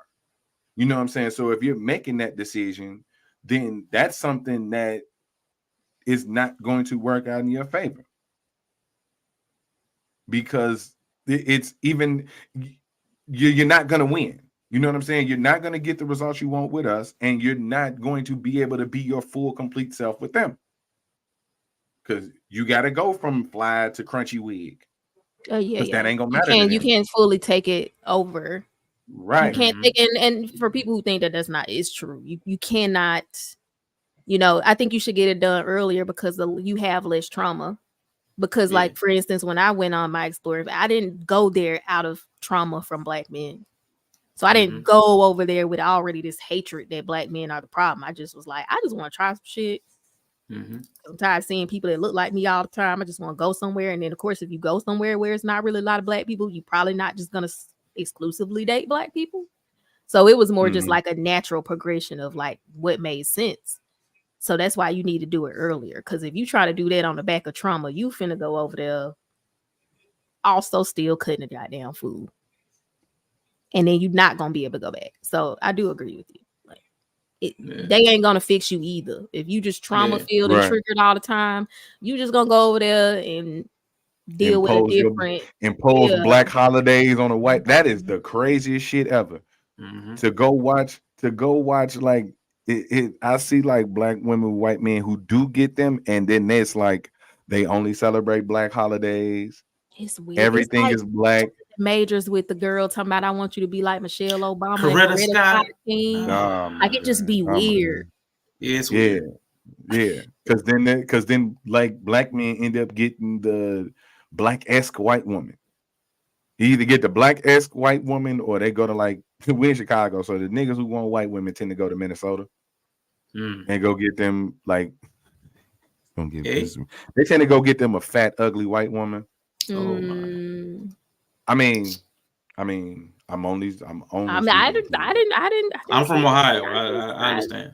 I'm only speaking the truth. They go get them a fat, ugly white woman who does all the stuff that they want a Black woman to do. Down you know what I'm saying? Scale. Be kind of Black, but they white. She'll be on herself they though. Submissive. Yeah. Yeah. I mean, she'll back down without she'll you back getting down. she'll back down. We just go say pee on herself. She don't mind peeing on herself. She'll pee on herself. Yeah. The one thing I did want to say, and I think this is what guys need to know, because I sent Brie a video from HOMAD earlier, and it's like there's like I said, there's different systems, there's competing systems. Greg talked about this, like the biology. There are certain things that trigger attraction, and like dudes doing things that are like ascribed to masculinity, like a guy fixing a car or lifting something heavy. Like there are certain things that a lot of like something that's the grunt work, you're sweating, you're in a uniform. There are certain things that women respond to. And in a city, there are not many activities that promote the look of masculinity for men. Like, oh, that's just inherently masculine. And women are like, oh, I just want to see guys do that. There are very few things, especially like office work. Like, you know, guys around office work. It's just not something that a lot of women are seeing and are going to be like, oh, oh man, the way he folded that paper. Ooh, man, the way he stuffed the way he's shopping at Walmart is so hot. Yeah, because they're talking. I heard an ick earlier about a guy coming out of Starbucks. If a guy comes out of Starbucks, that's an ick.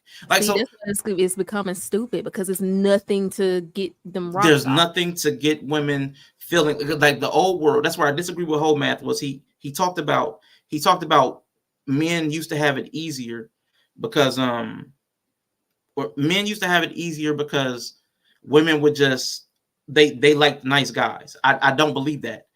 What I believe is back in the day, our lives were so hard that women always saw men doing masculine things because we had to survive.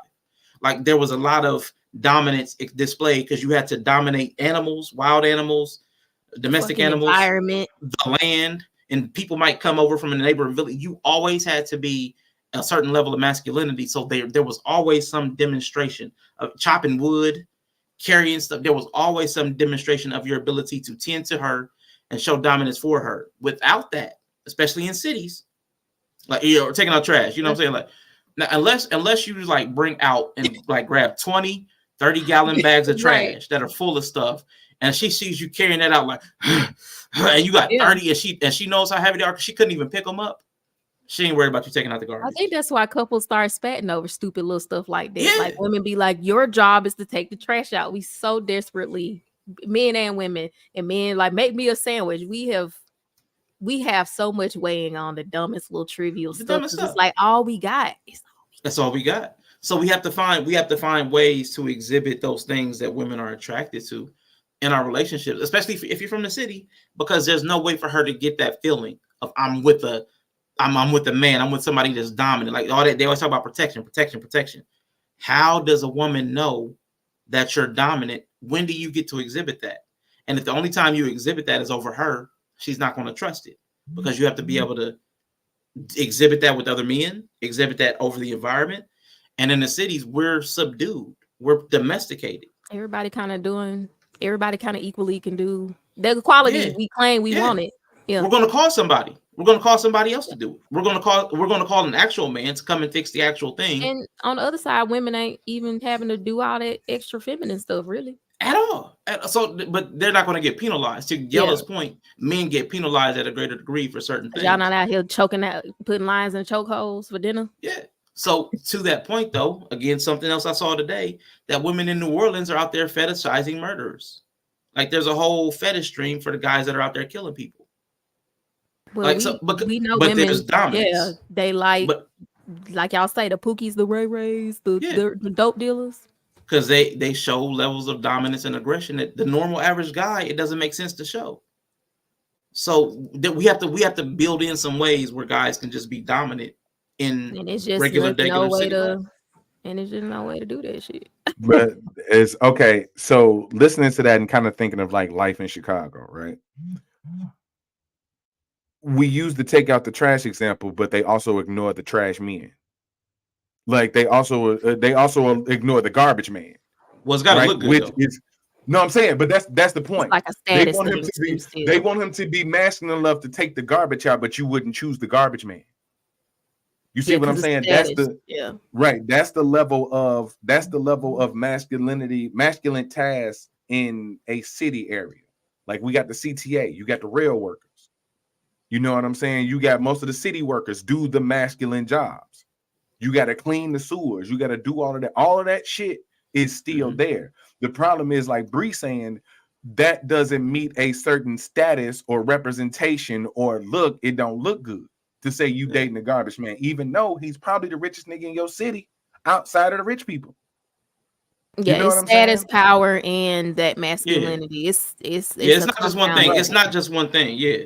Right. So it's kind of different when you're looking at that, because we don't need them. That's why, like, I'll be really pushing back on the whole rites of passage thing, because we got those. They're going to look different. Yeah, we do. We absolutely do. Believe it or not, living every day is a rite of passage. Surviving daily life is because the world is so volatile that surviving every day now is a rite of passage. Anything can take you out of the equation. A lie can take you out of the equation just as fast as a knife can take you out of the equation, just as fast as a bullet can take you out of the equation, just as fast as anything else.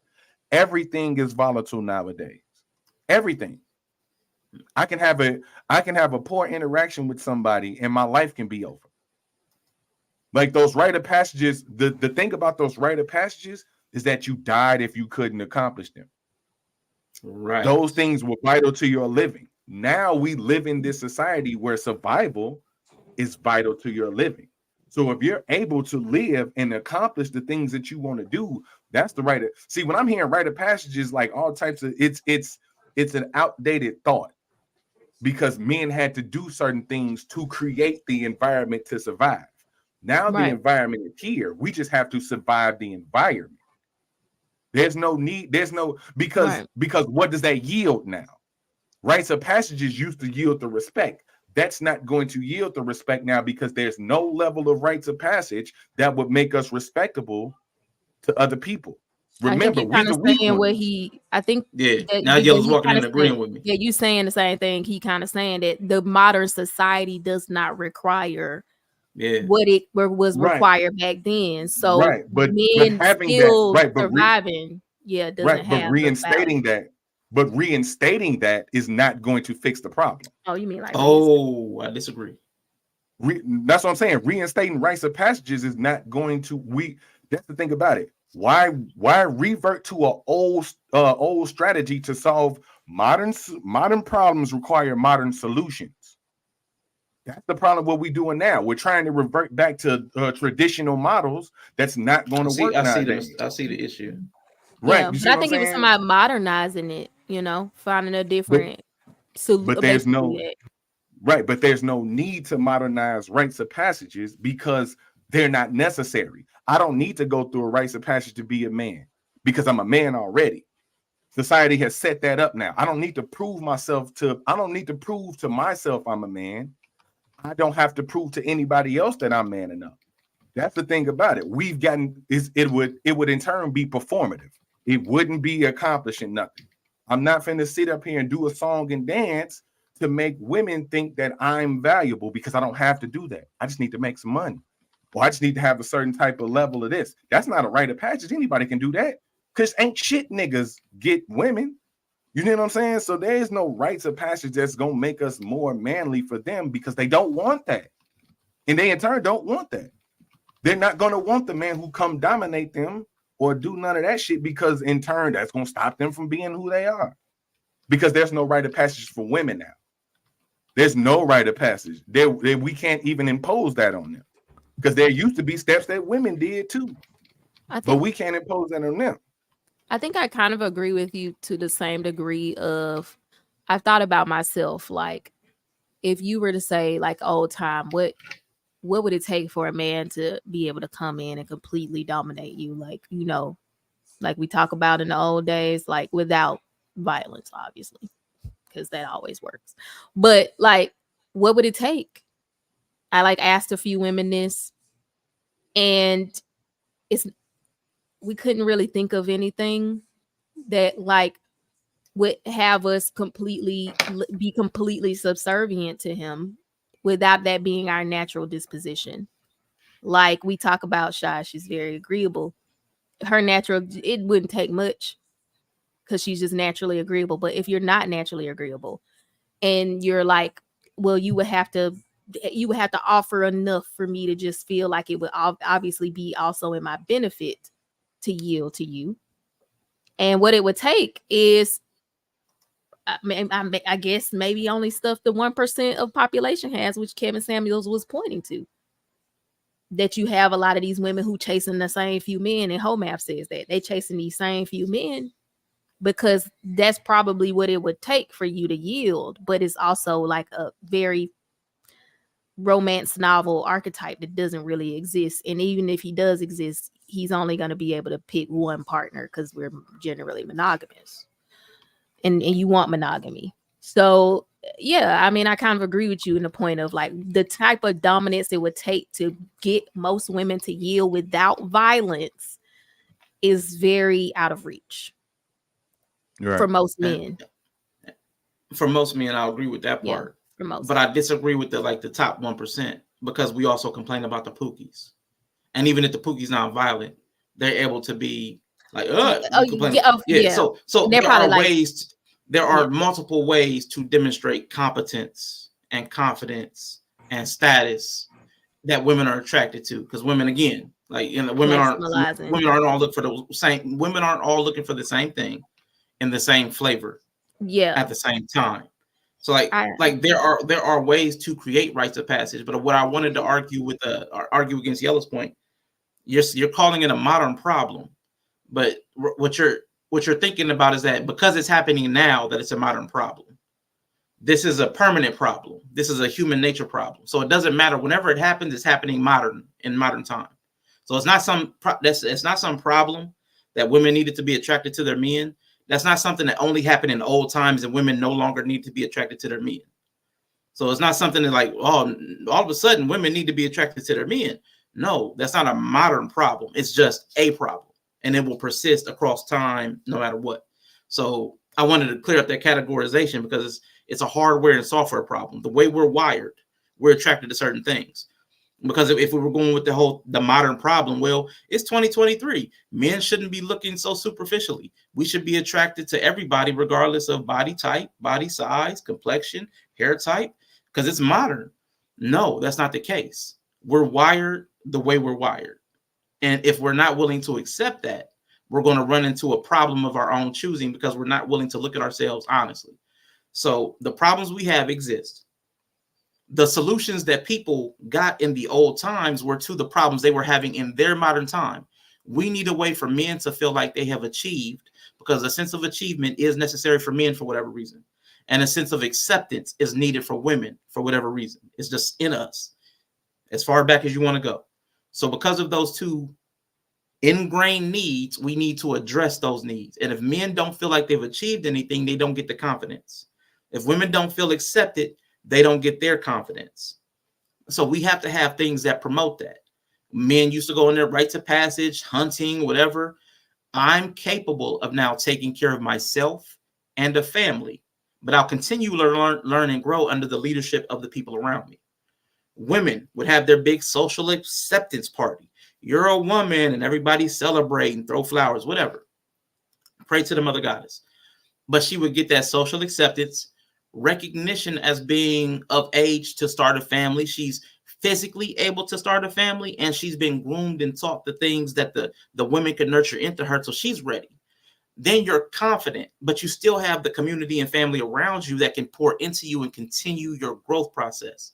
We need those things because, like I think Bree said it earlier, somebody said it, but people are turning 18 or whatever the arbitrary designation of adulthood that somebody just concocted that used to be 14 or 15 or 16 or whatever age, wherever you time and place, it's been different. It's a social construct of where we are now. People become an adult. There's nothing that tells them that they're an adult. The day you turn 18, there's nothing in you that clicks that says, I'm ready to take care of myself. There's nothing in you that gives you confidence.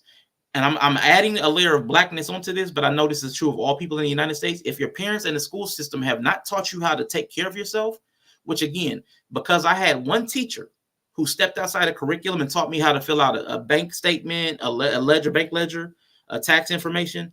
That's the closest I got to learning how to take care of myself. It was a guy that he was like, I don't even care about the curriculum. I'm going to teach y'all some things that you're going to need to know. My mother didn't have a father around. My mother wasn't able to teach me. The school wasn't there to teach me. How do I get the knowledge and comfort that I'm ready simply because I turned 18? I don't.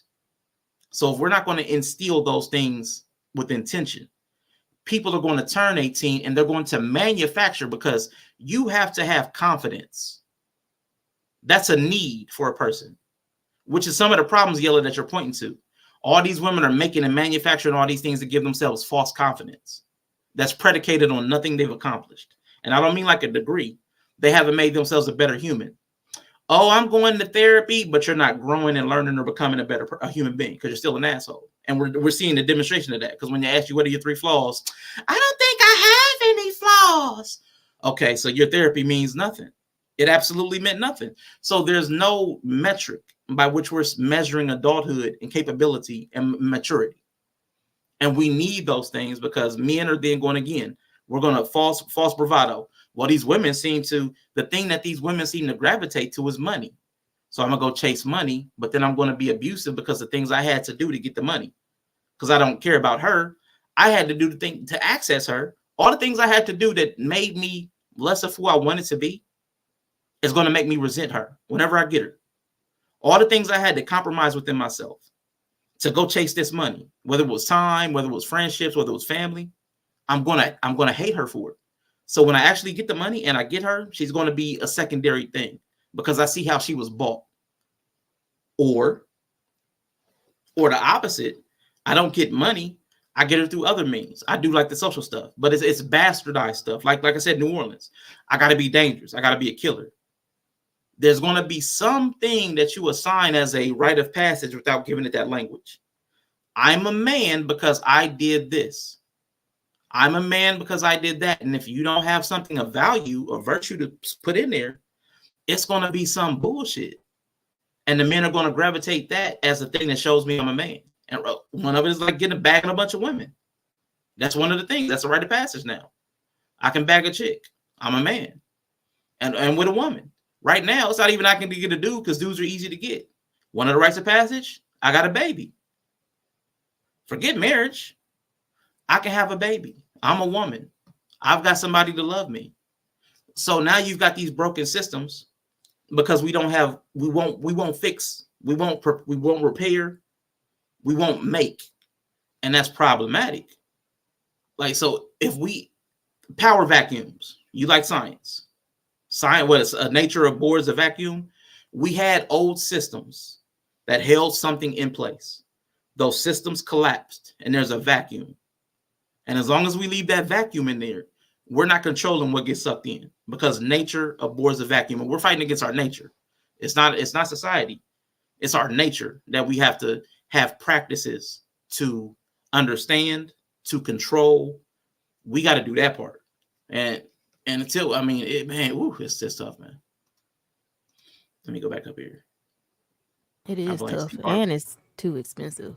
It's also getting too expensive to even possibly make enough money for the average woman to feel like. And that's why it can't be money anymore. Yeah, it can't be money no more because it's too crazy. When I hear women talk about DDGs and Simone Biles' husband ain't shit and they ain't really got that much money, I just be like, if I was a nigga, I'd be over this shit too. Because we talking about dudes who making stupid money.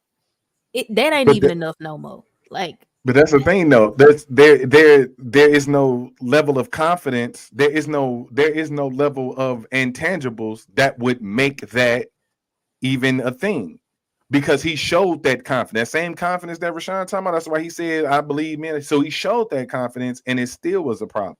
But so he ultimately, for himself, he did get a partner that he felt like was good. Right. Yeah. Right. But I guess what I'm saying is this, and the last part is kind of where me and Rashawn might be disagreeing, because he said it's a nature thing. And I'm of the idea that rites of passages have always been a social thing. It's always been a social standard, because the only reason you need to go through those rites of passage is so everybody else can approve your value. You see what I'm saying? So you can appear as right. So you can, and that's kind of the same thing it would be now. It would be a social standard, right? It's a social agreement between everybody of this is the standard of what you're like that. Yeah. But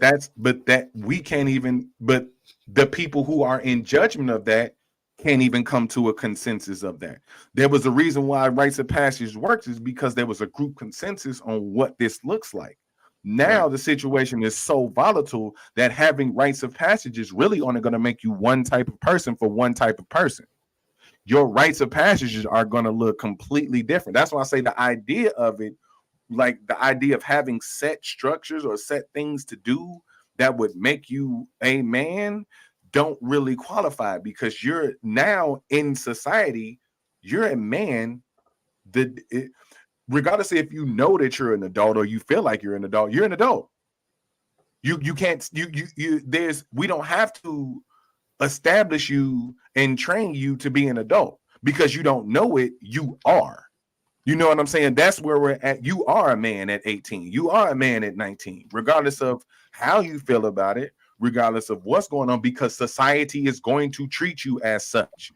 You do some shit, your ass is going to jail like an adult. You can go to the army. You can start being treated like an adult. So there's no need for a rite of passage to be a man.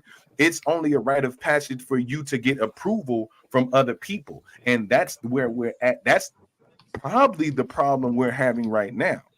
It's because manhood and womanhood is subject to the other person's approval. Well, we don't have an agreed upon culture, though. I think that's what's mostly missing. And that's what Rashawn's saying. Like, we need points of relation. And I think a rite of passage is we're not saying it makes you a man, but it's a point of relation. So that when you two come together, you're like, he has done his rite of passage. And this was usually in a community where everybody knows this person did this. So it was like an agreed upon structure in the culture. So I mean, I don't think it's completely useless. I think it would still have a lot of utility. The only problem is it would require us to have a unified culture, which we don't have anymore in America. I mean, I've talked about this. We've lost a lot of tradition and points of relation anyway. So it would be hard to utilize something like that currently, but it still would have utility if there could be some agreed upon, I think, culture. It would still, yeah. Now, I'll say Yellow. What I've made, because I haven't given it like full verbiage, right, is that the rites of passage that I'm talking about would not be like some ceremony. So the rites of passage is a conclusion of a process, like a lifelong process of grooming somebody to be capable of taking care of themselves. So I don't mean like I know somebody said like a bar mitzvah. I think King Mike's World. It's like a bar mitzvah, like a ceremony, a party, a thing where he goes out and shoots hoops against the best player in the neighborhood and then changes attire. I don't mean anything like that. You know what I'm saying? Like something kind of ceremonial and performative.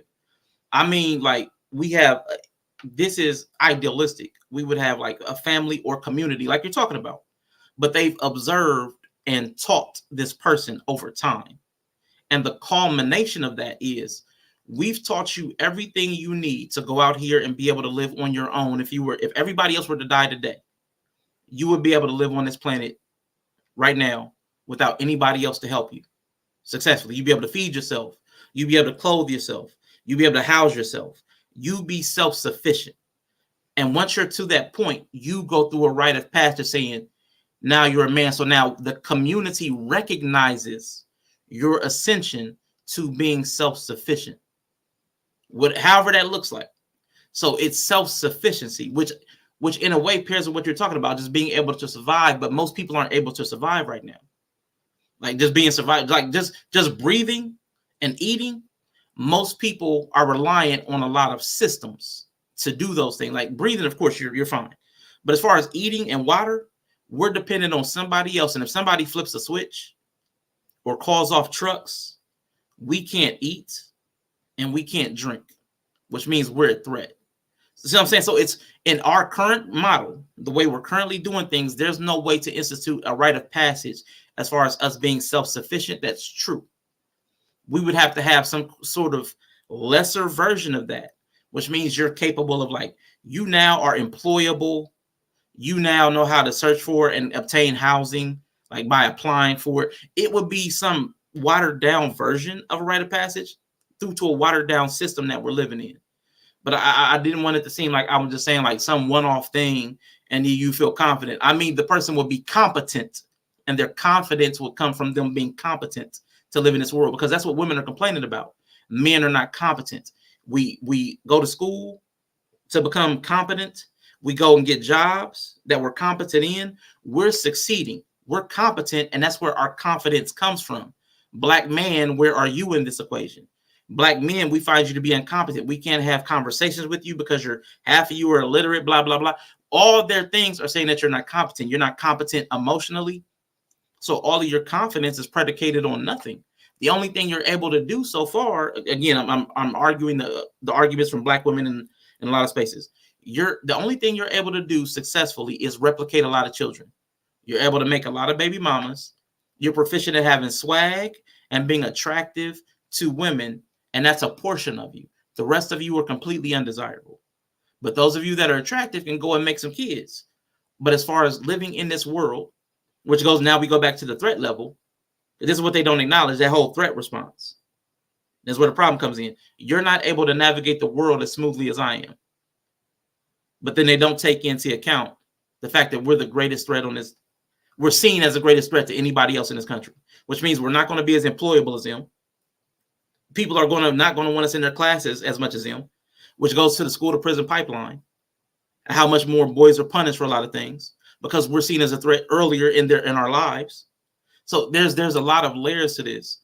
that we have to account for. I'm not saying it's something easy, but there's a lot of pieces. There's so much of this, man. But we have to have a level of confidence that's based on a set of competencies that Black men need, that Black women can also recognize, and that because they're useful in the world, they would appreciate. But like the garbage man thing, there's a social standing, like Bree said, they can't appreciate that social standing, even though it's the physicality I was talking about. There's another component where you would need the social standing. So there has to. My bad. I thought you were my bad. I was about to say, because you need the social standing, Black men would have to augment the way we behave to advance. We would have to change some things. We wouldn't be able to fit in necessarily completely in white society. We might have to do more communalistic or cohesive behaviors to lift each other up, because nobody else is going to, because we have the greatest threat level and everybody else is afraid of us. There's a lot of things that we would have to consider and operate from, so that Black women could respect our efforts, because not everything is going to be respected. Because again, there's two layers of programming: the nature, which is, like I'm saying, you need to do something that shows you as a man to be attractive. But then there's also the nurture, which is a system, which also sees us as the greatest threat level and a lesser caste than the Black woman. So it's a really complicated problem. The normal person can't think through all that, especially real time. So we feel it out. And that's why we're unsuccessful, because this is like trying to build a plumbing system when you've only ever gotten water from the river. Like, how are you going to build a plumbing system? That's an evolution. We need an evolution that we haven't come to. But it's got to be important to us enough to invest that. Or in a weird way, and Black women will be right, if they're not worth the investment to figure out something that works so that they can also get what they need in this world, then we're not worthy. And our actions also communicate that we're either not able. I think I spoke about that in some other dynamic. Either we're not able, the social lubrication. So either we're not able or we're not willing. And whether we say it or not, Black women perceive that. Yeah, I can respect it. No, I see what you're saying. And it is a certain level of competence and confidence that they do respond to, but that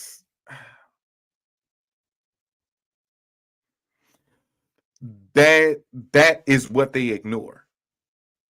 Because on the high end, there's super competence and super, like you said, you either got the power and the status, or you got the attraction. But the men you describing exist. The men who are competent and take care of themselves, they ignore them though.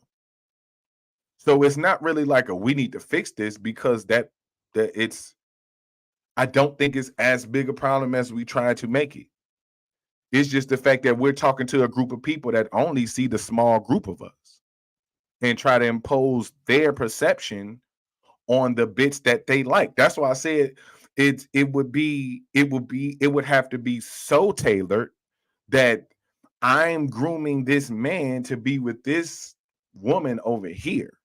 Like, it would have to be so detailed. You know what I'm saying? But just like we got to teach men to take care, it's men that's doing that. Like, it's men that's taking care of themselves, making decent money, living good, but they don't meet the unfixables. They don't meet the requirements that they'll never be able to fix. They might not meet the look requirement. They can have all the confidence they want to. You just seen a nigga walk up to a chick behind, he got all the confidence. She give him that look back and bail. So confidence ain't a thing. Competence won't get them, because there's a bunch of men who are competent. It's a lot of IT dudes out here that got that look that ain't getting no attention. You know what I'm saying? So it's not that. It would be too. Are they socially competent though? I mean, competence is competence. There's levels to this. And that's what I'm saying. Competence is competence, regardless, right? Competence is competence. And that's what I'm saying. If it has to be competence, though. If it has to be a social competence, then I wouldn't, if his need is social competence, I wouldn't want to put that man in that type. I wouldn't want to ask that man to do that, because he's done the things he's chosen to do in his life. He doesn't require social competence to also be accepted as a man. as also to be accepted as a valuable man because he had enough social competence to be able to put himself in a position where he can take care of himself.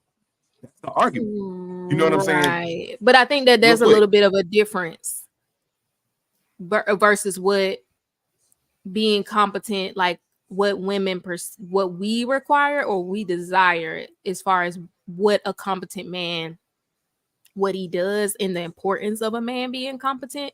It's not to say competence like you can be intelligent, you can be resourceful. Like competence has different realms, and I think what most people are talking about is you experience that they've hyper fixated on one realm of competency because, like you said, usually money gets women. So I'm gonna hyper focus on getting the IT degree so that I can have money. But you're not competent anywhere else. You're just like you've made the money. So yeah, you've proven that you're able. Yeah, you're competent at your job, and like ain't nobody you can't take that away. That's why I want to detach it from manhood. Okay, now I know it's because you can be a man. You're a man. Like I'm one of them people. You're a man. You're grown. You got a penis. You're a man. Like I don't all that whatever. But there are a lot of people who aren't competent and capable for life. Like they maybe got it here. You see a lot of those people on social media, a lot of women. You could do this and you could do that. But when it comes to parenting, you're not competent. Or when it comes to this, you're not competent. Financially, you're not competent. When a problem come up, you call your mama. You're not competent. So there's a lot of realms of competence. And just because you have money does not mean you're competent. There are a lot of degrees where you can make money where you're socially incompetent to the point where it's a pain to try to sit across the table and talk to you. I get that. Like socially weird and all that other shit. Like I get all of that. That can't be fixed. That can't be fixed. That's why a lot of them are not being able to pair. Right. But that's what I'm saying. We're almost placing the blame on a non-fixable. You see what I'm saying? Because our society, I think our society is non-fixable. Is grooming people to not have that. Bree kind of threw in a bunch of different things, right? Like not being able to take care of a kid is one thing because most first-time parents don't. It takes time to learn. I'm just being real, Bree. Like, was you just an awesome mom from day one? No, you had to figure it out. Like being awesome. But Krishan is not competent. That's what I'm talking about. No, but that's what I'm saying.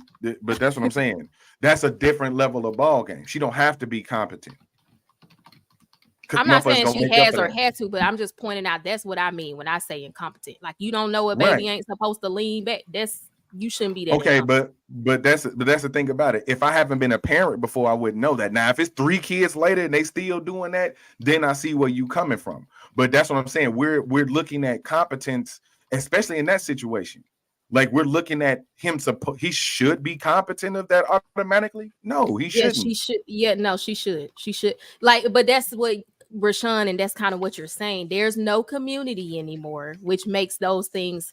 People aren't able to get that. It's unrealistic to think people can get it. So I understand how a Krishan exists, but if we like with community and in the past with defined things of what you should know before you leave the house or what you should know, like how we used to have home ec or things like that. Like as a mom, my babies was never bent over backwards because there was somebody somewhere that said, "Don't let that baby neck fall when you hold them." Like what you know what I'm saying? Like. You had enough, a lot of us had enough community to get that information to help us be competent because I never was a parent, but it was always a woman somewhere or somebody who done had some kids saying, don't let that baby neck, hold his head. Right. So But then if you get through that phase and then you get through that phase and then they go break their arm. When they like 6, you see what I'm saying? So out of a tree, but that's I wasn't, but that's what I'm saying. It's kind of like competency though, right? But if I'm not clear, but that's what I'm saying. If he playing at the park and I look down at my phone and he fall and break his arm, do I lack competence as a parent? No, because I wasn't. And I don't think most people wouldn't say that they wouldn't call it neglect.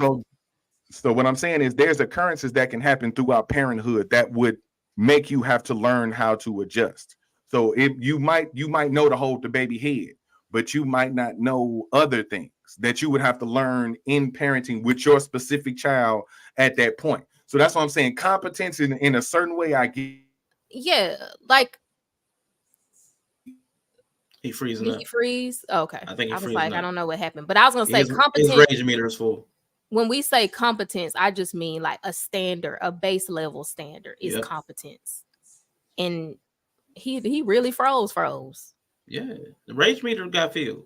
But like competency and high achievement aren't the same thing. Yeah. Like I was competent to be a nurse when I graduated from college and passed my NCLEX.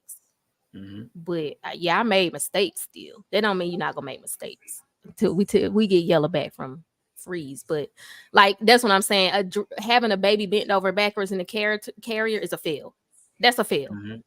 Because in the hospital we tell you, any book the doctor tell you, you should have had a family member somewhere to tell you that is a fail versus a child having an accident. Yeah. That's not necessarily going to be a fail unless it was your kid drowning in the bathtub. That's a fail, right? So I do agree that we need competent, like people aren't competent. Mm-hmm. Like you said, they're like base level adult competence people are lacking. Like Krishan lacks base level parenting competence, like the standard. Okay, you back. Yeah. I was just clarifying, like what I mean. Competence is the same word as like base level standard. Base level, you a parent. A lot of times when you go to college or you get a degree or a license, like I was a competent nurse when I passed the NCLEX, but you wouldn't have wanted me doing your IV. I promise you that. Like. Yeah. You wouldn't have wanted me doing your IV, but I was good enough to be a nurse. So I was competent. I wasn't an expert yet, but I was competent. Okay. So I do understand what y'all saying. I do understand what y'all saying. And in my moment of transition from being frozen to being back up here on the panel, I did have a thought. Mm-hmm. I get what y'all saying, but to that point, that is making men acceptable to, how can I put it? That's making men acceptable to a group of women that probably don't really even want them. Right? When you're done, let me know. So it's like the things that I hear about like competence can be learned, right? But then it's like there's also women who will work with that. You know what I'm saying? Who will take certain, because as long as he good, as long as it's certain unsocially competent women that like is like all I'm hearing is like the weirdos, right? Like the people who are like socially awkward, don't know how to have confidence and shit like that. And it's like, what women are we making them better for? You see what I'm saying? It's like, because if he's competent enough to take care of himself, he's competent enough to pay his, because that's what I'm going by like how Rashawn was saying. Mm-hmm. Like building that level of competence to get out here in the world and take care of yourself and learn how to survive and do all that.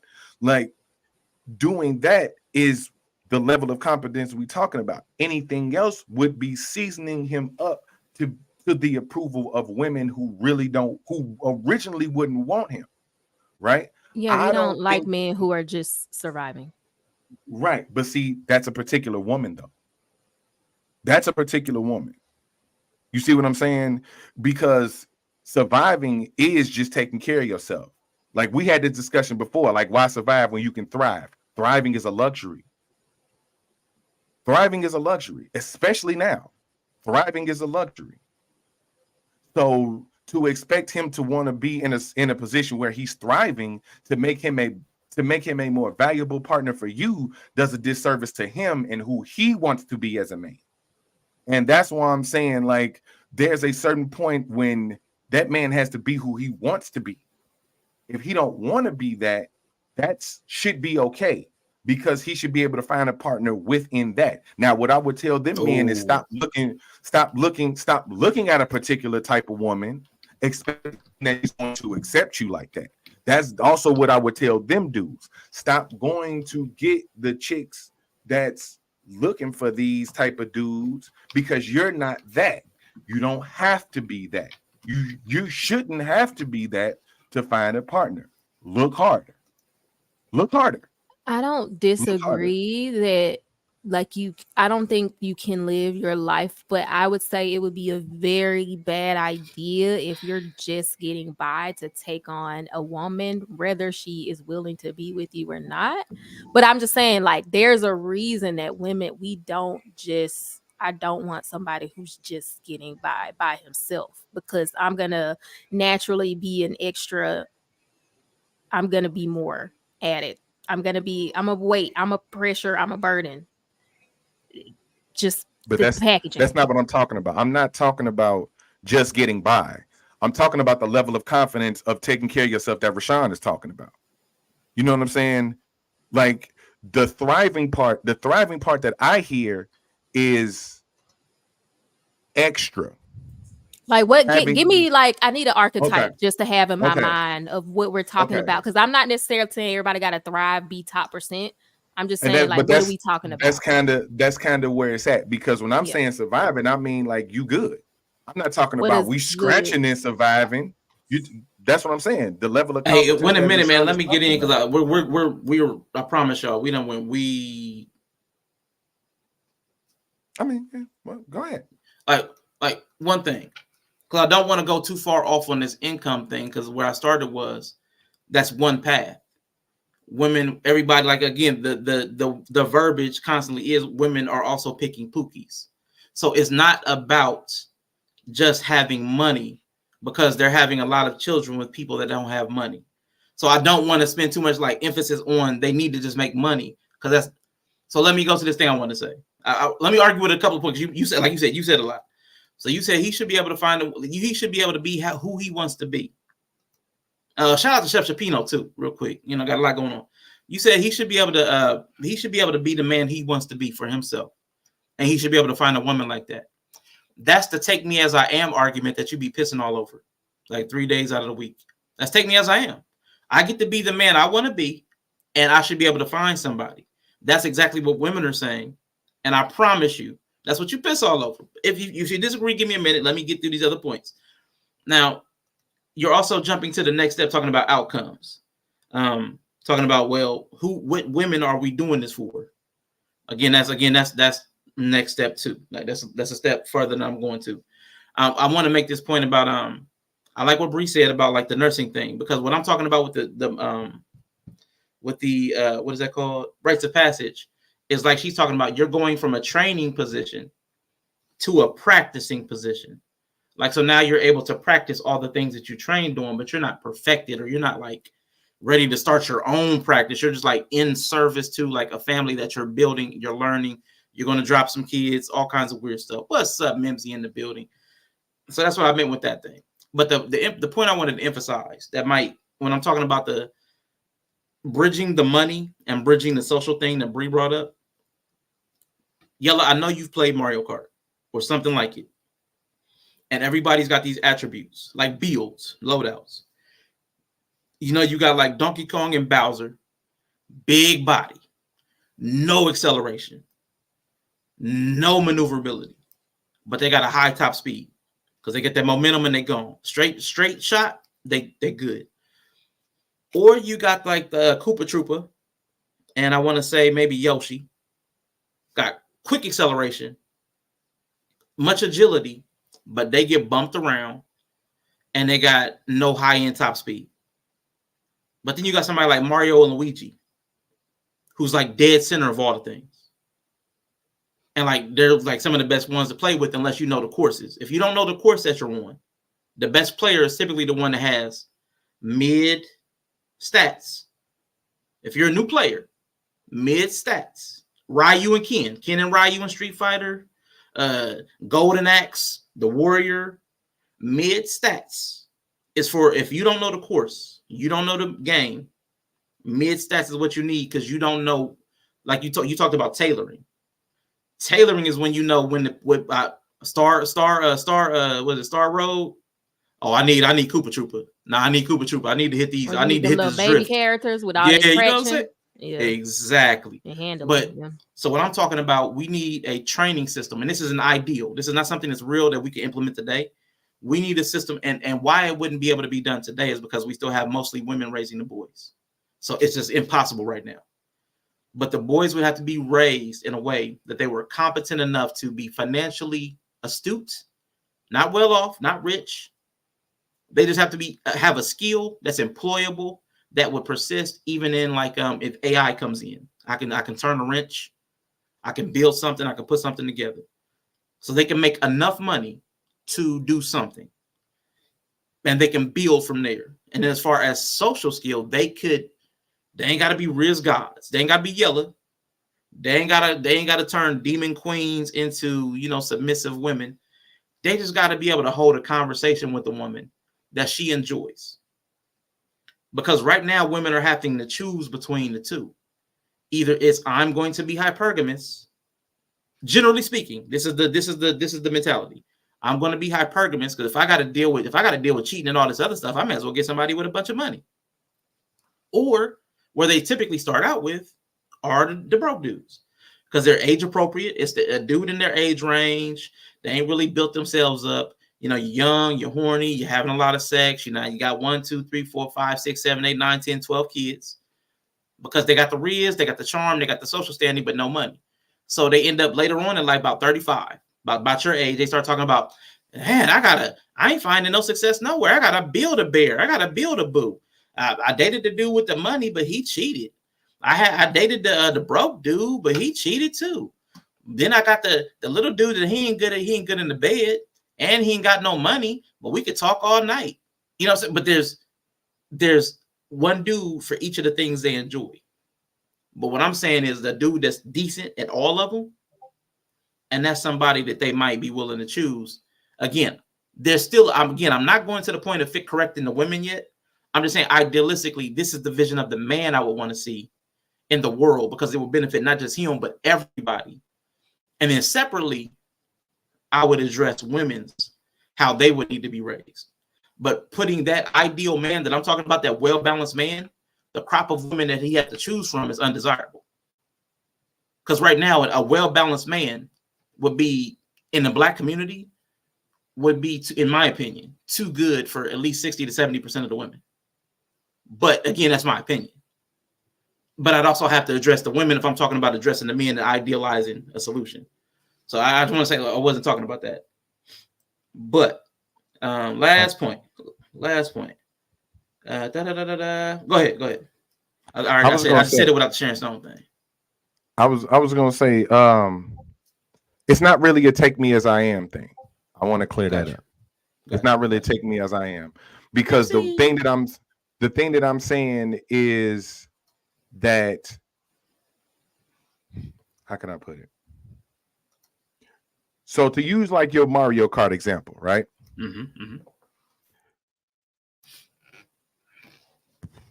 One of those characters will be good on all the tracks.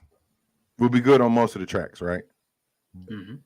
Koopa Troopa will be one who will be good on one track, right? There's some tracks that Koopa Troopa will be good on, right? There's some tracks that Bowser will be good on, right? Absolutely.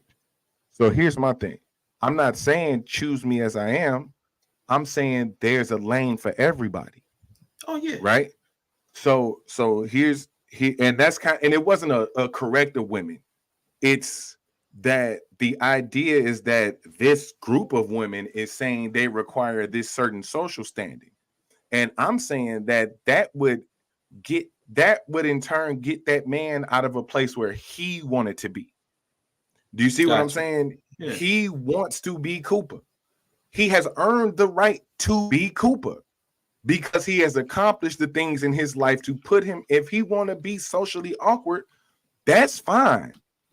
Because he shouldn't have to adjust his charisma or social standing or communicative skills. Because like you said, he shouldn't be having the conversation that she wants to have. He should find somebody that agrees on having the conversation they want to have. He should find somebody who's wanting to have the same type of conversation, not adjust himself to fit what most of the women say they want, because that's not who he is. So in turn, we're trying to take Steve Urkel and make him Stefan Arkell when he was never that. That didn't work for him. He got the attention, he got a different type of mode, but guess what? When he just decided to be Steve, that's when he got Myrtle. I mean, not Myrtle, what's her name? Oh, Myrtle was his cousin. Myra. Yeah. That's when he got Myra. And guess what? Myra was just like him.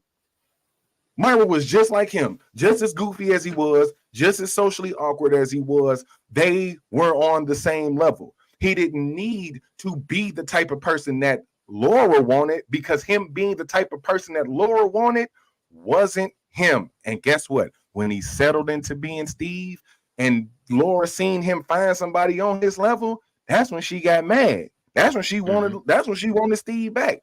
That's what I'm saying. I get it, but we can't groom men to be acceptable by the majority, because then in turn, he's not going to be the man he wants to be. He is being the man everybody else is telling him he should be, thus making the rites of passage pointless, because those passages teach you to become the man you want to be. You see what I'm saying? So if he's taking care, and I know it's not a money thing, but I'm just talking about, like, if he good on where he at, if the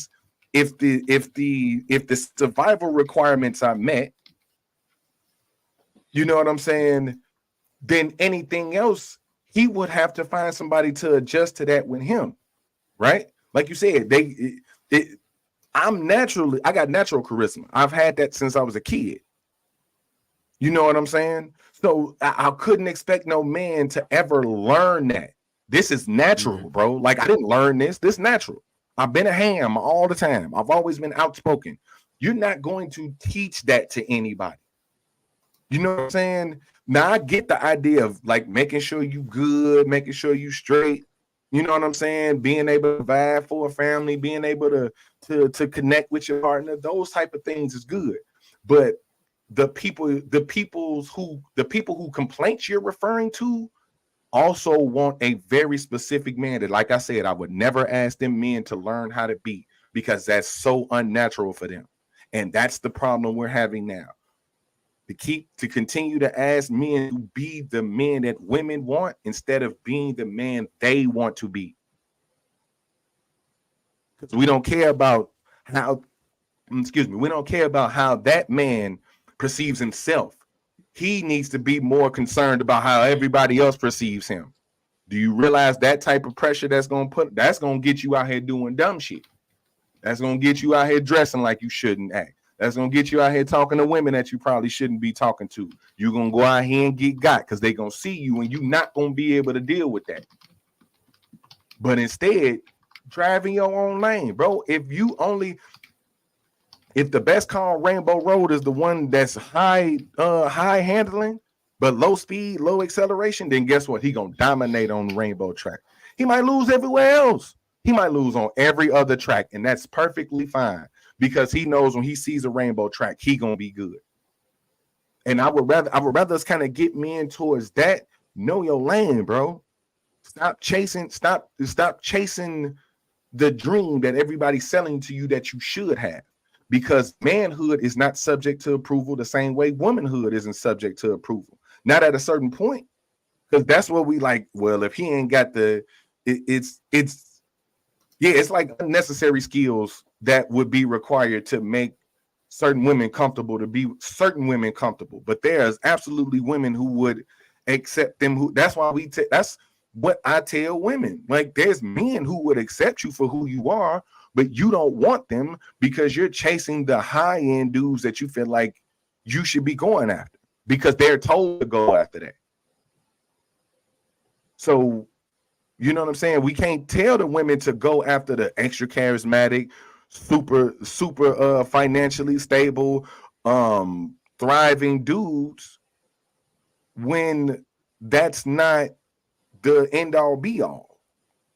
You know what I'm saying? There's men in between that. Them women ain't gonna make it. Them men ain't gonna make it. I mean, I think competent is not an extreme. So it feels like you just like make it. Yeah. Because like competence, like that guy you're talking about is still a competent man though. Like if he's like you're saying, like from what we're saying, that guy you describe, he's competent. So I don't think that he's not a pushback against what Rashawn is saying, because it's not about being all the things women wanted. He was saying competent. So even if that man is competent and he's in his own thing or in a subculture or in something that the average woman wouldn't find attractive, competency isn't determined by what women find attractive. I think that's the thing. Like being a competent adult is not about either gender finding you attractive per se. Like a lot of adults are not competent, which is a turnoff. Like period.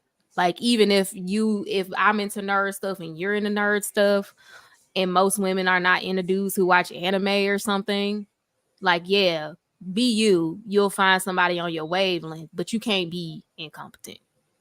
And so I don't feel like that's necessarily a pushback to like what I don't feel like what Rashawn was offering or saying men should be base level is different from that guy you're describing. Is not. I feel like he could still be the guy Rashawn is talking about. Like he can be, but that's what the same guy. It wasn't. It was the social competence. Yeah, that's you do need to be socially competent. Because he said a very specific thing: being able to have the conversation with them that they want.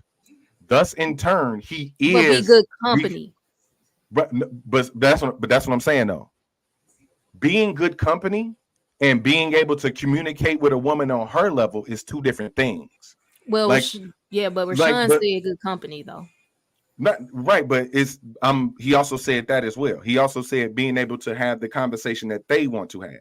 Yeah. And what I'm hearing, but these complaints that are coming from a group of women who want the super charisma dude.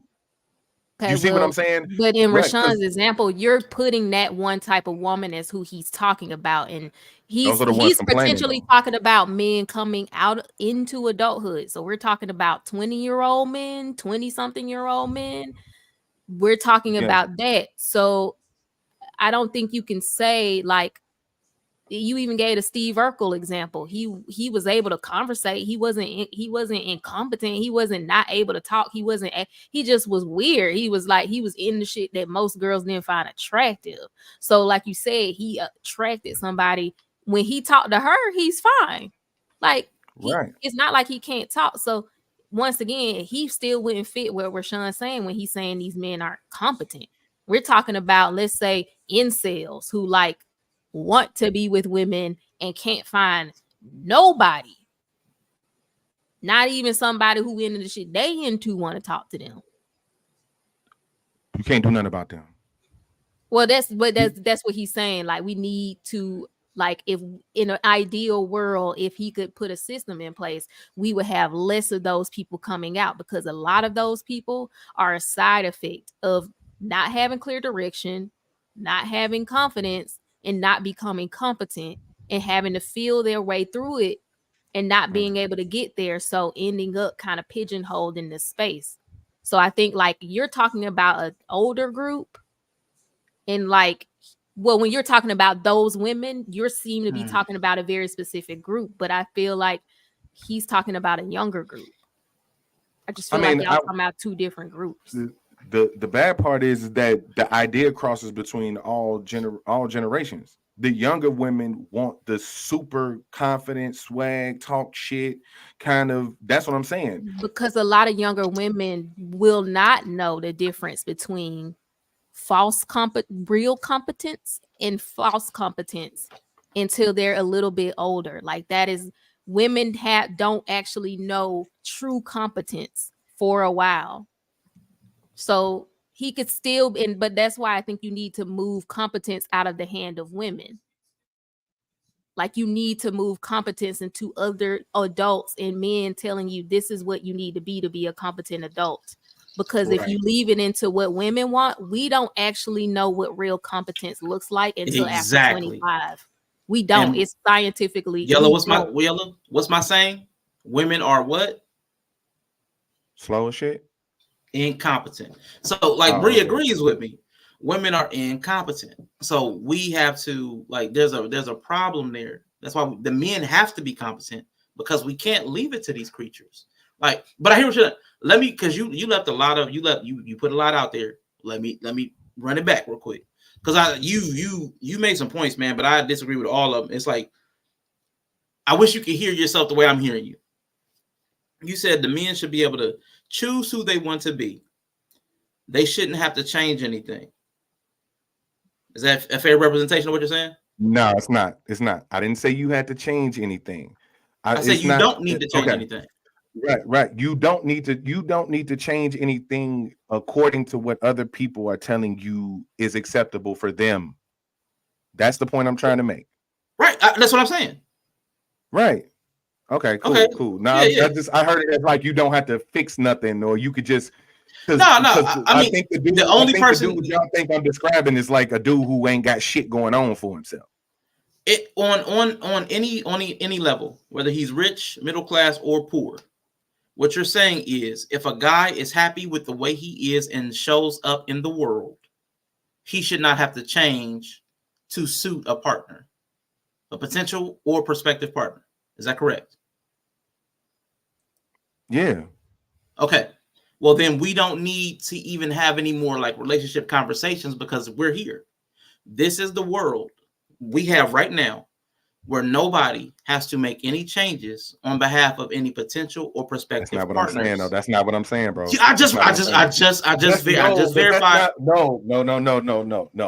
What I'm saying is this. Let me tailor it a little better. You don't have to become a certain particular person to get a partner. We ain't talking about bums. We ain't talking about niggas who ain't doing shit. We ain't talking about no types of other shit. Build yourself up enough to where you're okay with who you are and find somebody on your level. I'm not saying don't build yourself up to be a good partner. What I'm saying is there's a certain requirement that I'm hearing that's going to only tailor the people who want a certain level of thing. Like if we're not, I'm not talking about incels. They a whole different.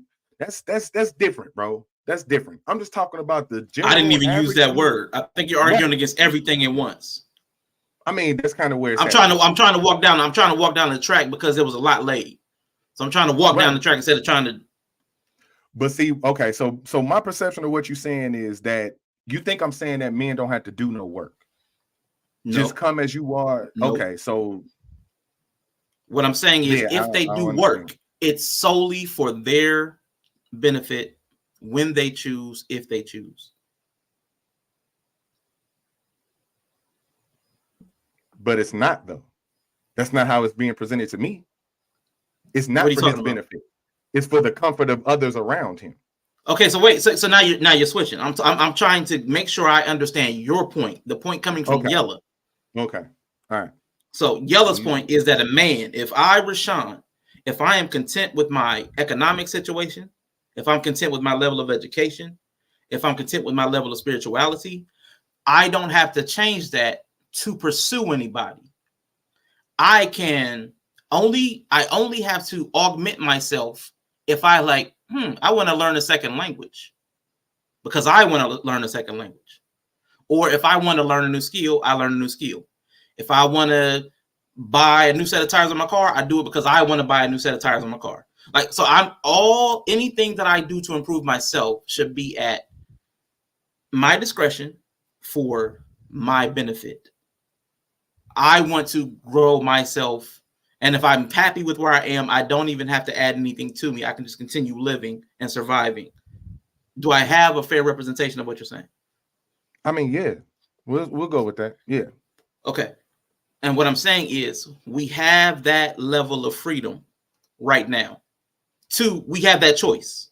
Let me say, we have the choice to do that. Nobody's making us not do that. Now, I'm not skipping ahead to the outcomes of doing that because skipping ahead to the outcomes brings you back to my conversation.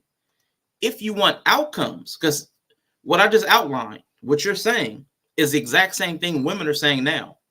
I will pursue my education because I think it's important. I will get the job and the career and pursue that. I'll delay childbearing until I feel I'm ready for it, or I'll have them when I'm 15 or 16 if I choose to.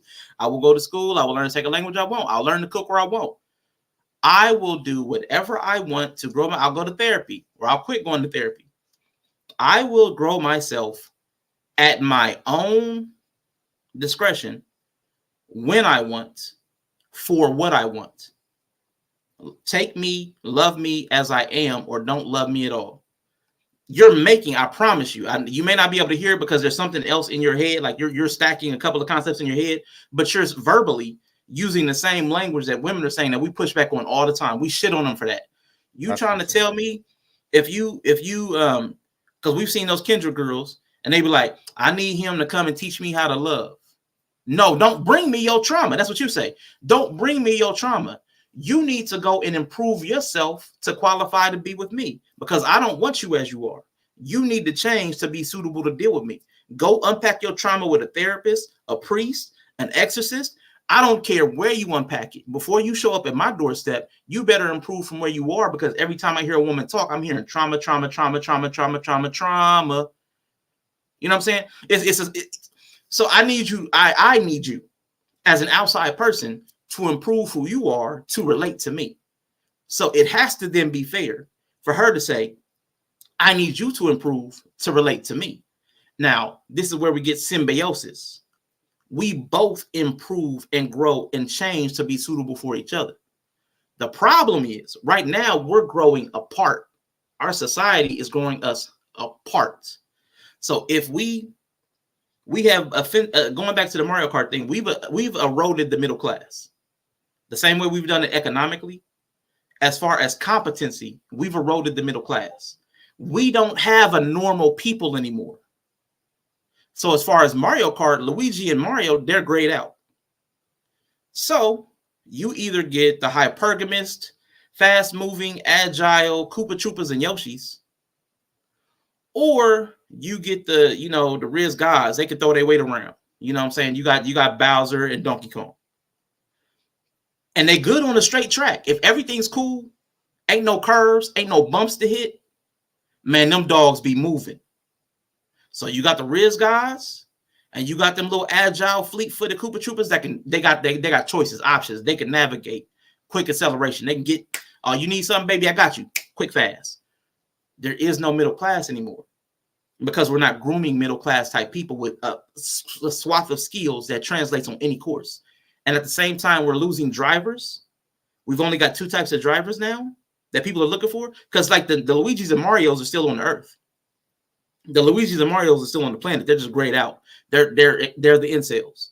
They get no play, because the courses that they would have been applied for, like the middle little road courses, the nice little safe tracks, they got rid of those too, because everybody wants the Mario circuit. They're eliminating, they're graying those out too, because everybody wants to be the one that's either hypergamous. Because if I'm going to have to deal with if I'm going to deal with men that I don't enjoy relating to, the whole Princella thing, if I don't enjoy relating to you and you're unsafe, I may as well get this money. Or you better make me feel good, Riz God, but you ain't got shit.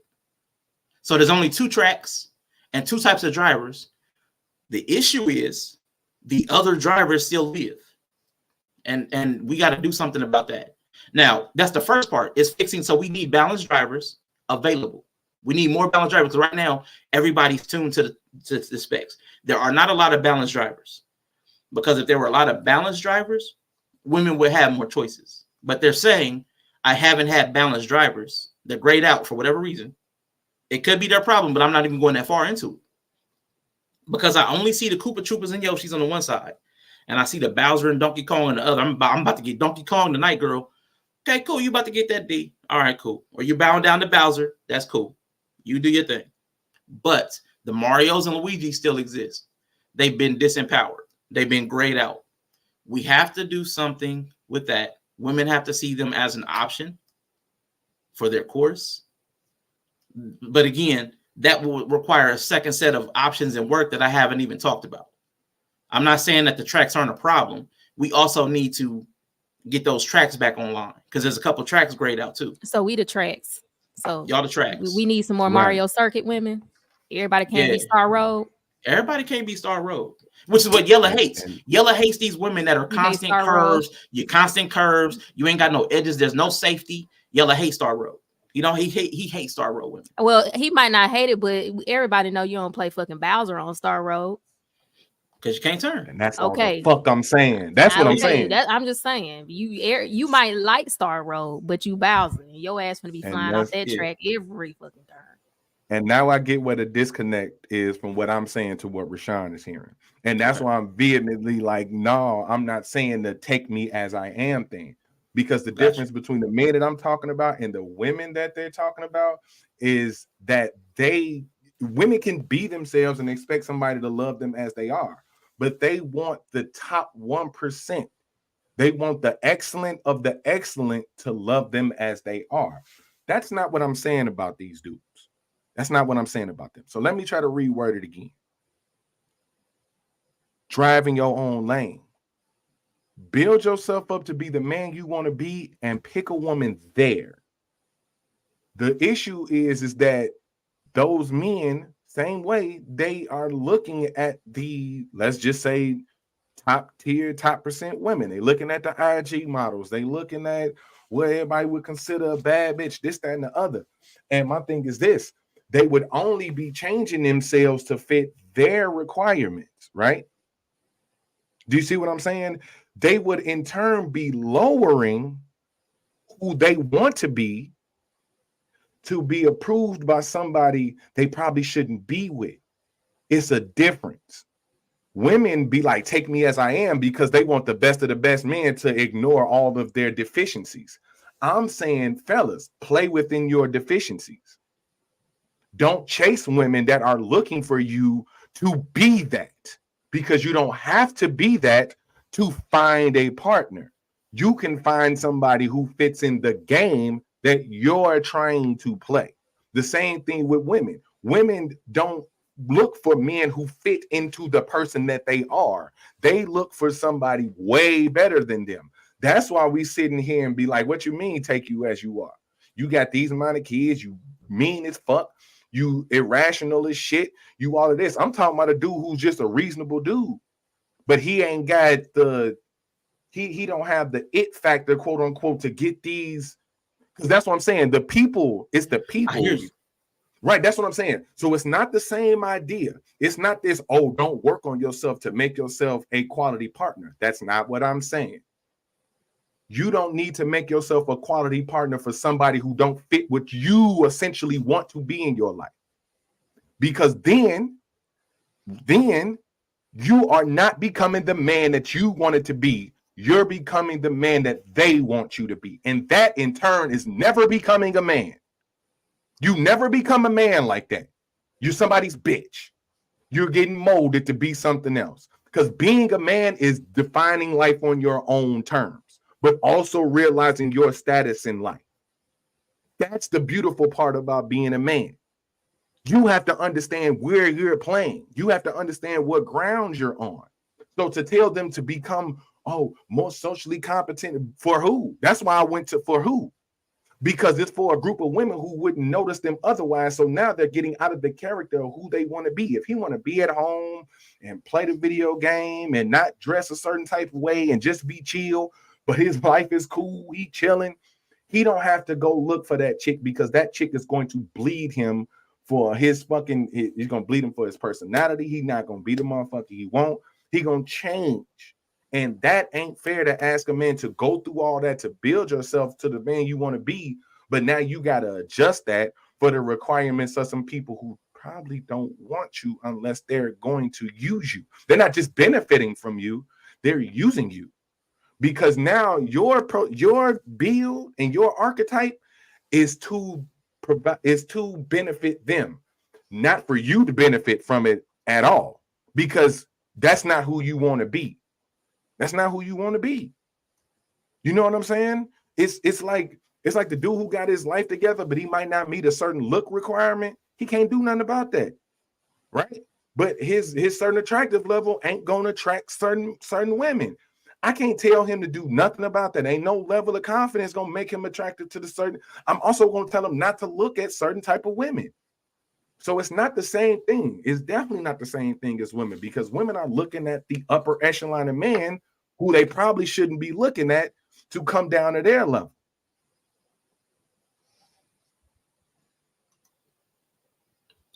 I hear what you're saying.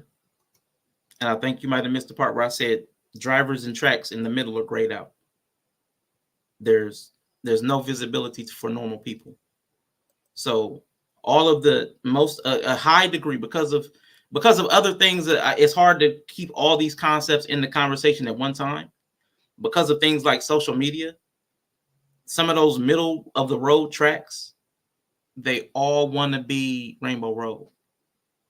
They all want to shine. They all want to have an edge. They all want to be dangerous. So I'm saying, so even though you're just like, no, pick the track, like choose better. Pick the track that you can drive on. What I'm saying is there's no there. The people who are suitable are choosing to be unsuitable because of the way we live our lives in this country. On both sides. So because a guy wants to, I still want to drive. I still got this 350cc selected. I already pressed select on Mario. You know what I'm saying? I'm stuck being Mario. And the only track that I'm good on, like I can't even remember the name Bree said, but Mario Circuit is grayed out. And there's like Rainbow Road, and then there's that dirt one where I'm not gonna get any traction. All right, what am I going to do? Because I still want to drive. So then I got to be a different driver. I know you don't like it, but if those are the only tracks available, Yella, there's a numbers problem. Yella, there's a numbers problem, and if you deny it, if you're going to be one of them people that forget, like I don't care about the numbers, I don't care about facts, I don't care about reality, I will quit right now, and I can just stop talking. But I saw your face. Yeah, but I'm just saying, because it sounds like what you're telling me is they should learn how to drive on Rainbow Road. I'm telling them no. But that's essentially what you're saying. You're saying that's what you're hearing. No, that's what you're hearing. That's what you're hearing. Okay, so you're telling me that the people in the middle is being grayed out. Grayed out. They're invisible.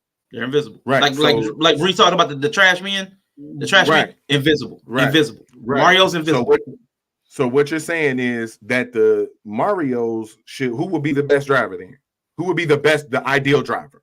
Let's for Rainbow Road, or what we're trying to, the ideal world. The ideal world. Because my thing is this. The example you're giving me is a driver that will be able to drive on every road. But he wouldn't be the best for every road. You said that yourself. You said find the road on every road. That's what I'm hearing from you. That's what I'm hearing from you, though. He should be proficient in every road. That's what I'm hearing. He should learn how to be proficient in every road, or he should learn how to get better at driving on this road that he can't drive on. So here's where I agree with you. And like, hear me out. Hear me all the way out. So I'm saying that most guys are Mario Luigi. They're like this regular. They've got a particular set of skills. Like they're the middling. Most people are mid. Most tracks are mid. We're trying to pair drivers with tracks. Because that's the pairing. But we're talking about people. So they stop being drivers and they stop being tracks. They become people. Now, people, because of influence, they want to be things that they're not. Society tells them that they're things that they're not. So people want to be Rainbow Road, but they're not Rainbow Road. See what I'm saying? Like people think they're Rainbow Road. I want to be this. I aspire to be this. I'm going to be this. So you'll hear somebody and Kendrick be like, you're asking for a man that makes 250K. Have you ever made 250K? No, I'm not Rainbow Road.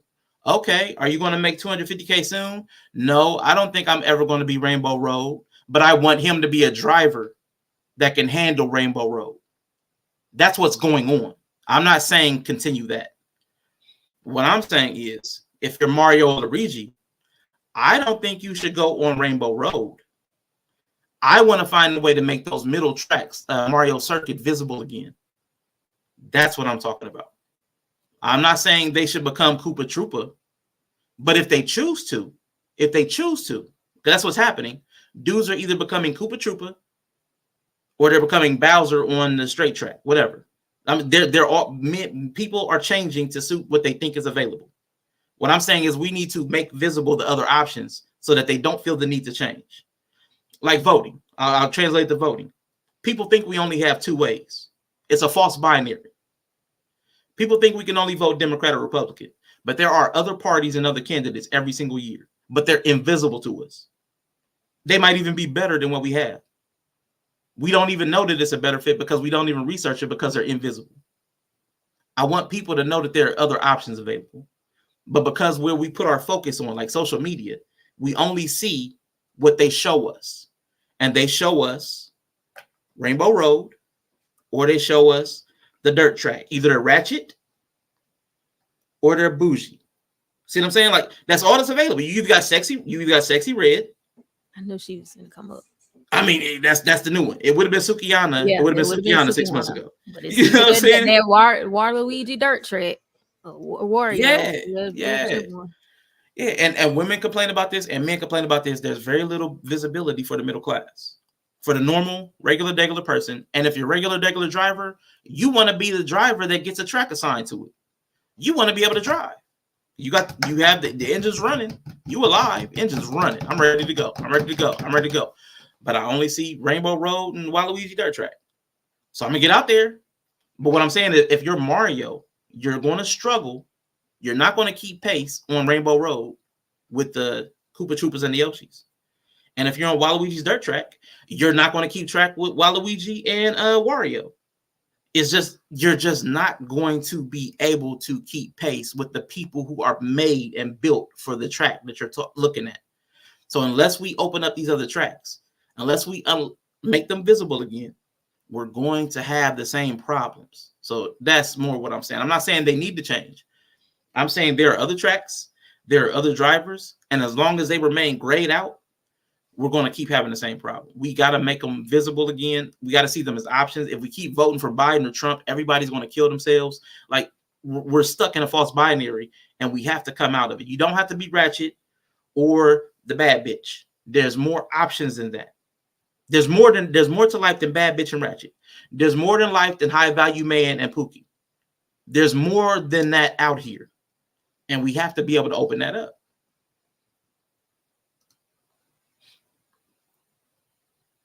On point. Being normal. So who's the tracks? Who's the tracks? The women are the track. The women are the tracks. I mean, we can flip it. It's still we can flip it. No, because I'm kind of where you at. Because the men are the drivers and the women are the tracks that they're driving on. And like you said, it's a lot of rainbow. It's a lot of Mario circuits that think they Rainbow Roads out here. Yeah. Right. Yeah. So like I hear you, but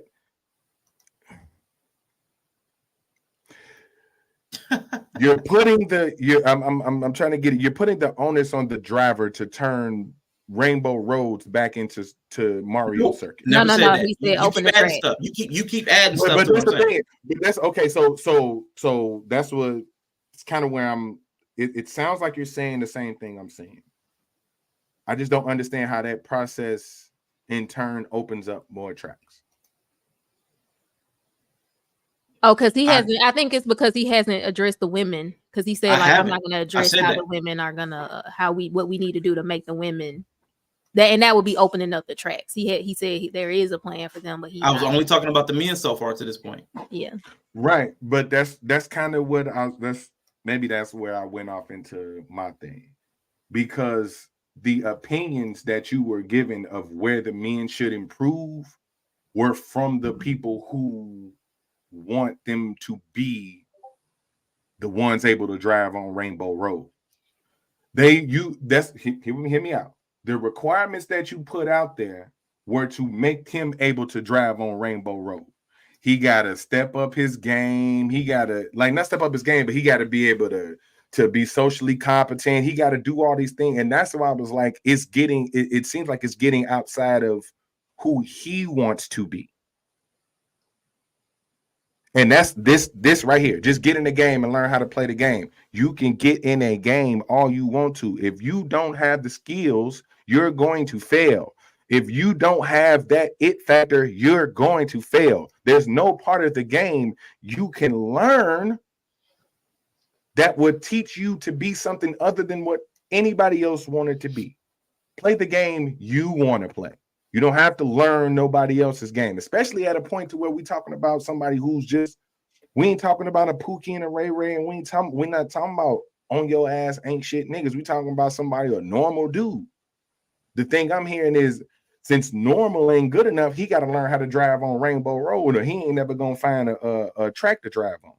He's got to be more competent to learn how to drive on Rainbow Road.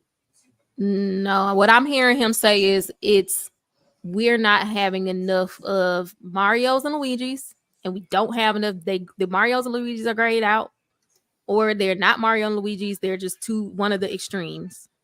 And then, which are the men, like he wants men to be Mario and Luigi's bare minimum. Unless you're rich, the Bowsers and the small people, they out there and they getting on their tracks because that's the tracks that's open. So he's not talking about them. He's talking about a thing to make consistently more men be Mario and Luigi's.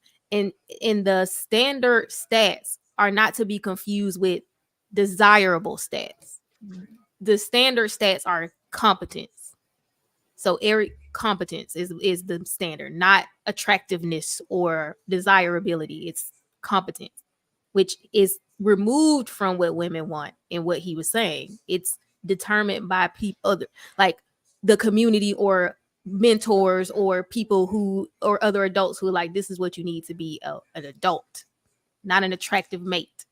So what he's saying, you're still taking it where you're saying, you're telling the Marios and Luigi's to try to get better so they could drive on Star Road. And that's not what he's saying. Like, he's not saying we need to make Mario and Luigi's able to drive on Star Road. He's saying we need more Mario and Luigi's because we also don't have a lot of Mario and Luigi's. Because what's happening is maybe people could be, they're looking at, okay, I'm going to become a player. I'm going to become a driver. So which driver do I want to become?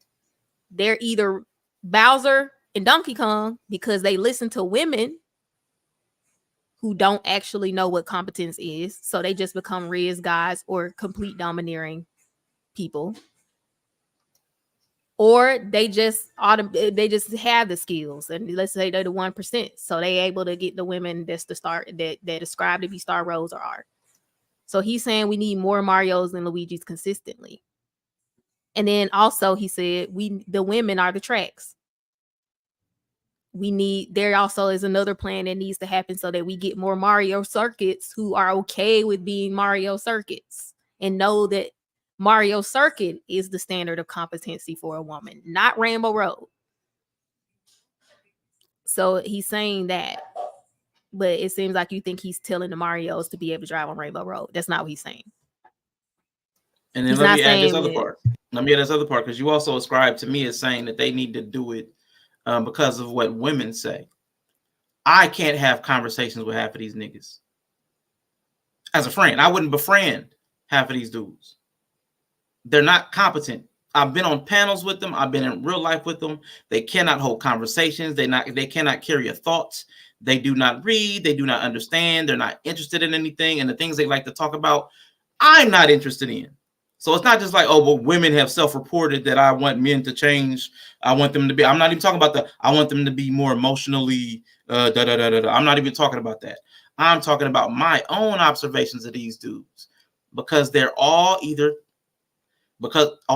generalization. A lot of guys, because of social media and the way people choose to fashion themselves. If women fashion themselves like Rainbow Road and Waluigi's Jungle Pit, then the drivers are going to try to become the type of driver that can work well on Rainbow, that they're going to, because they're motivated to be able to win. People want to win. They want to drive and they want to win. So anybody that has a track open to them, they're going to try to fit to the tracks that are available to them. It just makes sense because everybody wants to play. And if you play, you want to win. Some people just want to have fun, but even to have fun, you still got to be able to play. And if only 2 tracks are open, you're going to play on them. So it makes sense that, hey, I keep losing as Mario on Rainbow Road. Why don't I become Koopa? I keep losing as something. Why don't I become Bowser? So what I'm saying, if we open up more tracks, if there are more regular people, if there are more normal people, people that aspire to be family, because again, we're even cutting out people that desire to have families. We're demonizing people that want to make a family, a traditional husband and wife and children. That's getting eroded. That's the what's the name of that track? Mario Circuit. Mario Circuit is getting demonized. Yeah. Everybody's attacking Mario Circuit. Everybody's shaming Mario Circuit. No, you shouldn't want to. You shouldn't want to be no Mario Circuit. That's plain. That's vanilla. That's boring. No, I don't need. There's problems here. So if the only circuit that Mario and Luigi are going to be good on is Mario Circuit, if they're the best suited for that because of how many turns are there, because of the type of surface it has, if that's where Mario and Luigi excel at, and we eliminate as many of those as possible because the track is grayed out, Mario and Luigi's are only incentivized to then become something that they're not or that they don't want to be. I don't want that to happen, but that's what's happening. They're being incentivized to change. Well, I may as well just act like a Pookie. Or I'm gonna chase money, like the red pill Myron and them keep saying. I need to get fit, I need to get my bag, and then I can what is it? What they say? I can have all the women I want. They're not looking for marriage at that point. They tell them not to get married. Once you get the money that allows you to get women, you use that to dominate women and get as many as you want and toss them aside, which is not what the Mario and Luigi's want. They want Princess Peach. I just want my peaches, peaches, peaches, peaches, peaches. That's all I want is my peaches. Peaches but and daisies. peaches, grayed out. Grayed out. So, I mean, we got to make normal okay again. Make normal great again. It's got to be a thing because everybody wants to be ratchet, or everybody wants to be a bad bitch. Everybody wants to be a high value man. Everybody wants to be a Pookie. If that's the false binary, if everybody's got to be Biden or Trump, who's the actual qualified person that's for normal life, everyday life? Yellow said that in the beginning, early in the conversation, we were saying that, we talking about black excellence and stuff. You can't just be normal. You can't mediocre. You can't just be regular. You gotta be black excellence. Yeah. And see, and this is what like Quantum's saying. This is even if we have all the drivers available and all the tracks available, you still have to learn how to drive. You still have to actually play the game. You still have to survive and compete because you can get beat on Star Road, even if you're Koopa. Koopa can lose on Star Road. Mario can lose on Mario Circuit. So I'm not saying the second part. I'm not saying that because you're the type that is best fit for a place that you're going to succeed there. I'm not making any of these assumptions. I'm not saying that Quantum is saying that I'm saying that either. So, let's not do that. I'm just saying that we have to open up all the options because the more we narrow choice, algorithms, feedback loops, all this social media stuff, it's intensifying the divide between men and women. That's why we have a gender war. Our cultures are pulling us apart, and it's creating more complicated false binaries of how men and women should operate. And the more it's like that, and each false binary doesn't, like you said, Yella, even if you do change for the person, because of these false binaries, you're never going to respect or admire the thing you get set up on because of all the work you had to do just to change, just to play. No man that has to change himself to get a woman is going to respect himself or the woman, one or the other. It's not possible. Like, so if you have to completely change who you are as a fundamental character, you're not going to respect her, which is Myron and Fresh and Fit and them. You're never going to respect a woman if you had to get rich and get cut and all this other stuff just to get her, just to be seen as a human, just to be admired or respected or accepted. You're never going to respect her. It's impossible. How could you? Because you had to buy her. And if you're a Pookie, if you lose your standards and values and quit trying to be a decent human being and impregnate 3, 4, 5, 6 women, you don't respect yourself. Just because you have access to women, you can't respect yourself by throwing your seed carelessly around like that. So one way or the other, you still end up losing if those are the only two choices people are drawn to. And the same thing on the women's side. If you can only be ratchet or a bad bitch, on the ratchet side, you can't respect yourself. And if you're a bad bitch, you're not going to respect the dudes because they're not going to be on your level. They're never going to be on your level unless it's that triple 6,000 alpha 9,000. It don't work. And even then, You're not going to respect that super triple alpha 9000 because he's got all them options, and he's never going to treat you the way you think he should because you're feminism. He's going to want to be the triple 9000 alpha. He's going to want to be able to make some rules, and your feminism and your programming that made you a bad bitch is going to not make that okay. You're never going to be able to accept these things. So these false binaries, they're not going to work. They're not sustainable. Maybe that's better language. The models, the two-party voting is not sustainable. We got to fix that. That's what I'm saying. I'm not trying to add anything else to it. I'm just saying the two-party system ain't gonna work because there's at least 4 parties. There's at least 4 models. There's at least 4 roads. We gotta fix that. We gotta open it up.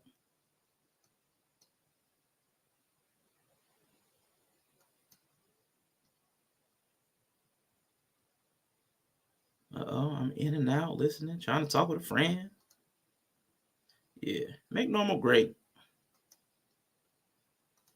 I support the message. But yeah, that's where I'm at, man. I know we went all over. We went all over. A horny 6 is better than a prudish 10. We got long ass winners here. Man, I would tell you whole math. Matter of fact, I wish I just brought up whole math because he does it better, and he does it with visual aids. Now he calls it the female delusion indicator. He calls it female delusion indicator. So like where half of men are even like they're not even human. Like every 0 through 6, they're not even seen as human. Like they're grayed out. That's what I mean. Like grayed out. Don't even see them. Invisible. So, and I'm promise I'm gonna make this my last point because now I see exactly what you're saying. It sucks that we kind of been saying the same thing. I guess the perception that I had is that when it comes to telling them to be more competent, so at this point, I don't know who we was talking to. Because if the Marios need to learn how to be Mario, if the Marios is there and the tracks is grayed out, what improvements do they need to make? Okay, 2 things. The first thing is like when we talked about incels, a lot of guys aren't even Marios. A lot of guys are none of the 8 characters we would have talked about. And you can wave your hand. I get it. We covered it, right? We covered them. Like, but now either we talking about niggas that ain't shit, or we just talking about the normal dude. But it's a third. Listen, by the numbers, stats matter. This stuff matters. 1/3 of men in the United States are essentially incels. They have not had access to a woman in over a year. That's 1/3. You pick 3 dudes, one of them. That's a big number. That's if 1 million people are playing the game. 1 million people are playing the game. 1/3, 333,000 guys can't even pick a character. They can't pick a character at all. They can't even get past the start screen. So there's a problem there. That's what, when I'm talking about competence, I'm talking about getting them to be able to even select a character.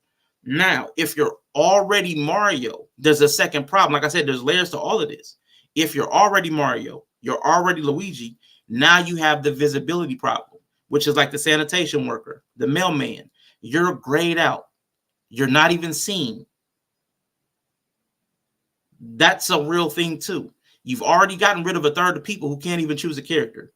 And then half of the characters, because there's like, I think there's 4 set: Wario and Waluigi, Mario and Luigi, Yoshi and Koopa Troopa, and then Bowser and Donkey Kong.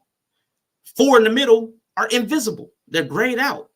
So half of the remaining 666,000, they're gone too. Grayed out, invisible, not getting access for whatever the reason. They're not incels. They can still try to drive. But on the tracks that are available, it's not going to work out. The tracks don't want them. So there's number problems, and there's layers to the problem. So I'm not saying that they should change who they are. That's why I said we have to do something where we can brand, where we can show men like the social, whether it's blocking social media. I don't know. I don't have the answer, Sway, but I can see the problem. This is a very Marxist conversation. I can see the problem clearly. What I can't see is the solution. Because there's no incentive for people to stop trying to be Rainbow Roads or that dirt track. That's all popular.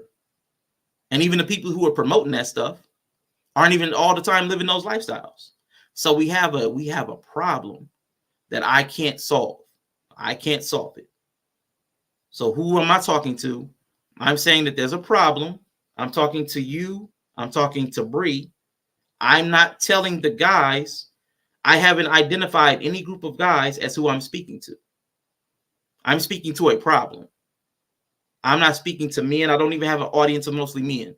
I don't have the Fresh and Fit audience where there's a bunch of young dudes that can't get women. I'm not talking to them. This wasn't even a message. This wasn't even a message for men. We were having a thought experiment that we were trying to work through.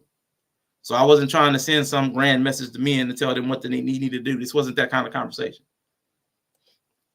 I've fully accepted that anything we say is gonna go one ear and out the other.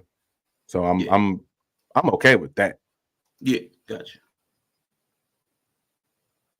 No, he's not, Greg. You're lying. Okay.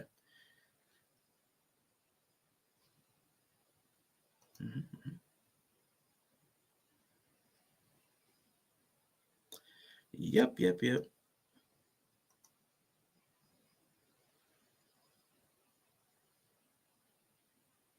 Niggas want puss.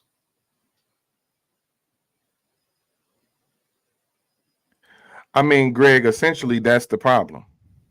And I'm trying to let this fucking conversation die. I really am. I am so trying to let this fucking conversation die.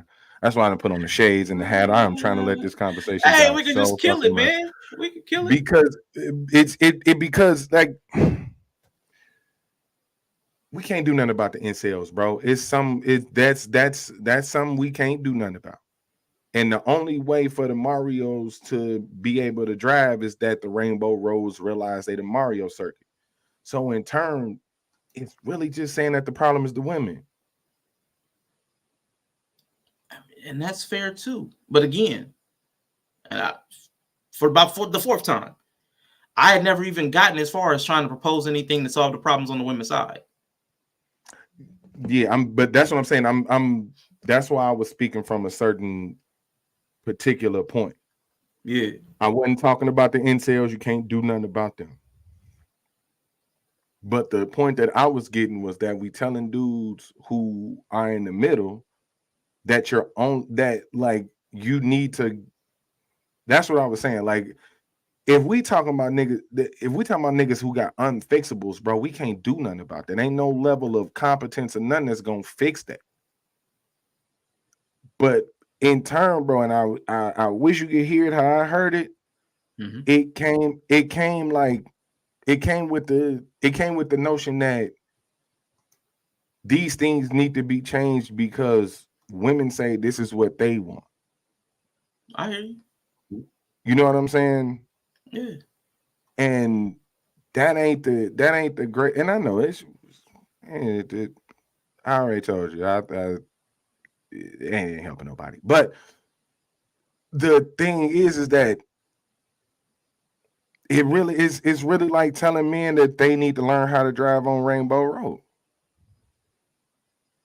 Because unless we're saying the only opportunity them niggas need is for their tracks to ungrade themselves. There's no added incentive. I mean, there's nothing they can do. Like there's limits to this shit. Like you said, there's levels to this shit. Mario gonna be Mario. The middle dude gonna be the middle dude. The average dude is gonna be the average dude. But he would only be adjusting himself to the women that say what he need to adjust himself to. So when it's like telling them to get in the game, ain't no game for him to play. Got you. So telling him to fix himself and improve this and learn how to be competent. Like I didn't know we was talking to like I didn't know we was talking about like useless ain't shit niggas. Like that's like okay, cool. Motherfucker need to learn how to get their shit together or whatever. That's cool. But my thing is, that's why I was standing on the point. Like, well, if a dude get himself together, he shouldn't have to jump out the window to try to get the approval of people who ain't looking at him in the first place. because he has gotten himself to a certain respectable point where he cool with who he is. And it's not a, oh, this is my confidence. No, he taking care of himself. He in good health. He chilling. He at the crib. He good. The problem is that he's invisible, like you said. But it's telling him to not be invisible. Learn how to not be invisible. That's not the problem. Because if he's learning how to not be invisible, then again, he's adding characteristics to himself that he don't want to be, that he shouldn't have to be. So I hear what you're saying. I understand what you're saying. I'm not saying what you think. Hold on. Can I just address that? Like incels incels and having a good life don't even equal out to each other. Most incels is miserable. There ain't that many incels out here that's just super balling with money, all this. No, we're not talking about them. Incels are the motherfuckers whose life is fucked up. They out here. They can't attract a woman. Right. They can't attract a woman on no end. So you can't be like they got a good life because they incels. You see what I'm saying? Okay. Like if they had a job and take care of themselves, they would be regular dudes who are able to get women on their level.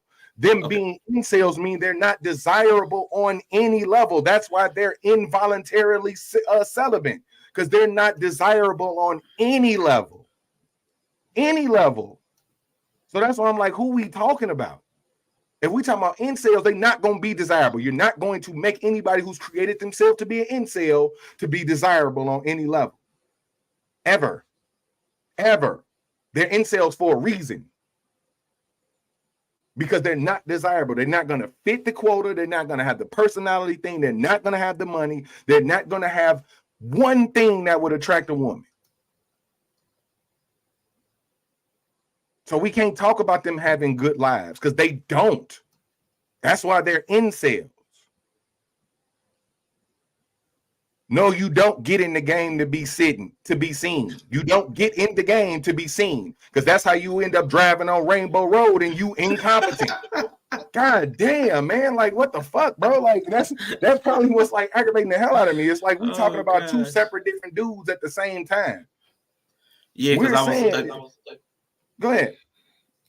Yeah, because you're trying to figure out a specific place. Like you said, like, which group of dudes are we talking to? I was speaking very generally. And you're trying to bring me down from a broad conversation to a specific group. So I'm talking about the entire group of men. There are problems for the entire group of men. And then you're also trying to bring in problems from the women's group as well. I wasn't trying to have that conversation either. So because we're trying to bring in 3 to 4 to 5 different conversations, is becoming problematic, because everybody's going to introduce things that are from the aspect that they clung onto that isn't the part of the conversation that's most important to you. So the incels can be saved. They can be salvaged. They just don't know how, which is what I was trying to address. People need to learn all of these different things. And I was only talking about the drivers, not the tracks. So we can prepare people to be competent drivers. They can have a character loadout. We could get guys to that level. Then when they're able to have a character level, we could get them ungrayed out at some point, but that would require work and thought. We can have them learn, because you can win games on Rainbow Road as Mario or Luigi. It is not impossible to win on Rainbow Road as a driver. You don't have to change. You don't have to stop being Mario or Luigi to win on Rainbow Road or Waluigi Dirt Track. But that means you need to learn some particular competencies to navigate that course. And that's another conversation. We're trying to stack 6 conversations on top of each other that all interact at different levels with like 6 people that you're reacting to in the chat and 2 up here. All these conversations are not congruent at the exact same time and floating in between. So I can address any one of them, but I can't address all of them at the same time. So like, if it's about the incels, I would say Bree's point is that they can have a decent quality of life if they decensor women. They're not able to get women. They can have a good car, because I did see one of those Dr. K interviews. He had a good car. He had the money, but he wasn't happy with that good life, because that good life wasn't good unless he had a woman. So even though he had all of the trappings of a good life, he didn't have a woman which is why he ended up on Dr. K, which is why I would even push back on Bree saying that, because he was on Dr. K because he was unhappy because he doesn't have a woman. He can't access a woman. So, you know what I'm saying? So how can we even call it a good life? But let me see. Yeah, they lack social skills. So they can't get a woman, which is because why they're unhappy, which is why they end up going to Dr. K. Like, we wouldn't need the term incel if they had a good life. Like, we wouldn't even have terminology for it. It wouldn't even make sense. Yeah, she's not mixing up MGTOW and incel. Yeah. Let me see. The problem being invisible then. How to solve that problem? How do you solve that problem? Now, this quantum is where we will go over to what Yella's been wanting me to, like, or I would say driving the conversation towards. Hey, OG Patrice. Hello, hello. Unfortunately, in this society, because of freedoms that we have, people are not going to do what's in their best interest. They're just not, because they don't have to. Nobody's going to make them. There's no great reward for it. So one of the things that would have to happen is we would have to remove a certain demographic of people off social media because they can't handle it. Because of the need for social, like, validation, that's a need for attention and acceptance, because it's a higher nature need, women gonna have to come up off social media.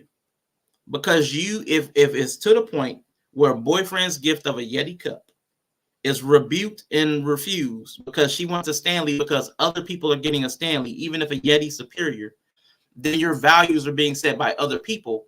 You're graying out perfectly fine things. And in fact, you're a superior driver, you would gray out better drivers for you because somebody else said it wasn't good. That means you're not responsible enough to intake information from the wide audience. So one of the solutions for me, women would have to come on social media, or there has to be some kind of litmus test. I don't know. Because again, this is idealism. This is not something I can institute on the level that we're talking about. Because again, most of the houses in the Black community specifically are run by single mothers. If that's the case, all of this is futile.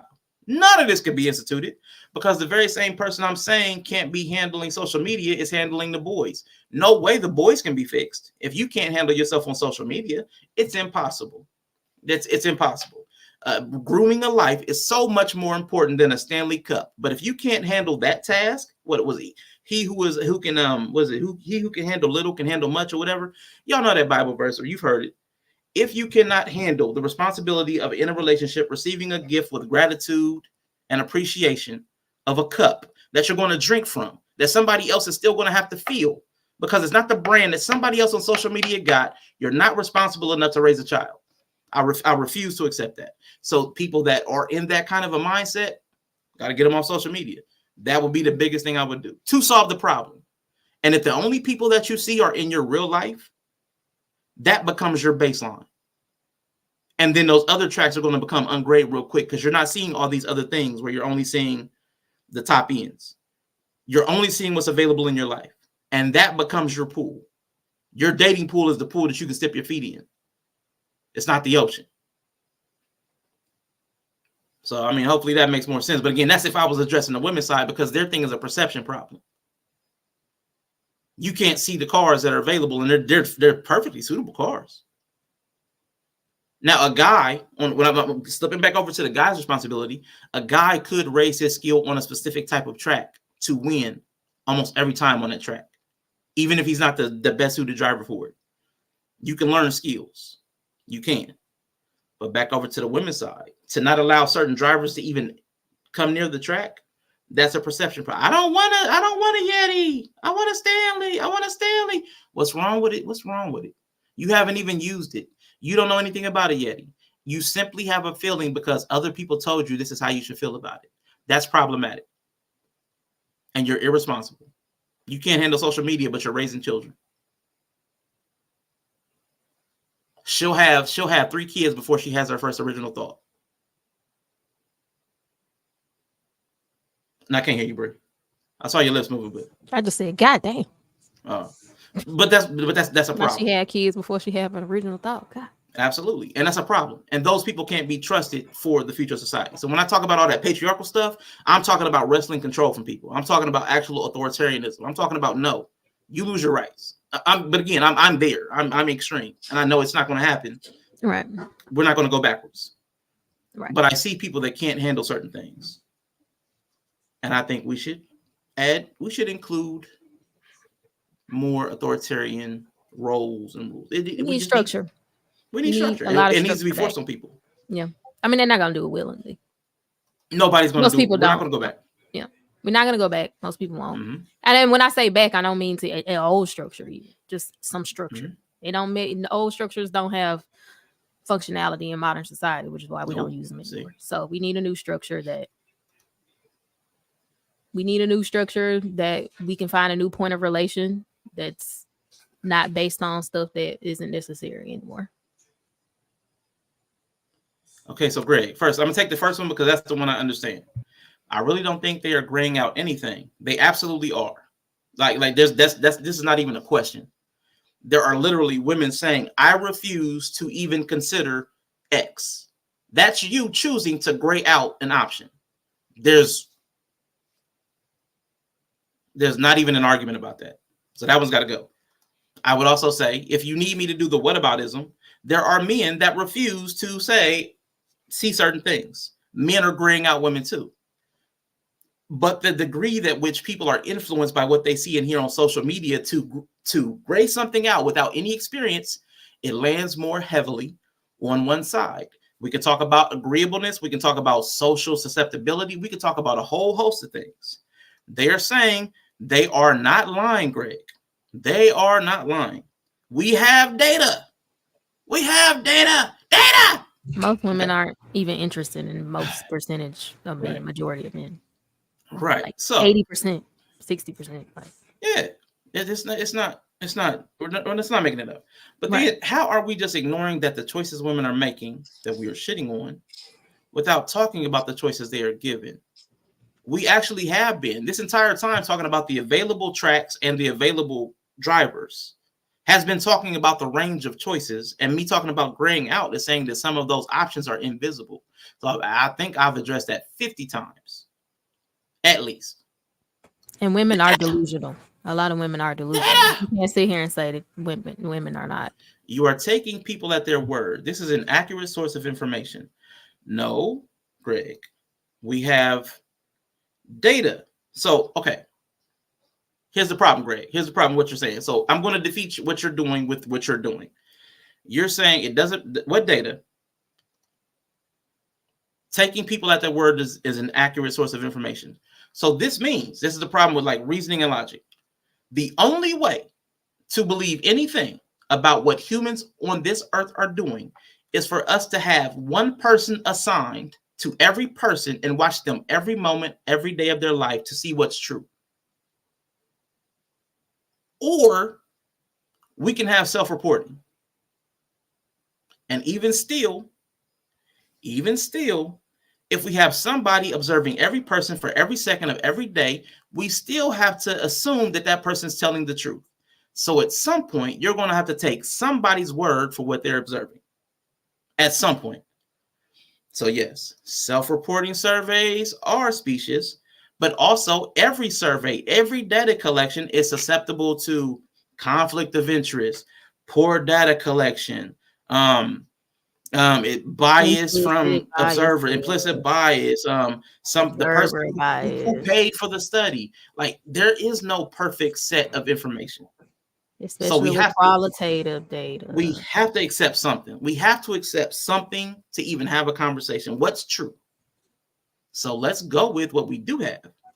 Empiricism is a thing. So what we're talking about, Greg, so you're saying there's empirical data. How will we possibly get the data on how every human being that's above the age of 18 is choosing to have sex with? How will we get that data, Greg? Other than God. God. Yeah, God is the only person who can know what is in the hearts of every man and woman on the planet. That's the only entity. Qualitative data is legitimate data. Yeah. So we gotta, Greg, we gotta hunker down on something tangible that we can actually access. And the only thing we have is what people self-report, because there's no way for us to know what's in it. And again, even if we hook them up all to lie detector tests, Those are disputed. Inconclusive data, inconclusive. So we have nothing. Either you're God or you accept what we have. I mean, and I like, you know. Whew. Yeah. Thank you, Carmen. Thank you. Well, you is lying about women talking about they settle based on who. It's a lot of women right now with dogs because they ain't settle on who act with on who asked them. Boy, you tripping right now. But this is where we get into the sexual shit. aspect. Exactly. But because they'll turn down the Yeti because they were told that only a Stanley is suitable. So that's where we get into the problem. That's why people have to be brought up social media. If there were no social media, women settled based on who was available. Well, Kevin Samuels used to always say the boyfriend store. Wasn't that what was the story he used to tell? The boyfriend store where the women go all the way up. Yep. And then left with nobody. How many dudes are not asking women out? There are a lot, Greg, but why are they not asking women out? Like, we got to put all the Greg. I know you have a feeling. He is like, we got to attach all of these things together. Women are goddesses. We got to attach all of these things together. So, dudes are not asking women out. Now, this is where you get into a subset of information. Some dudes are not asking women out because they don't have the courage. They're the cowardly lion, and they'll never ask a woman out. Some dudes don't ask a woman out because they've done it enough times and they've been rejected and they don't want to feel that again. Some dudes quit asking women out because they found out, like Yella, that this juice wasn't worth the squeeze. Some dudes quit asking women out because they have a partner and they're no longer interested in finding something out. So there are lots of reasons that their people are not asking women out. You know, you are all missing my paint. I know they said point. But no, I know, Greg. I know. Women are goddesses. It's all right. You know, there are women out there who want someone to worship them. So yeah, there's women out there who are into that sort of thing. I'll write you a book in Discord. Yeah, it might take a book. I might take. It's a lot of goddesses out here. We got too many goddesses. Yeah. And Hela's left. Remember on Thor? All we got is got a lot of Thor sisters just running around out here. But we need a couple regular Asgardians. We need a couple of humans. What was his girlfriend, Natalie Portman? Yeah, need a couple of humans. Get a few Natalies. Some hellas out here. So I don't ever yell, my dude. It's hard to type. What ain't shit. I pick a side. You're good. You're good. But I'm just saying, like, as far as data, we have to accept something as true. We got to accept something that we've heard on this planet is true. And we have to also assume that they're interrelated. And then we got to go with, like, what's most likely? Was that deductive reasoning? Like, what's the most likely? What's the most likely thing? If men used to ask women out, and then women got more freedoms and got more choosy, and then men stopped asking women out, what's the most likely culprit? Is it because there's more greenhouse emissions? That's probably not it. Is it because of the Flint water crisis? Probably not it. Now, there's probably multiple factors. You get multi-variable, compacted problems. It's probably because they believe they can't afford to date women because of the price of everything. So inflation is probably literally stopping some men from asking out women. That's me too. Yes. Well, that's Brie. I never said anything about women and goddesses. Yeah, that's Brie. That's on Brie. I'm trolling. Yeah, we know. But yeah, okay. I think I've explained it 50 times. So if I'm not understood now, I just don't even care anymore. Yeah. So I think we've all reached. Yeah. And we've got dark yellow now. So we've got full on dark yellow. Like, I don't know. I think that might be enough explaining. Yeah. That's what's up. But no, it's cool. It's been fun. I appreciate trying to have to rehash it and restate it enough times. So it's like, okay, now I know what I'm saying. But do y'all know what I'm saying? Or do I sound crazy? Like Greg? I understand what you're saying. Yeah, me and you, we understood each other, but sure. But yellow. Dark yellow. Darth yellow. Where are we at as far? Where are we at? He is not playing with you. Darth Yellow is he not? Oh shoot. Yellow. I think he's too pissed to unmute. No, he unmuted. I'm waiting on the question. You just gonna ask me a question. I couldn't even formulate a question because it was too intense, man. It was like, yeah. We all that scared. dark energy emanating up off of you. I was like, I don't even know if I want to ask a question. I'm like, shoot, I don't even know where it's gonna go. So That's like, the you know, question. Wherever it goes, it's Oh gonna no, go. it's bad. So after I explain, like, do you and I understand each other? Like, you understand where I was coming from? Yeah. Okay. Yeah, you talking about you basically talking about we were saying the same thing. Gotcha. I think we were more or less arguing the details. Yeah. That's why I kind of wanted to. That's kind of where I'm at. Like, who we talking to? Mm-hmm. You know what I'm saying? I get the general idea, but then when we start putting it out there, and it's like not trying to be like that, but you're talking about get out there and be seen. That's the problem. That's kind of what I was saying. Like, where are you trying to go to be seen at? Yeah, people invisible. Don't go to places you shouldn't be to be seen. You know what I'm saying? So I get it though. I get it. It's some lessons. Don't get me wrong. It's some lessons we could teach young men to prevent them from being in certain positions. Yeah. But at the end of the day, as long as he is, and I'm not, we know the worst of the worst exists. Oh yeah. You know what I'm saying? But if he's just a normal dude, it's not. There's nothing he could do outside of him. There's nothing he could do that would feel natural. So that's why I was going into the because fuck it all kind of deal. Yeah, I'm definitely there. Like, just throw the whole concept away at this point.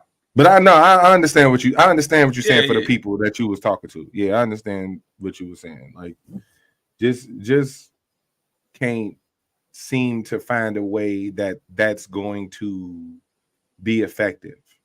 Mm-hmm.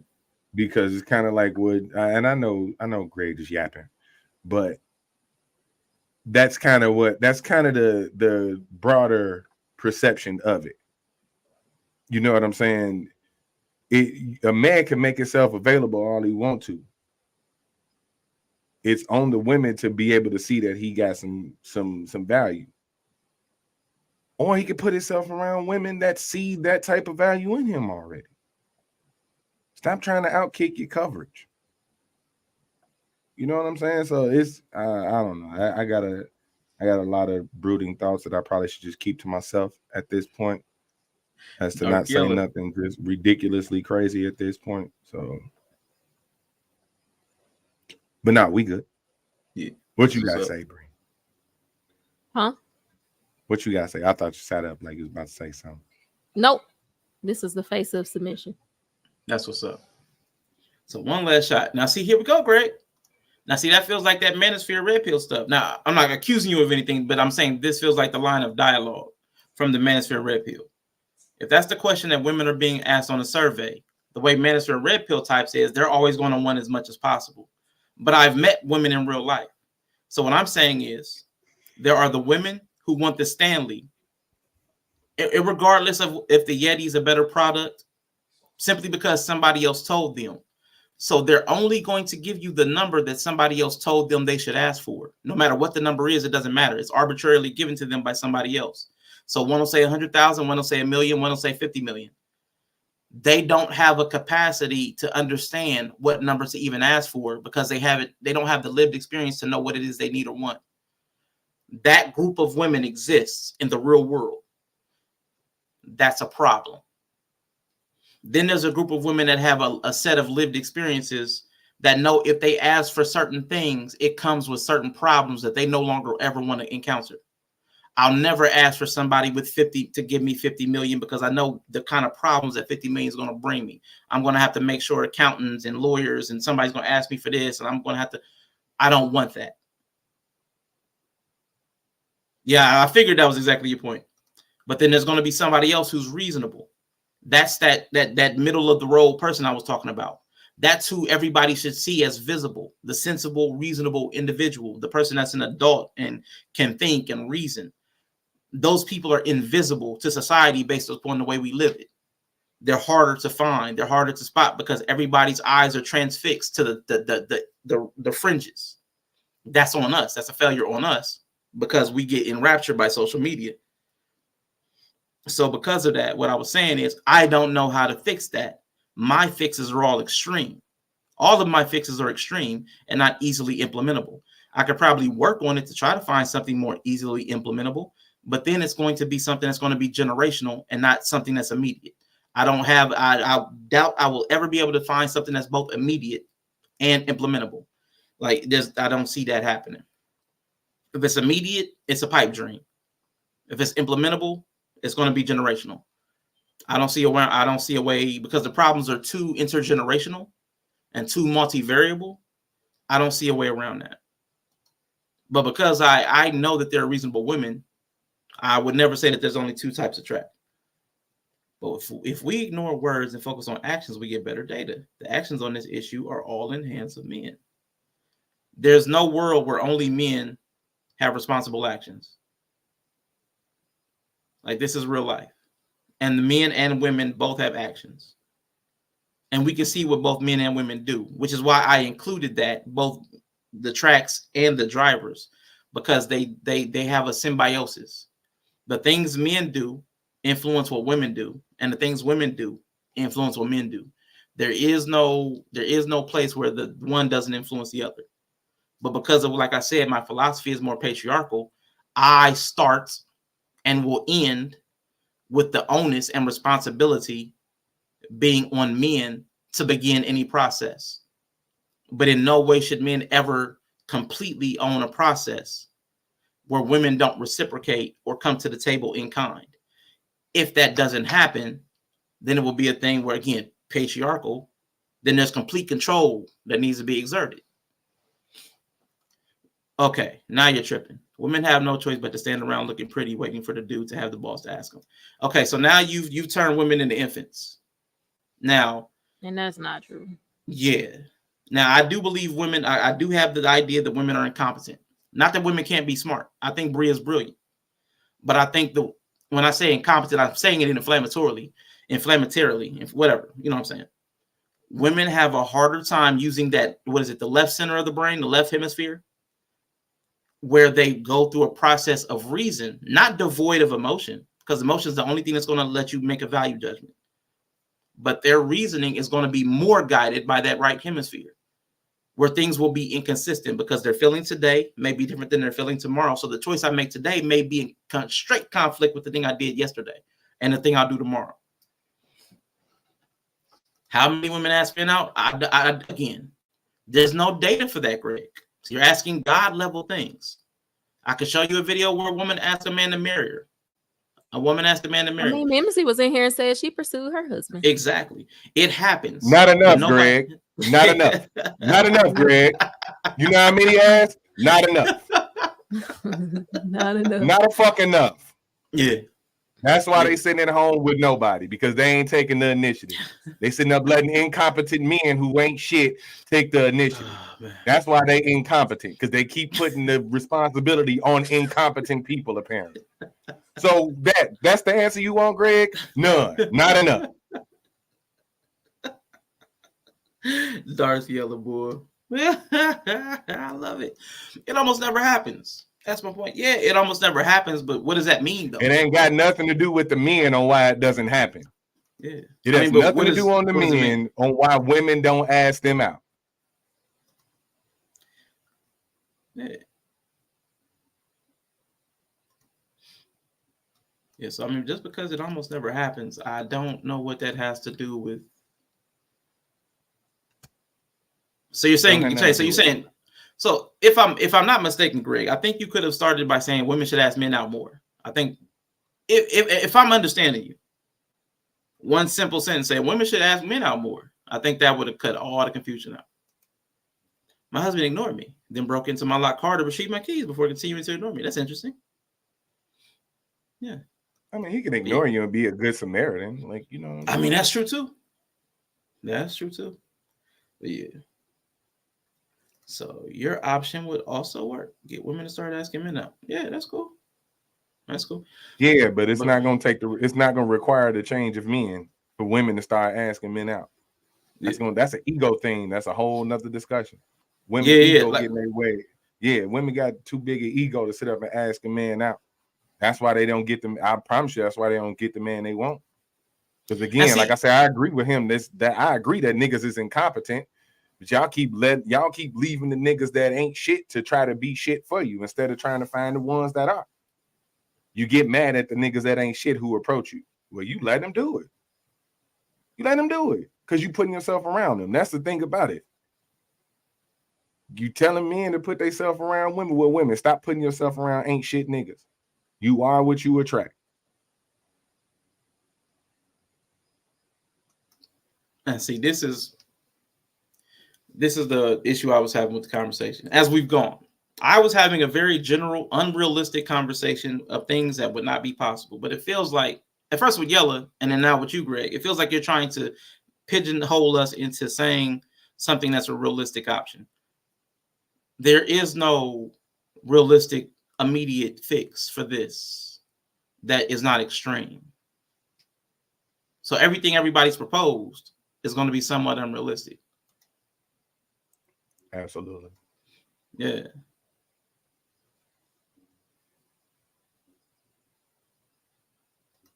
No, you're still proposing something that's unrealistic. Like, that's the thing. Like, you're telling us, no, your unrealistic thing is stupid. They should do my unrealistic thing. And that's the only issue. Like, that's why the pushback is, because like you're telling us, no, your way is wrong, even though we're telling you it's not even realistic. Like, this is just like theory, conception work. You're like, no, you're wrong. Do it my way, which is also conceptual work, and it's wrong. Like, there's none of it's going to work, Rick. Because telling men that they should ask more women out, man, it's like trying to say more men should go out and get pizzas for $5. They're just not available. Nobody wants to take $5 for a pizza. So there are other variables that we need to account for.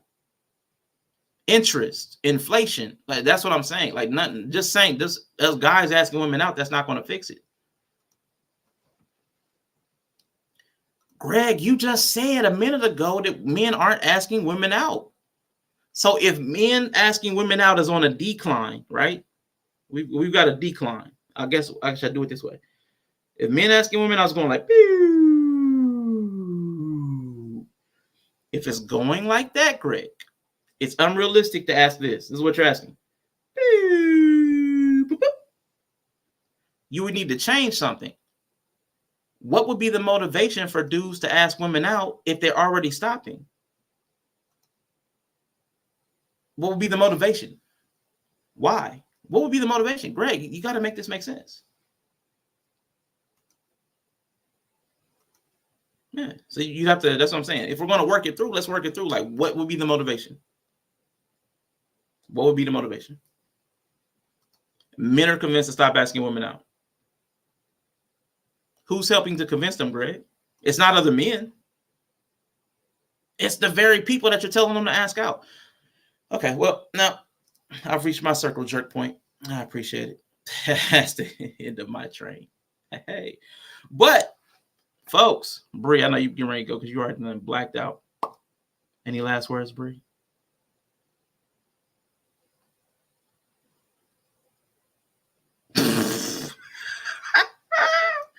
Darth Yella. Fuck y'all. The fuck? Hold on. Oh, now you got something to say? I said, hold on. King was talking to me. I had to wait. Oh, my bad. You said you was in your full submissive. Yeah, that's what's up. Yeah, I don't argue with crazy niggas. You see how Yellow look? I'm small. I'm gonna go pee on myself. Oh, I'm gonna say that all 2024. Good discussion. Black women are goddesses who deserve all the worship in the world, and we are all star roads, and everybody should all women should strive to be star roads. And with that being said, buy my course. I have a $20 course about becoming a star road in your own life and how to get the perfect Bowser for your star road. So that's it. So proud of yourself. That's ridiculous. That's disgusting. Just I can't say how pleased she was with herself after saying that mess. You want to say it again, please? If you wouldn't mind, Yella. I didn't hear you the first time.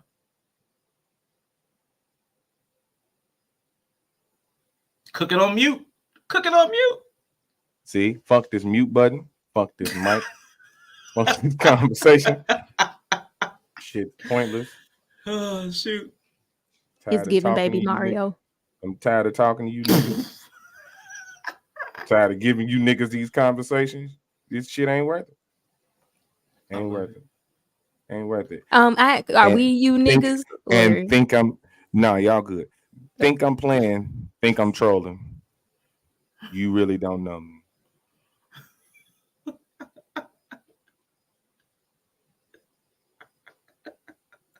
We so unserious. Yella gonna delete us one day. He's gonna not be our friend anymore. I can't stand this dude. He's just pissed for no good reason. I love it. We should all strive for excellence because we are all capable of it. That's that's I don't agree. No, we're not. No, we're not. No, we're not, Quantum. No, we're not, Skippies. No, the fuck we're not. No, fuck we're not. Fuck. No, the fuck we're not. God damn. Oh shoot. No, the fuck we're not. Some of us gonna be normal as shit. Oh man. God damn. Oh man. I can't stand it. Fuck we ain't. Samuela. There we go. Shit. Y'all gonna be basic as fuck. Come on, everybody's got the potential to be excellent. Everybody should strive for excellence. Then when you fail at being excellent, you're gonna be miserable as fuck. You're gonna be old and miserable as shit because you strive for excellence and fail fucking short. I didn't accomplish what I needed to accomplish in life because I didn't reach a certain level of excellence. Fuck out of here. That's why niggas getting grayed out, because we gotta strive for a level of excellence. Nigga, be normal. Be good. That's right. Fuck out of here. Half y'all can't even do normal right, talking about let's strive for excellence. Okay. Y'all be excellent at not being excellent. Damn, y'all just God. Yellow. I mean, I'm gonna give them what they want. Don't think anybody wants. I'm trying to tell you. Let's just end this stream. Oh my God. Let me just say goodbye, y'all. I will be back here on Monday of next week for sure. Anything else in between there, I don't know, but man. We definitely gonna give Yella some cool down time, and I'm trying to quit bringing up relationship stuff. I don't even know how we was doing something. What were we doing? The cat we didn't get up. There was like a good 9 questions left. I meant shit. Yeah, there was a bunch. Yeah, there was a bunch. Ooh. But I really do appreciate y'all for hanging with me. You know what Yella used to say? It always goes left after 2 hours. You know what I'm saying? And it's been 6. We did good. We almost pulled a shift. That's almost cute. Pulled a shift, man. Almost pulled for nothing. So. For absolutely fucking nothing. For absolutely fucking nothing. For absolutely fucking nothing. Everybody should hit everybody fucking Cash App up here right now. Oh shoot. Dang, for nothing. Like this a hold up. It is. Shit. Be 6 hours of just saying shit so motherfuckers can not get the goddamn point.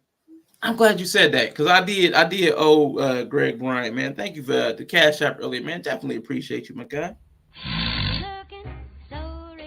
The Prince of Pan-Africanism is back, showing love to all my donors and supporters. We've been at it for 2 hours and we still got donations to go through. I'll take that. See, I get love. Y'all focus on the hate, I focus on the love. Is that a lot? That's a lot. I got another donation. Man, we gonna get up out of here quicker. Donations. God bless. God bless. I quit. The food, goddammit. Quit. God bless the food. Bye. God bless the food. Be a fool in 2024. Look, where's that goddamn money bowl at? Who got that money bowl? We taking that money right now before you leave this bitch. We ain't leaving out here for free, motherfucker. Where that money bowl at? Don't have me to fire this bitch off now. Where that money bowl at?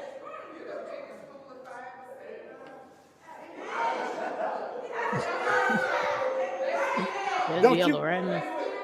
Look, don't That's make for me sure, shoot yeah. this. All right. Officer Tuckerson already dead, motherfucker. I don't mind. Right shooting down at another the check. motherfucker. Right down at the goddamn check. Quantum I'm says about she's to take submissive. the hardest decision of my life. I'm taking this channel, 4 years of work, and I'm closing it forever. Thank you everyone for critically drinking. We are so grateful for your continued support and viewership, and we know we wouldn't be here without you, so we really appreciate you choosing to spend your time with your favorite dad. Thanks, Greg, for We putting money in hope that money that bowl. you enjoying the show. I've had it with this place. I don't need this show because I can get a job tomorrow in the Air Force. I quit.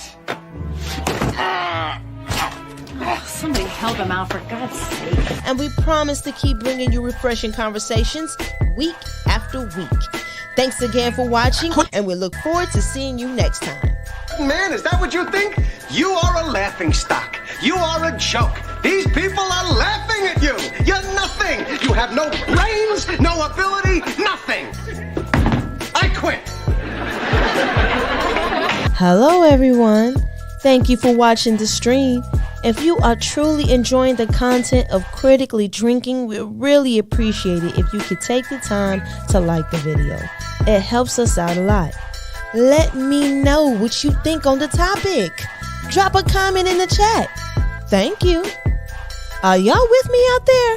I'ma head out. Okay. Good luck, ladies. Get out. Yes, man. Hell no, because they don't get your listen. egg in your head. Picture it. Now imagine feeling like that. Okay. Yeah.